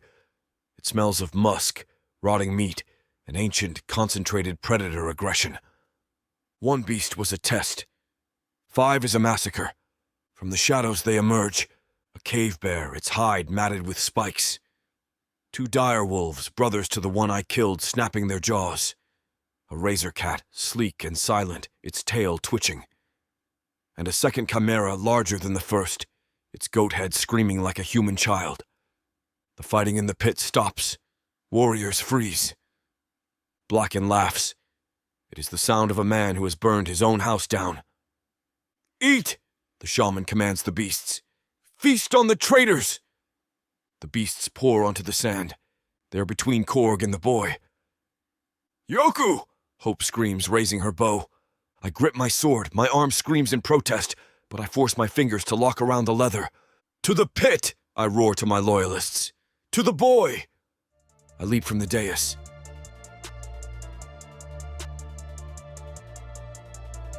Chapter 23. Hope. The world is a blur of grey stone and rushing air. I do not take the stairs. The stairs are choked with fighting bodies. Orcs loyal to Zomath hacking at the council's guard, humans stabbing at legs with sharpened sticks. There is no path for me there, and Yoku is alone. I throw myself over the edge of the dais. It is a 10-foot drop to the upper tier of the seating, then a steep, jagged slide down to the sand. I hit the stone hard. My ankle screams in protest, but the pain is distant, dull information that my brain acknowledges and discards. Survival first, pain later. I scramble down the rows of stone benches, my boots slipping on the slick moss and spilled ale. Below me, the pit is a slaughterhouse. The 5 beasts released from the tunnel are tearing through the confused warriors. The cave bear has pinned a guard against the wall, its spiked hide tearing flesh. The razor cat is a blur of motion, hamstringing anyone who tries to run. But my eyes are locked on the centre. The chimera, the massive, starving nightmare, is stalking my son. Its lion head is low, drooling thick, ropey saliva. Its goat head bleats, a high, terrified sound that jars against the deep growl of the lion. Its snake tail rears up, seeking a striking angle. Yoku is pressed against the sandstone wall. He has dropped his wooden dagger. He is frozen, a small rabbit mesmerized by the cobra. "Yoku!" I scream. The sound is lost in the cacophony of roaring beasts and dying men. I hit the sand. It is soft, shifting under my feet, slowing me down. The chimera lunges. It does not bite. It swipes with a massive paw, claws the size of daggers extending to flay the meat. I run at the beast. I dive. I slide through the sand, going low, slipping beneath the sweep of the chimera's claws. The wind of the blow disturbs my hair. The smell of the beast is overwhelming. Rotting meat, old blood, and the ammonia stench of a cage that has never been cleaned. I grab Yoku's tunic. "Down!" I shriek. I yank him to the ground, covering his small body with mine. The chimera roars in frustration. The snake tail strikes, snapping inches from my ear. I feel the wind of its passing. The beast rears up, preparing to crush us with its full weight. I reach into my pocket. My fingers close around the pouch of fire moss I stole from Blacken's tent. It is a volatile powder, rich in sulphur and dried oils. When it hits moisture or heat, it burns. I rip the pouch from my tunic. The chimera looms over us, blocking out the torchlight. I look up into its 3 sets of eyes, the predatory lion, the mad goat, the cold snake. I throw the pouch. I aim not for the body, but for the open, roaring mouth of the lion. The pouch sails through the air. It hits the back of the lion's throat. The beast gags. The moisture of its maw reacts with the moss. Whoosh! A cloud of acrid orange smoke explodes from the beast's mouth. It is not a fire, but a burn, a reaction that sears the soft tissue of the throat and nose. The chimera shrieks, a dual sound of a roaring lion and a screaming goat. It thrashes, clawing at its own face, blinded by the smoke and the pain. It stumbles backward, its massive paws missing us by inches. I scramble backward, dragging Yoku through the sand. "Move!" I gasp, coughing in the sulphurous cloud. "Yoku, move your legs!" The beast recovers fast. It shakes its head, the smoke clearing. Its red eyes lock onto us again. It is blind in one eye now, the tissue swollen and weeping, but it can still smell us. It crouches to spring. Then a shadow falls over us. Zomath. He does not land gracefully. He crashes into the sand between us and the beast, having jumped from the lower tier. He stumbles, his left arm hanging useless and bloody by his side, but he keeps his feet. He smells of rain and slaughter. "Touch him," Zomath roars, "and I will carve your heart out." The chimera does not care about threats. It cares about hunger. It leaps. Zomath drops his shoulder and drives upward with his good arm. He meets the beast in the air. His sword, a heavy, jagged slab of iron, sings. He drives the blade not into the chest, but under the jaw, driving it up through the soft palate and into the brain. The impact shakes the ground. Zomath roars with the effort, twisting the blade. The chimera goes rigid. The snake tail lashes once, wildly, striking Zomath's thigh, before falling limp. The beast crashes to the sand, dead. Zomath kicks the carcass away. He spins to face us, heaving for breath. His face is splattered with black blood. "Get up!" he barks. I leap to my feet, pulling Yokgu up. The boy is shaking so hard his teeth rattle, but he is unharmed. "Korg!" Zomath bellows, not looking away from the chaos of the pit. The massive orc appears from the melee, his axe dripping. He has a cut over one eye, blinding him on that side, but he is grinning. "Chieftain," Korg grunts. "Take the air," Zomath orders. "Get him to the tunnels. Bar the door." "No!" Yokgu cries, clutching my leg. "Mama!" I kneel instantly, grabbing his face. My hands are dirty, leaving streaks of mud on his cheeks.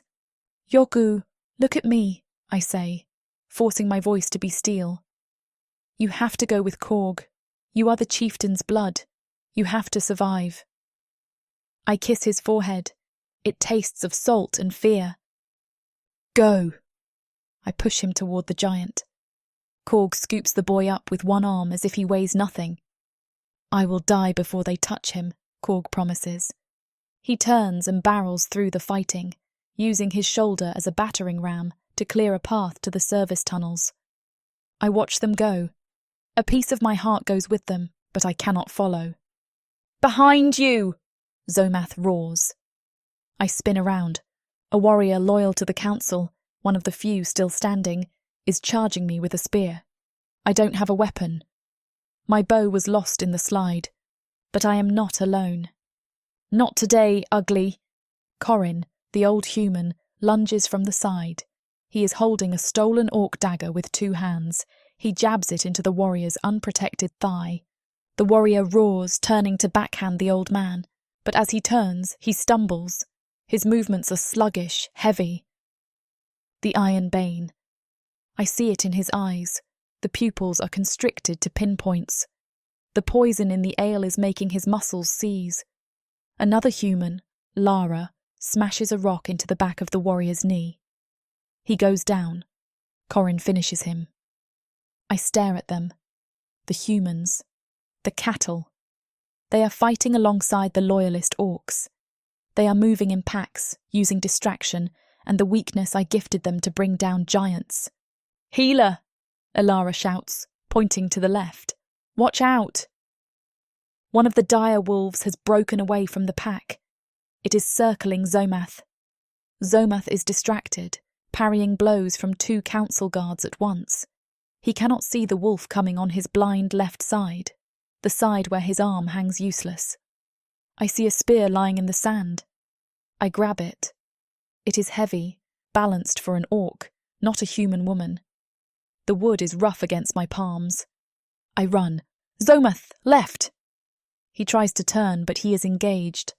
The wolf springs. I thrust the spear. I don't have the strength to pierce the hide, so I aim for the softest part I know. The open mouth. I jam the spearhead into the wolf's snapping jaws. I brace the butt of the spear in the sand and hold on. The wolf's momentum impales it. The wood groans, bending under the weight. The impact jars my shoulders, rattling my teeth, but I hold. The wolf thrashes, sliding down the shaft, snapping inches from my face.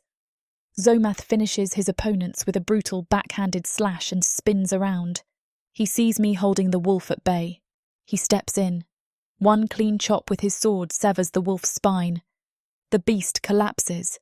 I drop the spear, my arms shaking violently. Zomath looks at me. His chest is heaving. His eyes are wild, dilated with battle lust. But when they land on me, the madness recedes for a fraction of a second. "You hold a spear like a farmer," he rasps. "It worked," I pant, wiping sweat from my eyes. "Back to back," he commands. "Do not leave my circle." I step in behind him. I press my back against his. He is a furnace. I can feel the heat of his body radiating through his armour. I can feel the vibration of his growls in my own spine. We stand in the pit. Around us, the battle rages. Humans and orcs fighting side by side against the traitors and the beasts. I scan the crowd. "Where is Blackan?" I shout over the noise. "Gone," Zomath growls. "He slipped away when the beasts came out, like the rat he is." "He will go to the gate," I realise. "If he can't kill you, he will open the door for the dark elves." "Then we kill everyone between us and the gate," Zomath says. He shifts his stance. "Incoming," he warns. I look. Through the smoke and the dust, a figure emerges. Vazra. She has recovered from Korg's attack. Her helmet is gone, revealing a face masked in blood. One of her yellow eyes is swollen shut, but the other burns with a hatred that is terrifying to behold. She holds her massive warhammer in 2 hands. She is not staring at Zomath. She is not looking at the traitorous warriors. She is looking at me. "You!" she hisses. She spits a tooth onto the sand. "You poison the drink. You steal the secrets. You turn the cattle against the masters." She begins to run, heavy thudding steps that shake the ground. "Zomath!" I scream. He turns to engage her, but 2 cave bears, the mated pair, lunge at him from the right. He is forced to defend himself, swinging his sword wildly to keep the beasts at bay. He is cut off. I am exposed. Vazra charges. She does not slow down. She raises the hammer high above her head. It is a weapon meant to crush stone. It will turn my body into paste. "Die, little rat!" she shrieks. I scramble backward, my boots slipping in the blood-soaked sand. I reach for my belt, for a knife, for anything. I have nothing. The shadow of the hammer swallows me.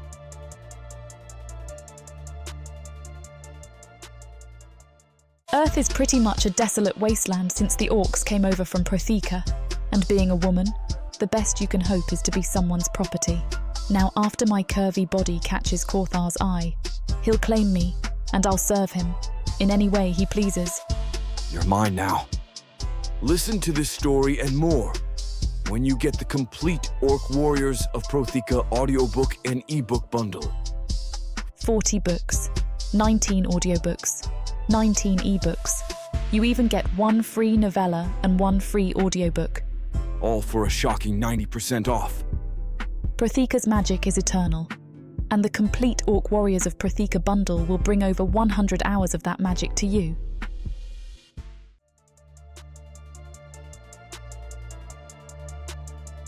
Chapter 24. Zomath. Vazra's hammer rises against the firelit sky.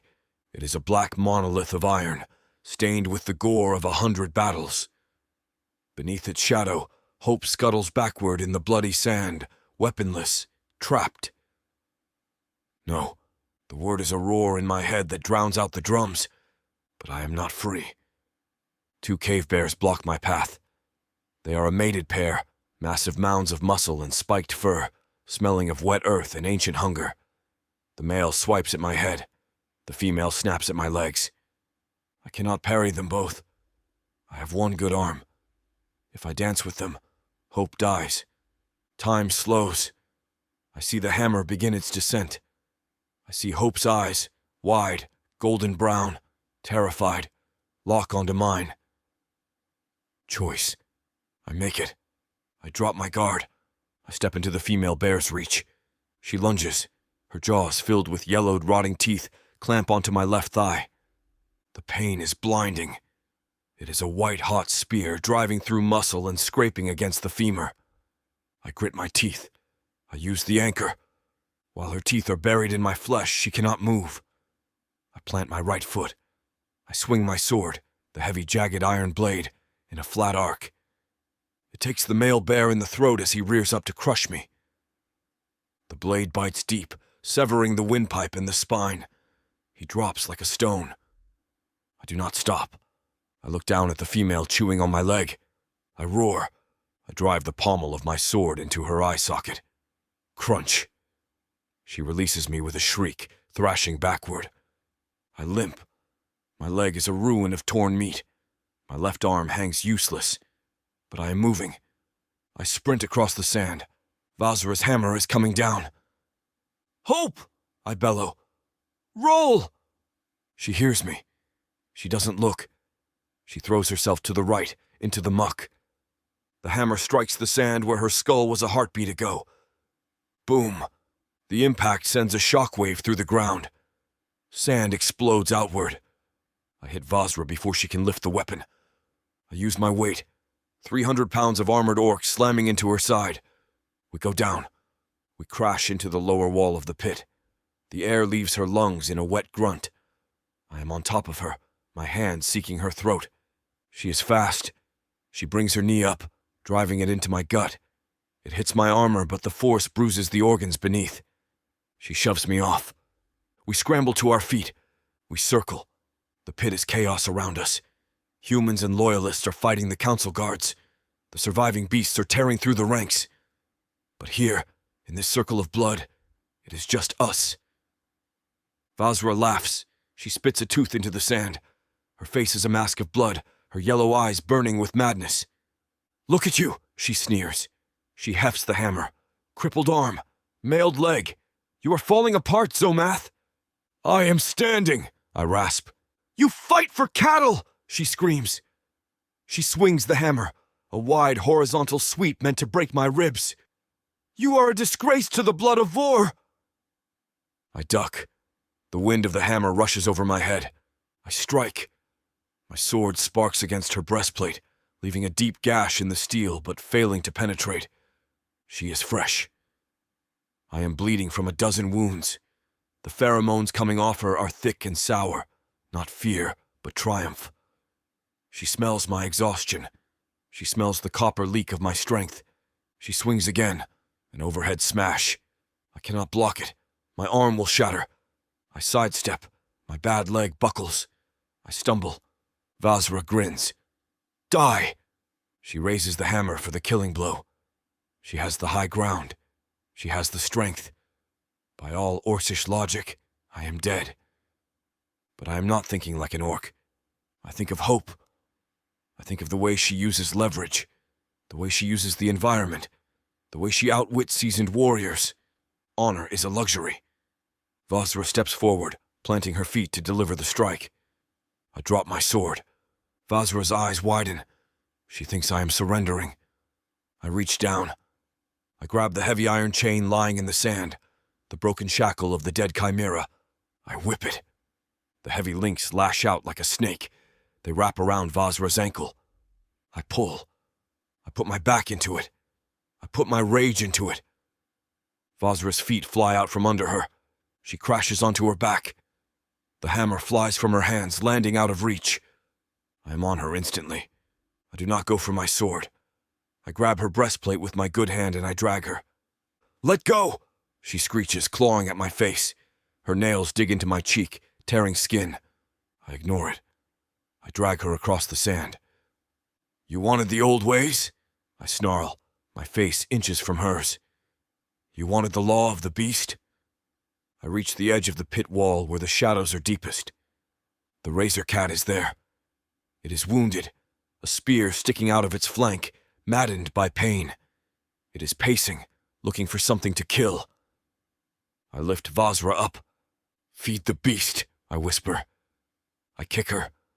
I drive my boot into her spine, launching her into the path of the razor cat. Vazra lands in the dirt. She scrambles to turn, reaching for a weapon that isn't there. The cat sees her. It lunges. Vazra screams. It is a sound that cuts through the battle, high and terrified. The cat is on her, tearing at the gaps in her armor, seeking the soft meat of the throat. I turn away. It is done. I retrieve my sword. My hand is shaking. My vision blurs at the edges. "Zomath!" I look up. Hope is running toward me. She is unharmed. She is holding the bow, her chest heaving. I want to go to her. I want to fall to my knees and bury my face in her neck and breathe in the scent of rain and survival. But the air shifts. Pungent. Spicy. Wrong. My instincts scream. I spin around. Gormal the Snake Eater is behind me. He has emerged from the chaos, moving silently. He holds a long, thin dagger, a stiletto meant for ribs, not armor. His eyes are glazed with panic. He knows Vazra is dead. He knows his protection is gone. He is desperate. "For the council!" he squeals. He thrusts the dagger at my exposed back. I cannot move fast enough. My leg is dead weight. Thud. A massive shape slams into Gormal from the side. An axe descends. Crunch. Gormal's head vanishes. It simply ceases to exist, cleaved in two by a blow of colossal force. His body stands for a second, the dagger still raised before collapsing into the bloody sand. Korg stands over the corpse. He's breathing hard, blood dripping from his axe beard. He peers at me with his one good eye. "He moved like a coward," Korg grunts. "He died like a coward." I nod. "Good kill." I look past Korg, to the dais. The fighting is dying down. The loyalists have secured the rim. The humans are cheering, waving their bloody sticks. The boy is there, surrounded by trusted warriors and humans alike. But the tunnel gate is open, and Blacken is running. He is scrambling up the service ramp that leads to the high peaks, followed by 3 of his acolytes. He has abandoned his allies. He has abandoned the clan. He goes to the signal fire, I realize. My blood runs cold. He goes to call them. If he lights the beacon on the peak, the Dark Elves' army waiting at the falls will march. They will think the gate is open. "We have to stop him," Hope shouts, running to my side. She presses her hand against the wound on my leg. "You're bleeding out." "I have blood to spare," I growl. I take a step toward the ramp. I stumble. "Korg!" I bark. "With me! Hope! Stay with the boy!" "No," she snaps. "I'm coming. He has the antidote to the drow poison. If they use arrows, we need him alive long enough to tell us what it is." She is right. She is always right. We run. We scramble up the stone ramp, leaving the slaughter of the pit behind us. The air gets thinner, colder. We emerge onto the high plateau, the wind whipping at our faces. Blacken is there. He stands near the ridge of the cliff, near the unlit beacon pyre. His acolytes stand between us and him, drawing jagged knives. Blacken turns. The moonlight hits his drow armor. It shimmers like oil. "It is too late, chieftain," he shrieks. His voice is different now. It is layered, distorted, as if two throats are speaking at once. "The pact is sealed." "There is no pact," I say, stepping forward, my sword raised. "There is only death." "You think you understand power?" Blacken sneers. "You play with iron and fire. The Dark Elves taught me the true nature of the world." He raises his hands. He does not hold a weapon. He begins to chant. The words are not Orcish. They are slippery, sibilant sounds that hurt the ear. They sound like stones grinding together deep underwater. The shadows around him begin to move. They detach themselves from the rocks. They elongate. They twist. My tusk aches. The air smells suddenly of freezing rot. "What is that?" Hope whispers, stepping closer to me. The shadows coalesce into solid forms. Tendrils of black smoke rise from Blacken's hands, swirling, thickening, forming lashing whips of darkness that seem to drink the moonlight. Blacken's eyes glow with a violet light. "Iron breaks," Blacken laughs, the sound echoing unnaturally. "Flesh rots, but the shadow is eternal." He thrusts his hands forward. The shadow tendrils shoot toward us like spears.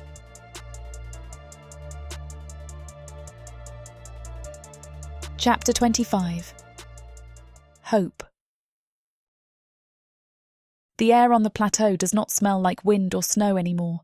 It smells of fire and dead things left in the sun too long. A tendril of black smoke lashes out like a whip.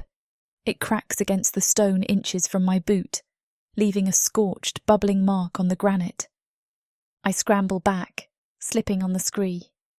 "Stay behind me," Zomath roars. He stands like a bulwark against the darkness. He is bleeding from a dozen wounds, his left arm hanging limp, his leg dragging, but he swings his sword with a ferocity that defies his anatomy. He severs a shadow tendril. The smoke dissipates with a shriek, like steam escaping a kettle. But there are too many of them. Blackan floats, actually floats, a few inches off the ground near the cliff edge. The violet light pulsing from his drow armour has intensified, turning his skin translucent. I can see the veins beneath his grey flesh, but they aren't carrying blood. They are carrying black sludge. He is laughing, but the sound is wet and gurgling. "The beacon!" Blackan chokes out. "I will light the beacon with the fire of the void." He turns toward the massive pile of wood that signals the invasion. He raises his hands, and the purple fire leaps from his fingers, licking at the logs. I watch him. I force the panic down into my stomach and let the healer take over. Observe, analyze. Blackan is powerful, yes. The magic is overwhelming.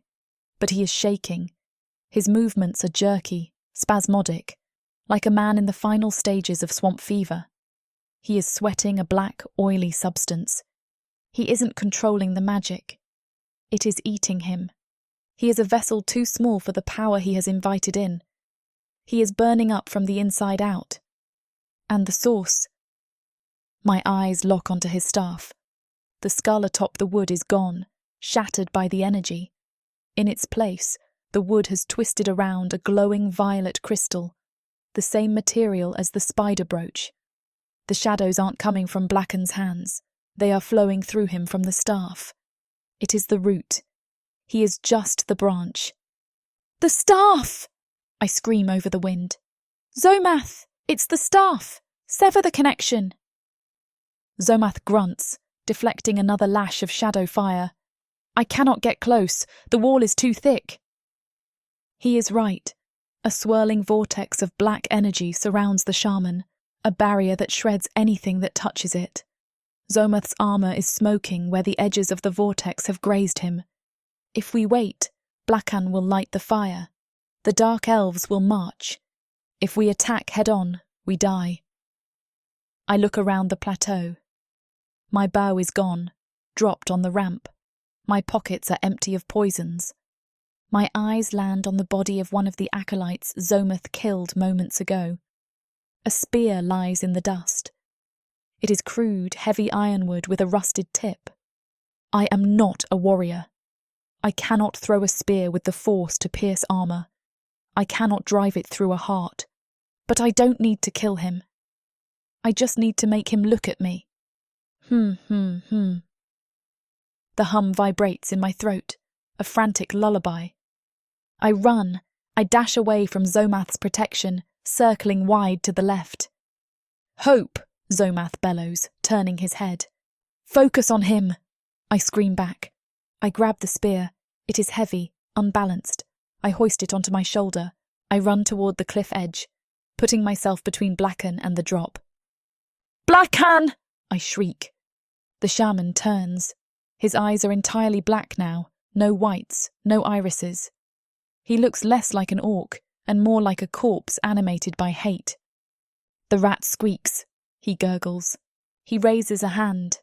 The shadows coil, preparing to strike me. You aren't a god, I yell, stepping forward, hefting the spear. You're a parasite, and the host is dying. I throw the spear. It is a clumsy throw. It wobbles in the air. But my aim is true. The heavy iron tip strikes the crystal embedded in his staff. Ping. It doesn't shatter the gem. It bounces off. But the impact jars Blacken's arm. The vibration travels down the wood. Blacken screams. It disrupts his focus. The swirling wall of shadows flickers. It wavers for a heartbeat. A heartbeat is all a warlord needs. Zomath! I scream. He is already moving. He charges. He does not run like a man. He runs like a battering ram. He lowers his shoulder, ignoring the pain in his leg, ignoring the exhaustion. Blacken recovers. He sees the mountain of green muscle and steel rushing him. Die! Blacken howls. He thrusts the staff forward. A concentrated beam of violet fire, pure, condensed magic, erupts from the crystal. It is aimed straight at Zomath's heart. Zomath does not dodge. If he dodges, the beam hits me. He takes it. He runs straight into the fire. Boom! The impact sounds like thunder. The magic hits Zomath's chest plate. The iron glows instantly white-hot. The force should stop him. It should melt him. He roars. It is a sound of defiance that drowns out the wind. He pushes against the beam, his boots digging furrows into the stone. He burns. I smell the cooking meat, the melting leather. But he steps forward. And another step. He reaches the shaman. Blacken's eyes widen in true mortal terror. Zomath raises his sword with his one good arm. For the hope of my people, for the humans, for my hope, he snarls. The blade descends. It shears through the staff, shattering the crystal. It continues down. It shears through Blacken's neck. The shaman's head flies from his shoulders, spinning into the dark void of the cliff. The body stands for a second, the neck spouting black sludge instead of blood, before collapsing into a pile of empty, smoking armour. The violet fire vanishes instantly. The shadows dissipate, turning into harmless grey smoke in the wind.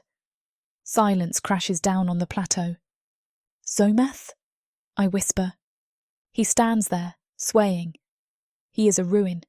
His chest plate is melted, fused to his skin.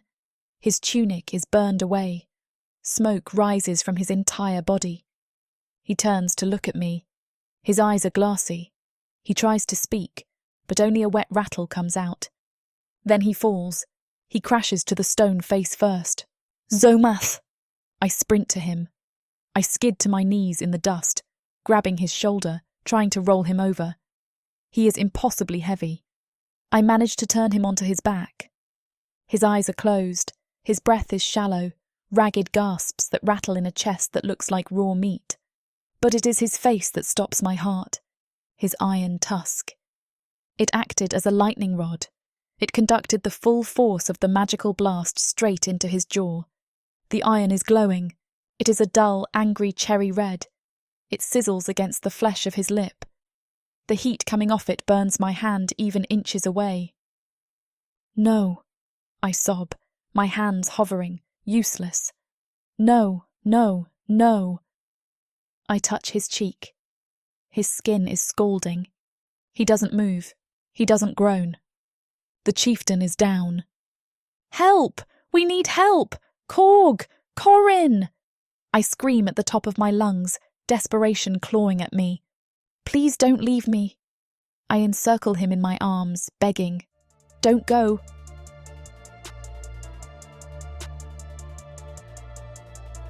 Chapter 26. Zomath. Pain is a living thing. It is not a sensation. It is a presence in the room with me. It sits on my chest like a boulder. It chews on my leg. It pours molten lead into the left side of my face where the iron tusk is rooted. I open my eyes. The effort costs me. My eyelids feel like they are made of sandpaper. The light in the room is dim, filtered through heavy furs. I am in a tent, not my command tent, which was destroyed, but a smaller temporary shelter. The air is thick with the smell of sickness. Not the rot of gangrene, but the sharp, green scent of crushed leaves rendered fat, and lavender. Her. I try to sit up. A wave of agony rolls over me so intense that my vision whites out. I grunt, a wet, ragged sound that barely leaves my throat. Don't move. The voice is soft, exhausted, but commanding. A cool hand touches my forehead. My vision clears. Hope is leaning over me. She looks terrible. Her face is bruised, smudged with soot and dried blood. Her hair is a tangled nest. Dark circles bruise the skin under her eyes, deep purple hollows that speak of nights without sleep. But she is alive. She is holding a damp cloth. She presses it to my cheek, near the tusk. You slept for 2 suns, she whispers. Her thumb brushes my brow. I thought the fever would take you. I try to speak. My throat is dry parchment. Water, I rasp. She lifts a clay cup to my lips. I drink greedily. The water is cold, laced with something bitter. Willow bark for the pain. I swallow. I force my brain to work through the fog of agony. The clan? I ask. My voice is a stranger's. Broken, gravelly. Hope sets the cup down. She sits on the pallet. She looks at me, and a strange expression crosses her face. Awe. Disbelief. The clan is quiet, she says. They are waiting for you. The dark elves, I growl. I try to push myself up again. The beacon. Blacken lit the fire. They will march. They marched, Hope says calmly. She puts a hand on my chest, my unburned right side, to keep me down. And they died. I freeze. What? The humans, she says. My people. She takes a breath, her fingers tracing the edge of the bandage wrapping my torso. When you fell. When the magic blast hit you. We thought it was over. The beacon flared. We saw the torches of the Dark Elves' army moving from the falls. She looks at her hands. They are stained with green herbal paste. But we had the poison, she says. The somnus mold. The iron bane. We didn't have enough warriors to hold the gate. So, the humans volunteered. I stare at her. Humans can't fight Dark Elves. They didn't fight, Hope corrects me. Her eyes flash with that golden fire I saw in the pit. They surrendered. Or they pretended to. She leans closer, her voice dropping. Lara and Corin led a group out to the pass. They carried casks of ale. They dragged captured orcs, our dead. They met the Dark Elves' vanguard. They fell to their knees and claimed the orcs had killed each other in a civil war. They claimed they were bringing tribute to their new masters. I blink. It is madness. It is suicide. The Dark Elves kill humans for sport. And the Dark Elves? I ask. They are arrogant, Hope says with a savage little smile. They saw weak, broken slaves offering them victory wine. They saw a stronghold that had already destroyed itself. They didn't scout. They celebrated. She looks at me, and the pride in her face hits me harder than the magic blast. They drank the ale, Zomath. We spiked it with everything I stole from Blacken's tent. Concentrated nightshade, fire moss oil, enough to kill a cave bear. They died? Most of them, she nods. They started frothing at the mouth within the hour. The ones who didn't die were too sick to hold a sword. When Korg led the counterattack, it wasn't a battle. It was a cleanup. I let my head fall back against the furs. The ceiling of the tent swims. Humans. The creatures I've spent my life viewing as labor, as currency, as livestock. They walked into the jaws of the enemy armed with nothing but a lie and a cask of poisoned ale. They saved the Ashen Tusk. They saved me. I look at Hope. She is the architect of this. She is the one who woke them. She is the one who weaponized their weakness. She is magnificent. The pain in my body recedes, pushed back by a different kind of heat. It starts in my chest and floods my veins. It is not the biological lust that drove me before. It is something heavier, something permanent. Come here, I rumble. I need to check your dressings, she says, reaching for a jar of salve. The burn on your chest is deep. The tissue is... Hope. I reach out with my good hand. I grab her wrist. She freezes. She looks at me, startled. Come here, I repeat. I pull her. She resists for a second, terrified of hurting me. Zomath, your ribs! Are iron, I lie. I pull her down. She collapses gently against my right side, her hands hovering, afraid to land. She smells of smoke and healing and exhaustion. I look into her eyes. I see the fear there, not of me, but for me. You did this, I whisper. You saved my bloodline. You saved my mountain. We did it, she whispers back. Tears well in her eyes. We survived. I shift my hand to the back of her neck. I tangle my fingers in her matted hair. I am a monster, I say. I have burned villages. I have taken slaves. I have lived by the law of the fist. I pull her face closer. But I look at you, I rasp. I want to burn the world just to keep you warm. Her breath hitches. Her lips part. Zomath. I don't let her finish. I kiss her. It is not the rough first kiss we shared. It is slow. It is heavy. I taste the salt on her lips. I taste the life in her breath. My iron tusk, hot and aching, presses against her cheek, but she does not pull away. She leans into it. She kisses me back with a desperation that matches my own. Her small hands clutch my shoulders, grounding me. I break the kiss, resting my forehead against hers. Help me up, I say. No, she argues immediately, pushing against my chest. You can't walk. The muscle in your leg is shredded. The burn needs air, not movement. The clan waits, I say. If I do not show my face, they will think I am dead. And if they think I am dead, the old divisions will return. I grip her arm. I must stand. For the boy. For you. She searches my face. She sees the resolve. She knows she cannot win this argument. She sighs, a ragged sound. You are a stubborn, foolish beast, she mutters. But she stands. She offers me her shoulder. Lean on me, she commands, heavily. Don't try to be a hero. I grit my teeth. I swing my legs off the pallet. The pain hits me like a war hammer. My left leg screams. My chest feels like it is tearing open. The world spins, gray and sick. I growl, forcing the bile down. I grab Hope's shoulder. She is tiny, but she braces herself, taking a surprising amount of my weight. We move, step by agonizing step. We exit the tent. The light of the day blinds me for a moment. We are in the camp. It is a scene of devastation. Smoke rises from pyres where the dead are being burned. The mud is stained black and red. But it is quiet. Hundreds of orcs are gathered, and among them, standing not in the pen but in the open, are the humans. They see me. A ripple goes through the crowd.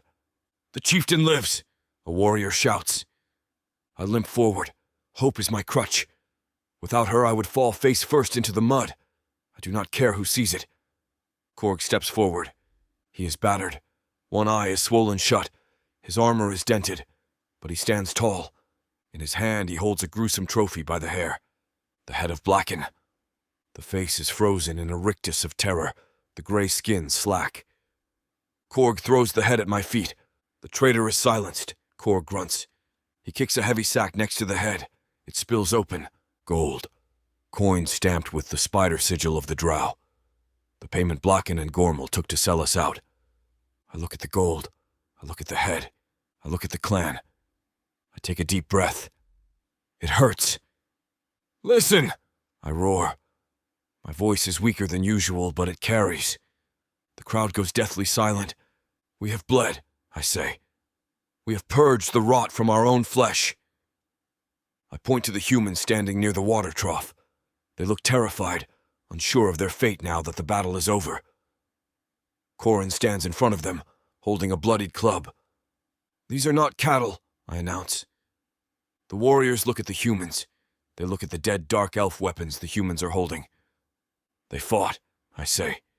"They bled. They killed the shadows when the shadows came to eat us." I look at Korg. "The law of the Ashen Tusk is simple," I say. "Those who fight are kin. Those who bleed for the mountain belong to the mountain." I raise my good hand. There are no slaves in this valley anymore. A gasp runs through the crowd, from orcs and humans alike. It is a shattering of centuries of tradition. "They are freedmen," I declare. "They work for coin. They eat at the fires. They live." I look at Vazra's surviving loyalists. They look down, ashamed. They know they were wrong. "Does any warrior dispute this?" I challenge them. "Does anyone wish to tell me that the ones who poisoned the Dark Elf army are not worthy of respect?" Silence. Korg strikes his chest with his fist. Thump. "Hail the chieftain!" Korg roars. "Hail!" The clan echoes. I feel Hope trembling beside me. She is crying. Silent tears that track through the soot on her face. She is looking at her people, her free people. I turn to her. I do not let go of her shoulder. Instead, I slide my arm around her waist, pulling her into me. She looks up, surprised. The clan watches. They see their warlord, broken and burned, leaning on the small human woman who defied the shaman and saved the air. "And this one," I rumble, my voice dropping an octave, becoming intimate even as I shout it to the valley. I look at the arm cuff she wears, my sister's cuff, which I placed on her wrist before we left the tent. I look at her belly where I know my seed will rest. "This one," I say, meeting the gaze of every warrior in the circle, "is not just free." I turn her face to mine. I brush the tear from her cheek with my calloused thumb. "She is mine," I say, "my blood, my breath." I kiss her forehead, marking her with ash and sweat. My mate.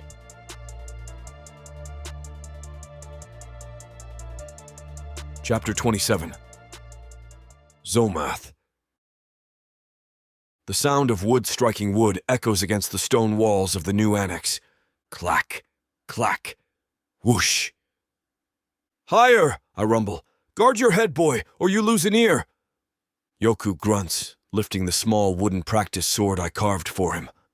He is small, his limbs stick thin compared to an orc, but his stance is solid. He does not flinch when I loom over him. He does not cower. The fear is gone. 2 weeks ago, he was a weeping bundle of rags in the dirt. Now, he is a warrior in training. He wears a tunic of green wool, belted with a scrap of leather that matches mine. He swings again. It is clumsy, but the intent is there. "Good," I say. He beams at me, a gap-toothed, human smile that somehow doesn't look weak anymore. It looks like survival. "Enough for tonight," Hope says. She sits by the fire, grinding dried leaves in a stone mortar. The annex is warm, smelling of pine resin, roasting meat, and the lavender she dries in bundles near the ceiling. It smells like a home. Yoku drops the sword. But I'm not tired. You are yawning, she counters, not looking up. And tomorrow Korg is taking you to see the baby goats. Sleep or no goats. The threat works. Yoku scrambles to his pile of furs in the corner. He tucks the wooden sword under his pillow. Night, Mama. Night, Zomath. Night, soldier, I say. I watch him settle. My chest feels strange, full, heavy. It is a sensation I am still learning to name. Contentment. I turn to Hope. She is watching me. Her eyes are soft, the color of warm amber in the firelight. She sets the mortar down and pats the space beside her on the thick bear pelt. Your leg, she commands softly. I obey. I sit, stretching my left leg out. The bandages are clean, but the wound beneath is deep, a memory of the chimera's teeth. She begins to unwrap the linen. Her hands are gentle, efficient. The redness is gone, she murmurs, her fingers ghosting over the puckered skin. The knit bone root is working. The tissue is closing. It itches, I grumble. That means it's healing. Don't scratch it. She reaches for a pot of salve, a pungent green grease that smells of earth and mint. She scoops a generous amount and begins to massage it into my thigh. Her touch is electric. Even after 2 weeks, the contact sends a jolt through my nervous system. Her hands are small, pale against my green skin, rough from work but impossibly soft compared to mine. She works the salve deep into the muscle, her thumbs digging into the tension. I watch her face. The firelight dances on her cheekbones. She is beautiful. Not in the way of orc females who are hard angles and muscle. She is beautiful like the moon. Soft, distant, yet pulling the tides of my blood. You saved him, I say. The words come out rough, unbidden. She pauses. She looks up. We saved him. No, I correct her. You walked into the drain. You stole the truth from the shaman. You woke the humans. I lean forward. I catch a lock of her hair, twisting the dark silk around my thick finger. You are small, I whisper, but you cast a long shadow, Hope. She flushes, a pink bloom rising on her neck. I did what a mother does. And a mate, I add. The air shifts. It grows heavy, charged with the static that always hums between us. I reach behind me. My hand closes around the objects I've kept hidden under the furs for 3 days. Hope. She looks at me, sensing the change in my tone. I pull out the dagger first. It is not a weapon of war. It is a utility blade, forged from the best steel in the armory, the handle wrapped in soft doe skin. It is balanced for her hand. I hold it out, hilt first. In the ashen tusk, I say, my voice low. We do not give gold rings. Gold is soft. Gold bends. She takes the dagger. She tests the weight, her eyes widening. Steel is iron, I continue. It holds an edge. It protects. It kills. I reach into my other hand. I hold up the necklace. It is simple. A leather cord strung with a single polished piece of white bone.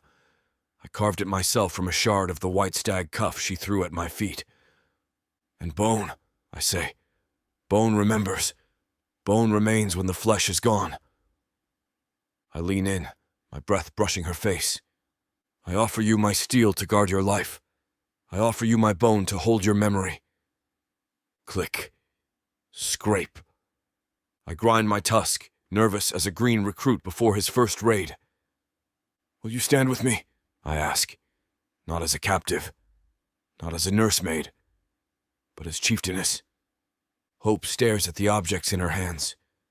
Her eyes fill with tears, but she does not let them fall. She nods, a fierce, sharp movement. I will stand, she whispers. I will fight, and I will stay. She drops the dagger onto the furs. She reaches for me. "Put it on me," she commands. I tie the leather cord around her neck. The white bone rests in the hollow of her throat, stark against her skin. It marks her. She is mine. I look at the sleeping boy in the corner. He is deep in dreams. I look back at her. The scent of her changes. The lavender scent spikes with something sweeter, heavier. Honey. Heat. My blood rushes south, landing hard and heavy in my groin. I scoop her up in my arms. She weighs nothing. She wraps her legs around my waist instantly, burying her face in the crook of my neck, inhaling my scent. "Bed!" I growl. I carry her to the massive sleeping platform at the back of the room. I lay her down on the furs. As much as Samara and I want to finish what these two characters have started, it looks like this chapter is about to get too hot for this platform to handle. Unfortunately, we have to pause here because their guidelines won't allow us to reveal the spiciest details. To keep bringing you these free audiobooks, we have to follow their rules. But don't worry. You can experience the full, unabridged version over at worldsofprotheka.com, where the boundaries of passion and fantasy collide. Use code YouTube30 for 30% off any of our unabridged audiobooks set in the rich and immersive worlds of Protheka. Protheka's magic is eternal. With these scenes, it will be unforgettable. I roll to my side, pulling her with me so I do not crush her. We lie tangled in the furs, limbs heavy, chests heaving. The fire has burned down to embers. I stroke her hair. It is damp with sweat. "Children," she whispers, tracing the line of my jaw. "Yoku would like siblings." "He will be a good brother," I say. "He will teach them the sword. You will teach them the herbs." "And you?" she asks, sleepy, her eyes fluttering shut. "I will teach them to survive," I say, "and to love." She smiles. It is a sleepy, satisfied curve of her lips. "Good plan," she murmurs. She falls asleep against my chest, her hand resting over my heart. I watch her. I listen to the steady rhythm of her breathing, synced with the boy in the corner. My family. I press a kiss to the top of her head. "Voktar, Voknash," I whisper in the old tongue. "My light. My life." I close my eyes. The war is over. But the mating ceremony is in 3 days. And for the first time in my life, I'm not looking for an exit.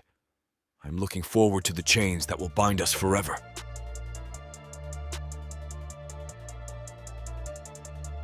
Chapter 28.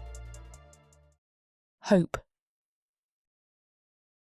The fire in the middle of the amphitheatre is a living tower of flame.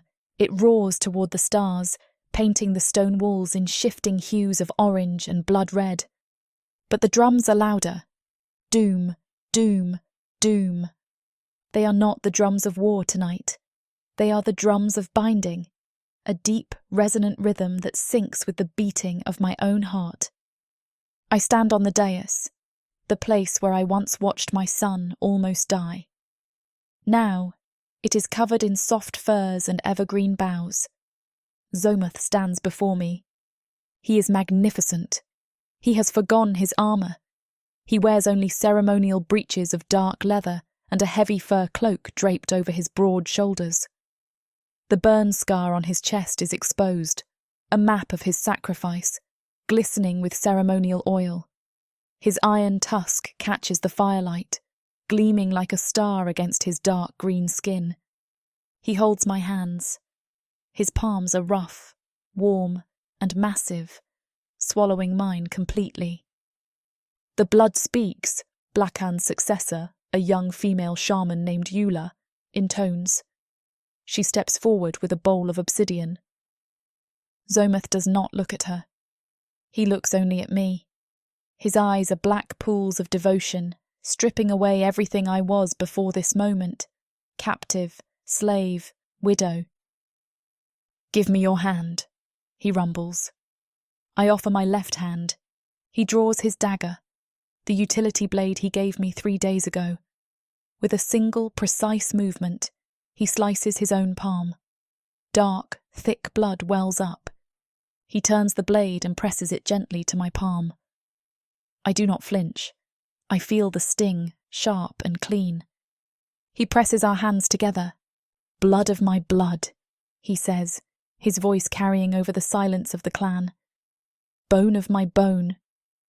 "Breath of my breath," I answer, my voice steady. "I claim you," he growls, "before the mountain, before the ancestors, before the fire." "I claim you," I whisper, "before the storm and the silence." He leans down. He brushes his forehead against mine. "My mate," he breathes. The drums reach a crescendo, a thunderous rolling sound that shakes the ground. The clan roars, a sound of acceptance, of celebration. I see Korg in the front row holding a sleeping Yokgu on his shoulder. I see Ilara and Corin standing proudly with the warriors. We are one tribe. Zomoth sweeps me up into his arms. The ceremony is over. The night is ours. He carries me through the cheering crowd, his stride long and purposeful. He does not stop to acknowledge them. His focus is singular. We reach our tent, the new, larger structure built on the foundations of the annex. He kicks the flap closed behind us, shutting out the world. The silence of the tent is heavy, blocking the celebration outside. It is thick with the scent of lavender, pine, and the musk of his arousal. He sets me down on the furs. "You look..." He stops. Click. Scrape. He scrapes his tusk, his eyes raking over me. "You look like a queen." I'm wearing a dress of soft white doeskin, stitched with silver thread by the human women. "I feel like a woman who wants her husband," I say. This scene is about to get too steamy for this platform's comfort. And as much as we'd love to keep going, the guidelines say we need to stop here. To continue releasing these free audiobooks on this platform, we've got to play by the rules. But the passion doesn't end here. Visit worldsofprotheka.com to hear the full, uncut version of this fantasy romance, and every daring moment that YouTube can't handle. Use code YouTube30 for 30% off unabridged audiobooks in the worlds of Protheka. Don't let YouTube hold you back. Immerse yourself in a world of magic, danger, and unfiltered passion. Protheka's magic is eternal. Listen unabridged and you'll never want to go back. His breathing slows. The tension leaves his muscles. He collapses onto his elbows, careful not to crush me, peppering my face with soft, wet kisses. "Hope," he whispers. "My hope." I smile, running my hands over the scarred ridges of his back. "I'm here. I'm not going anywhere." He rolls to the side, pulling me against his chest. He wraps the heavy furs around us, cocooning us in warmth. I rest my head on his pectoral muscle, listening to the slow, steady thump of his heart. Outside, the drums have stopped. The wind whispers against the canvas. Zomoth begins to hum. It is a low, rumbling sound in his chest, a melody I have never heard. Grumvosh, Tarnosh. He sings softly, his voice rough with sleep and love. Velcrum, Saro. "What does it mean?" I whisper, my eyes heavy. He strokes my hair. "It means the storm is over," he says. "It means the iron is at rest. It means home." I close my eyes. The melody vibrates through me, chasing away the last shadows of the war, the fear and the past.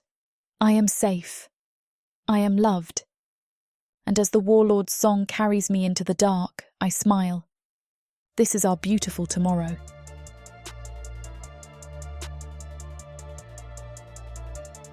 Epilogue. Hope. 1 year later. The infirmary smells of crushed pine needles, beeswax, and the sharp, clean scent of willow water. It used to smell of rot. It used to be a place where warriors came to die or have limbs hacked off by a butcher with a rusty axe. Now, it is a place of light. I stand at the long wooden table, grinding dried comfrey leaves into a fine powder. The repetitive motion, grind, scrape, grind, is soothing. Healer? I look up. Lara stands beside a cot in the corner. She is wiping the brow of a young orc warrior who took a bad fall during a climbing drill. A year ago, she would have been terrified to look him in the eye. Now she scolds him for moving too much. The fever is breaking, Lara says, checking the orc's temperature with the back of her hand. The cooling draught worked. Good, I say, wiping my hands on my apron. Keep him hydrated, and tell him if he tries to walk before the moon rises, I'll tell Korg to sit on him. The orc warrior grunts, a sheepish grin splitting his green face. No need for threats, healer. I value my ribs. I smile. It is a small moment, but it still steals the breath from my lungs. A human woman tending an orc warrior, a joke shared between species. It wasn't easy.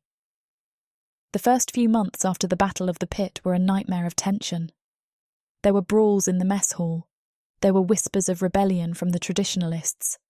There were days when I thought the fragile alliance Zomath and I forged with blood and lies would shatter under the weight of centuries of hatred. But winter forces unity. When the snows came, burying the valley in white silence, we had to rely on each other. The humans knew how to preserve food in ways the orcs didn't. The orcs knew how to keep the fires burning when the wood froze. We survived, and in surviving we became something new. I walk to the open double doors of the infirmary. The spring air is crisp, carrying the scent of melting snow and wet earth. I look out at the training ring. The mud is churned up, black and thick. In the centre, a circle of young orcs are grappling. They are massive, their muscles bunching as they throw each other into the dirt. And in the middle of them is a flash of green, but somewhat paler skin. Yoku. He is 6 years old now.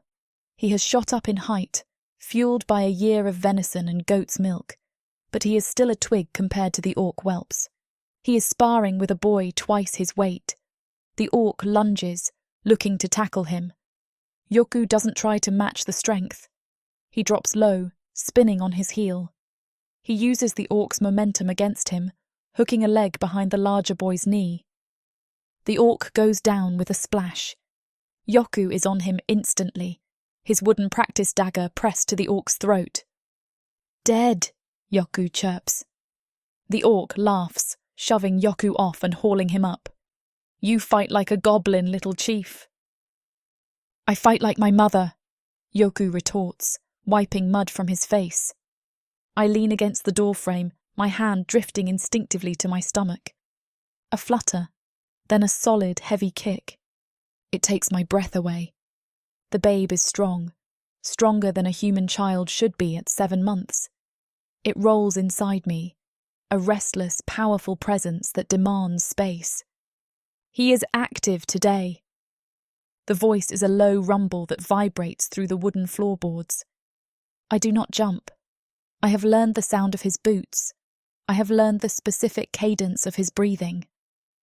Zomath steps up behind me. He is huge. He blocks out the sun, casting me in his shadow. But it is not a cold shadow anymore. It is a shelter. He wraps his arms around me from behind. His hands, rough and scarred, rest on the swell of my belly. She, I correct him, leaning back into his solid heat. She is active. He, Zomath insists, pressing a kiss to the side of my neck.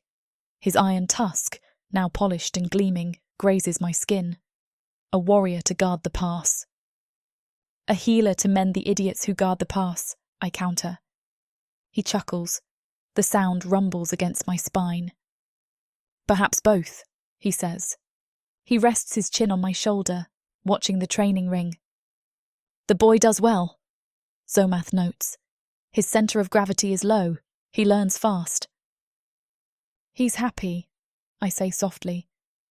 He doesn't wake up screaming anymore. He knows he is safe, Zomath says. He knows the clan watches him.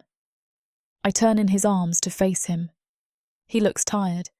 There are new lines around his eyes, and the grey in his black hair has spread slightly at the temples. Ruling a mixed clan is harder than ruling a warband. He spends his days mediating disputes, planning trade routes with the humans in the lowlands, and fortifying the defences against the scattered remnants of the dark elf army who invaded us. But the hardness in his eyes, the dead, flat look of a man expecting betrayal, is gone. He looks at me with a possessive, burning intensity that hasn't dimmed in a year. If anything, it burns hotter. "You should be resting," he growls, his hand moving to cut my breast through the wool of my dress. "You stand too long."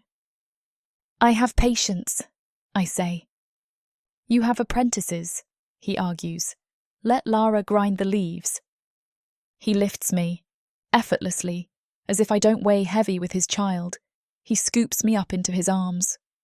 "Zomath," I protest, laughing. "Put me down, the clan is watching." "Let them watch," he says. "Let them see how the chieftain serves his queen." He carries me out of the infirmary, ignoring the snickers of the warriors and the smiles of the humans. He carries me across the muddy courtyard toward our home. It is a true house now. Stone walls, timber roof, a chimney that puffs grey smoke into the sky. It stands in the stronghold, a testament to permanence. He kicks the door open and carries me inside. The fire is roaring. The air is warm and smells of us. His musk, my herbs, the scent of the firs. He sits on the edge of the great bed and settles me on his lap. He doesn't try to undress me. He just holds me. His large hand rubs soothing circles on my back. "Are you happy, Hope?" he asks suddenly. The question catches me off guard. I look at the room. I see Yoku's drawings charcoal sketched on the stone wall near the hearth. I see Zomath's sword hanging next to my drying racks. I feel the child kicking against his hand. I think of the fear that brought me here, the chains, the cold. And I look at the monster who burned my world down, only to help me build a better one from the wreckage. I reach up and touch his cheek, tracing the line of his scar. "I am," I whisper. "I have everything I need." He leans his forehead against mine. "The winter will be hard," he warns. "The dark elves are quiet, but they are not gone, and the mountain is unforgiving." "I know," I say. I take his hand, the hand that wields the sword, the hand that kills, the hand that built a cradle for our unborn child, and I press it to my heart. "We are not afraid of the winter, Zomath." I smile, feeling the truth of it settle deep in my bones. "We built a home out of ash and bone, and it is unbreakable,"